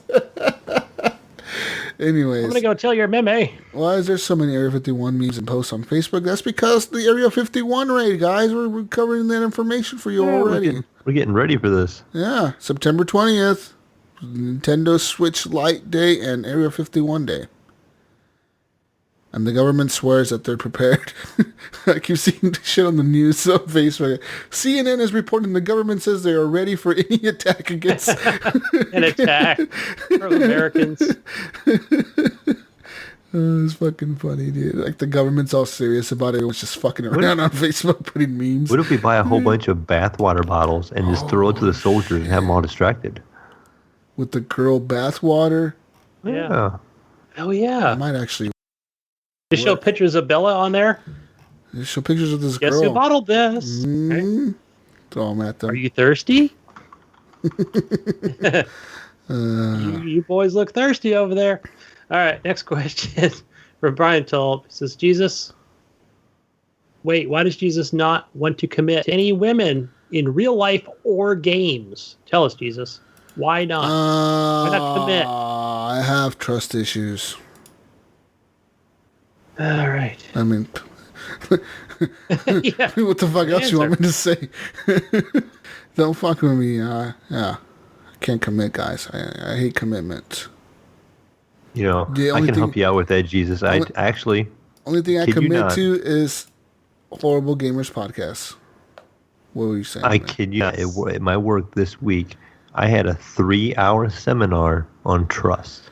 Oh shit! So Yeah, you're you gonna did teach too. me? I did- You're I gonna had- teach me all about trust, man? Yes, I can relay this information. I even have cue cards. They gave me little plastic cue cards I got to bring home. Oh fuck! 3-hour seminar, huh? 3 hours. I got paid. I made like roughly $70 to learn about trust this week. Like you didn't know about trust before. Yeah. Did you not know about trust? Hey, It listen, starts from within. Oh man! Oh wow!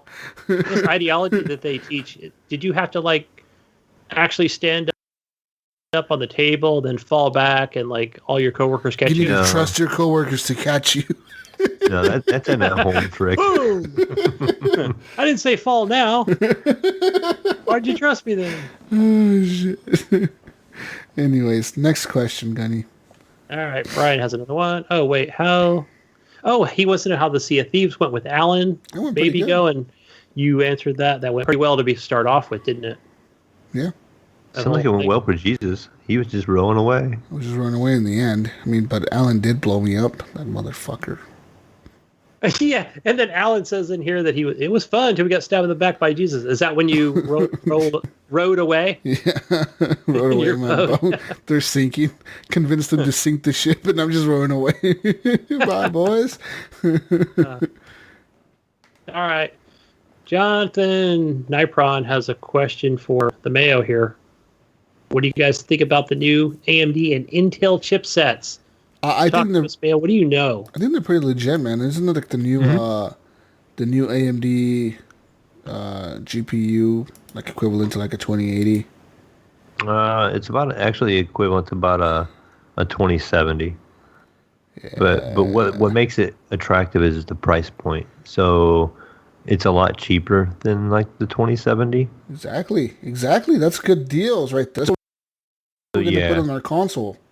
So what AMD kind of does, and they do this smart, is they don't try to get super high top end. They know they're not going to compete with the 2080 Ti. Like, it's going to take a lot of R&R and just development. So they'll compete with like the 2060 and the 2070, and then just undercut them on price. Oh, yeah. Give you better performance for cost. That's so You're good. never That's gonna so get- smart. That's the smartest, Yep. smartest thing to ever do. What do you mean? I would do that if I was running a company. Yep. Yep. And they have their eggs in lots of baskets too, where like Nvidia is pretty much graphics cards. Intel is pretty much CPUs. AMD works with Radeon, and they do GPUs and CPUs. So they got going right now on CPUs too. Like, their CPUs are looking really well, and they're benchmarking good, and they're competing right there with the high end Intels for the first time in a while. We'll see. I did see an article where Intel may be having a counter to this. I guess they have their 9900K is a 10-core CPU, and the AMD is a 12-core. But I've read articles saying that these Intels are actually going to be able to be released to have a gigahertz bump on all the cores, and bumping them up to 5.2 gigahertz to compete with like the 3.9 gigahertz or whatever it is of the AMD. So it's 2 less cores, but them cores are going to run faster. So it may help it. So we'll see what happens and how Intel responds, because they almost always respond, like every time, because they're always sitting up there in the top, and then AMD comes out with something really good, and then Intel just seems to release something that much better. And it just has been that way for the last couple of years. Hopefully it's not the case, and we get some good, strong competition going for a while. But it seems like every time AMD comes out with something, Intel just launches something. And again, it's going to be more expensive, but they're going to have something more high-end. But like right now, both of them are good choices. I'll probably wait a little bit longer before we upgrade, like with our 1070s and stuff. That, like if we went NVIDIA, like a 2070 super clock, they call it a super edition. I'd probably just wait and still buy like a 2080 for just around the same price, a little bit more. But so hopefully, I want to say, if I had to take a guess, and the way it goes, probably in another year, we're going to see more cards again next year, and they're going to be the next step up. So like, a couple years ago, we had the 10 series. This year is the 2000 series. Next year it's going to be the 3000 series, and we're going to have way better ray tracing and all that. That's what's going to be perfected. Where this is kind of the test run of it, I would say. Yeah. But if you're looking to build a computer now, definitely go this route, because you're current and caught up. But if you have like the last gen, or this current gen that we're using right now, I would maybe wait until the next one around before you would really want to consider jumping up. If that makes sense. Yep. I'm going to wait as well. Yeah, makes sense. Yep. All right. Our next question is from Brian again. He says, what do you actually think is in Area 51? And would you actually storm it to find out? You damn right we will storm it to find. Well, we're not going to storm it, are we, guys? We're just going to go view it. We're going to go view people storming it. We're not going to. No, we're not going to go storm anything, Gunny. We're going to just go view the storm. We're going to get close. We're going to be. If we accidentally drive into the base in Gunny's Jeep, we didn't know where we were going. Yeah. You didn't know what happened. Out for a stroll. We're just driving our Jeep around with our Nintendo Switch lights, playing games, looking for Pokemon. What do I actually think is in Area 51? I don't know if there's aliens. And I would feel like if there was really, if the government was really catching aliens and, keeping them somehow under wraps, it wouldn't be at Area 51. I just feel like it's the obvious place where everybody wants to look. Yeah, I don't think it would be there. And I just don't think that the government would have the technology to capture an alien. I mean, if an alien... that would be... Unless they landed, right? Yeah, unless the alien somehow crashed and can't get back home. Because if an alien has the technology to fly into our planet from another planet way far away that we don't know about, and he has the ability to fly all the way here, land his spaceship, and get out and talk to us, and we arrest that motherfucker and put him in handcuffs and take him in a box and put him in a fucking cage, and he can't get out. I mean, there's no fucking way, right? The alien probably has some crazy ass weapons that he could fuck everybody up on Earth. Yeah. You would assume, right? Because we've been to the moon a few times, but we haven't been back because it's too costly or whatever. But if a motherfucker's willing to travel here from another galaxy or whatever, they're probably super advanced beings that have enough weapons to destroy Earth with a flick of a finger or something. And I'm pretty sure... be able to call back home and just exactly. Yeah, I would imagine that as soon as he landed on Earth or was about to land on Earth, he would be like, hey guys, back at base, I found this crazy looking planet. It looks like fucking waters everywhere. I'm going to land on it to see if there's life. Heads up, here's my location in case I don't come back. Exactly. And I'm pretty sure he would fucking send his location back to the planet, or she would send his location back to their own planet. And if we capture that motherfucker and didn't send him back, his friends would be showing up with a fucking squad, fucking Mass Effect, coming in here to fuck us up, looking for their friend. You know what I mean? That's all I'm saying. I don't think there's fucking really aliens in there. And if there is, then that's fucking crazy shit. Some Men in Black shit going on down there. Probably 10 stories below. More like test, military shit. Military gear. Yeah. That's what I'm thinking. Different planes or something like that, development. They probably have shit that goes invisible that you cannot see from the ground if it's flying above you or something. You know what I mean? Shit like that. Yeah. They got Wonder Woman teach them how to make the invisible jet. She has her invisible jet parked in there. What if they have superheroes in there, guys? What if the Avengers is really true? And we just thought it was all bullshit, but they really have an Iron Man that runs around and fucks shit up with his Iron Man suit, and they really have a Thor, and they really have a fucking Superman. And they really there's somebody out there thinking about it. That they're probably going, I can make that. Yeah, I could make an Iron Man suit. Yeah, I'm pretty sure you could probably make one of those. Couldn't you? All Tony Stark was a rich fucking scientist. I mean, what the fuck else was he? He wasn't anything special. He was a rich, smart dude. Yeah. We got lots of smart dudes. We got lots of money. Let's make a fucking Iron Man suit. Yeah. But would I actually run in there to find out? Probably not. I don't want to get shot. Yeah, I don't want to die either. Yeah. All right. Brian has another question here. He says, what do people love that you just don't understand?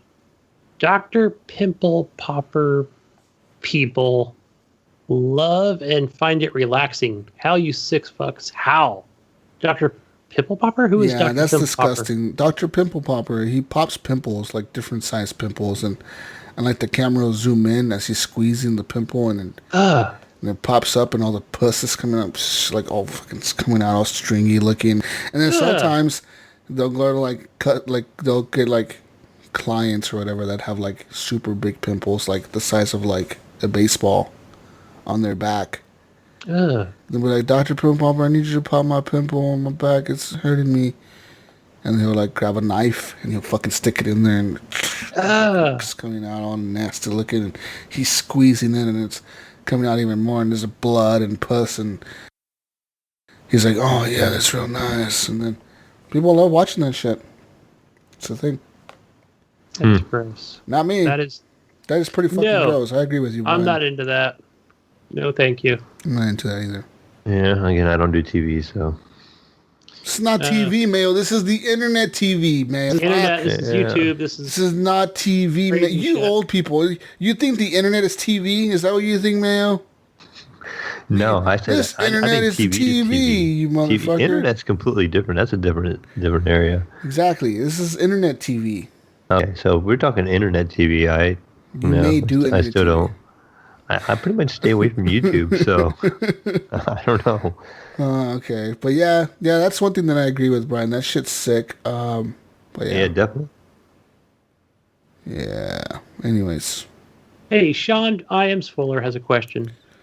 He says, name the 3 upcoming games you're completely pumped for in 2019.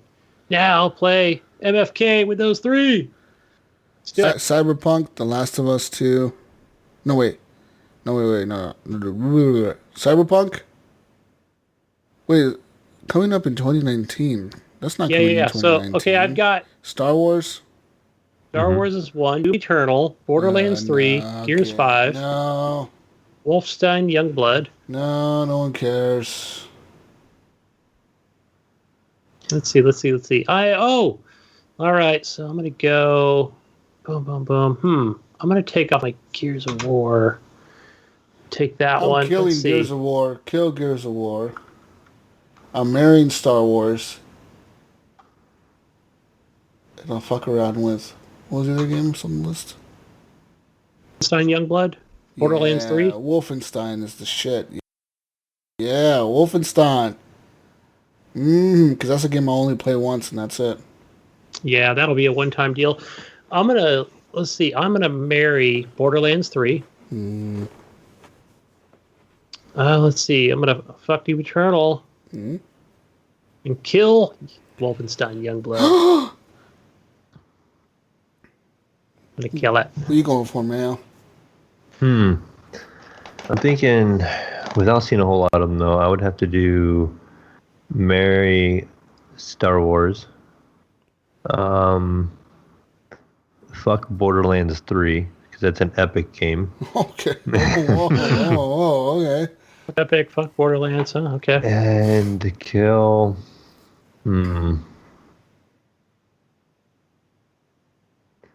I'd have to say kill anything on the Nintendo Switch. I'm not a Nintendo fan, so...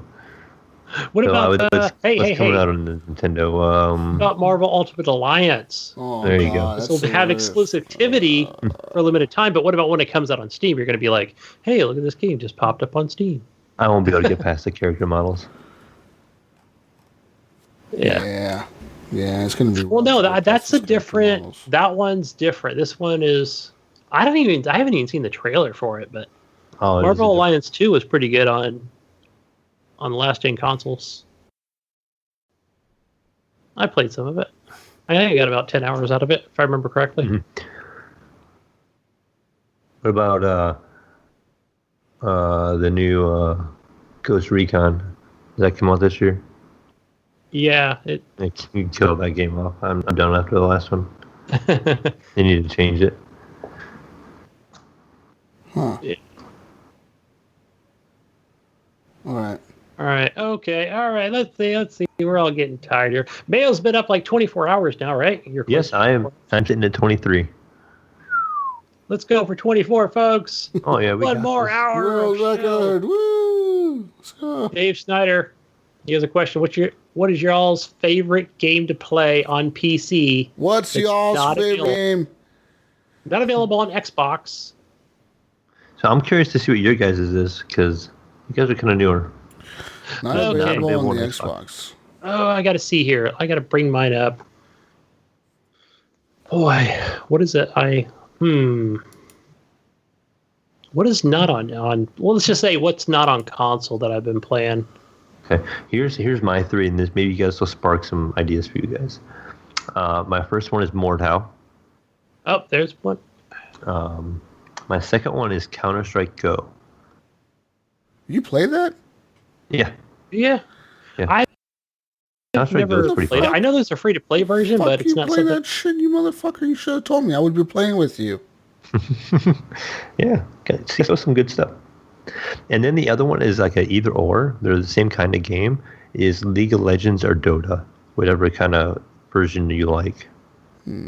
Which is your MOBA. I got it, guys. Frostpunk. That's gonna be on console. It's been on Windows 10, but it's not been on Xbox yet. So I would just say out of that list. Yeah, they did delay it till this fall, I think. Yep. So far, it's been that one. I've got some good amount of time into. Yeah. The PC version. Huh. Yeah, Frostpunk will be one of mine for now, but I mean, if it's coming to console, then for sure, Mordhau is fucking amazing on the PC. I really enjoyed playing the shit out of that. What about like Hell Let Loose? I've liked Hell Let Loose, but I haven't played not even close to the amount I played of Mordhau. That so something to that theme, like maybe like Arma. I know you haven't played Arma, but those role playing specific kind of game, are kind of more PC exclusive. I mean, I like Total War 3 Kingdoms. That's something that you probably won't see on consoles for a bit. Right? That's not on consoles. Yeah, I would say you're probably right. Correct. Yeah, and like other games like that I see here on my list, they're either on Nier Automata, that was on PS4. I have everything else is here is available on Xbox. And I'll send it to you. And the one game that I should be playing, and I know I've mentioned it before, is BattleTech. Since I did get that on a sale, but I don't think it's on console yet. All right. Dave said, hey, let's get an HGP meeting organized on September 20th in Nevada at a certain military base. Can we just make parameters here, Dave, and just kind of meet outside the base? We don't want to die. Yeah, we don't have enough money for all these. We don't want to be inside the base. Ballistic resistant jackets and black hats, helmets, and level 3 helmets we don't have. I'm just go dress as a PUBG soldier. That's what I'm going to go as. I'm just sitting here thinking like all the crazy ass like admirals and generals of the U.S. military that are like sitting there thinking, yeah, motherfuckers, I want y'all to try some shit. We want to. Yeah. They were sitting around that boardroom going, they're sitting, fucking annihilate them. You're sitting at the Pentagon thinking like, yeah, we could try out the new laser weapon we just invented, that new sonic heat weapon we just invented. Well, that other invisible jet. I like that laser thing they got. That thing is like, you see that? Man, that's going to fry some folks. That fucking railgun they have on that Navy ship. They're probably gonna be like, we could test that thing. We could test that thing out on human subjects to see what it does to them. Why not? We got new weapons to test on civilians. Let's do it. How big a hole can we put in a person before we watch them fall over? Yeah, you know what I mean. Like they fucking. Picture they're fucking some crazy ass generals are sitting there thinking, yeah, we're gonna test some weapons. We got this new gas we've been trying. You'd be surprised, motherfucker. These Naruto pieces of shit. You'd be surprised how many of those soldiers are actually willing to follow orders and they will shoot at civilians without giving a fuck. You know what I mean? Because they've been trained to do that. That's what they're supposed to do, listen to orders. And they'll listen to when somebody says, pull the trigger, motherfucker. And they'll do it. Don't think they won't. You see, like, 300 of these organizers all have, like, Naruto hair just running. Fucking soldiers be like, kill those motherfuckers! Yeah. Headshots only, boys. Just fucking taking everybody out as they're running towards them. Yeah, no, people be careful. If you really go out there, people, like, legitimately, be careful. Don't Don't be stupid. You know what I mean? You will get shot, most likely. There was, matter of fact, today a guy got shot in Nevada, in Las Vegas. He ran into a nuclear testing facility with a fucking rifle. He drove in there. What? Yeah, when the fucking military went up to him, they were like, "Hey, put your fucking hands up." He jumped out of his car and he was holding a rifle like a fucking gun. And they fucking shot him right away. Like, nope, you're going down. Yeah, dude. Hey, fucking crazy. Remember I've told you about, National Guard, the big rifles, whatever they're even called. Yeah. I'm sure Wingman could probably be like, oh yeah, I know what that rifle is. But they're pretty intimidating. And I told you that one time we went when I worked for Brinks, the armored car company, we were out at the Concord Naval Weapons Station. And this is where they store nuclear weapons, guys. So this is some pretty intense shit they keep over there. Anyway, so there was a outdoor training center, where we go qualify for, our weapons. And so we drove down the hill a little bit, and then there's the fence. And we were just standing there. I think like everybody just standing around smoking cigarettes because there's a lot of, gunfire up the hill. So, I mean, before I knew it, here comes the MPs. They just come pulling. They were driving like a regular pickup truck. But obviously, it's like military police. They pulled up and they both got out with their guns and they're just staring at us. And here we are with our little pistols, holstered and everything. We're in, and I almost pissed my pants. I was like, holy shit! Like, I can just imagine, like, can you just imagine Area 51? 1,500 troops versus you, Yeah. With fucking like tanks and shit. Tanks showed up. Fucking tanks and Humvees, and fucking helicopters, fucking Humvees, fucking spotlights and shit set up. Yeah, you're fucked. Yeah. But hey, man, Naruto runners, they got the lead. Gonna dodge Here those comes the bullets. Kyles leading up, pick up from behind. Kyles are gonna go in with their big F-250s.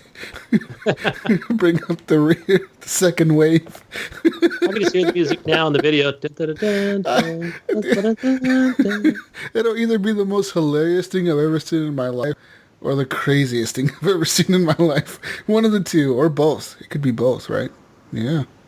Could be the craziest and most hilarious thing I've ever seen in my life. And remember what I mentioned in 10 seat, folks. Bring some water. Stay hydrated. Mm-hmm. Yeah. Fresh pair of underwear. You might need it. Get in there and steal some aliens. I just love all the memes of like Halo weapons and shit that people are like, yeah, when I get home from Area 51, it shows like people holding like the fucking alien rifles from like fucking Halo and shit. It's fucking awesome, dude. The memes are awesome. Folks, no replica weapons. Do not take your replica weapons with you. I urge you. Don't take your Halo Master Chief, your fucking leave them in the vehicle. No, Gears of War replica chainsaw gun and shit. You just see them showing up. Look, guys, they're just fake guns. Yeah, fuck that. No. Anyways, be smart, people. But I mean, maybe we should be able to do that, Snyder. We could set up a meeting. There must be something to do out there. In the desert. Storia Air. Okay, my request to join Storm Area 51. Oh, it's accepted? You've been approved. I can now post in there and read. Gunny. The Me'Mes. Oh, shit. All right, we're done with questions, guys. We're done. With the show, I think, Mayo, did you fall asleep? No, I'm still here. Oh, he's still there. Hey. Oh, Mayo's there. Mayo's getting ready to go to Area 51. He's getting ready over there. He's already Googling combat boots and driving tactics, supplies. how to drive a Jeep onto a military base. You should Google that. Totally. Yeah, I'll get maps. .com. Gunny, we're going to rip off the doors, the top, everything off of that Jeep. We're literally going to just roll in there holding on to the Jeep and ripping out the seats and everything on that motherfucker. We're going to make it as light as possible. Why don't we, because I can just like make it like a, with the no top, like a sunroof, and then we'll just go in there like Mad Max style and just May will be there at the top with that spray paint can. Yeah. Just like sprayed his face with it. Right? I know. Yeah, dude. They're going to be like, what the hell? These motherfuckers are crazy. We should just let him in. Yeah. We should keep him in here. These guys are scary. Let's go. We got to report this. Oh, fuck me, dude. That'd be hilarious. Anyways, You can find me on Mixer, mixer.com/JesusWalksLoud or JesusWalksLoud.com. Or you can find me on Steam, Jesus Walks Loud, and a Space Degu. Thank you for another game you gave me. You're like, I have an extra copy. Here's a game, Jesus. I know you gifted me something. Forget what game it was. Sorry that I forget what game it was, but I know it's somewhere on the list here. Just have to look for it somewhere. Gun Monkeys. Is that what it was? You gifted me Gun Monkeys.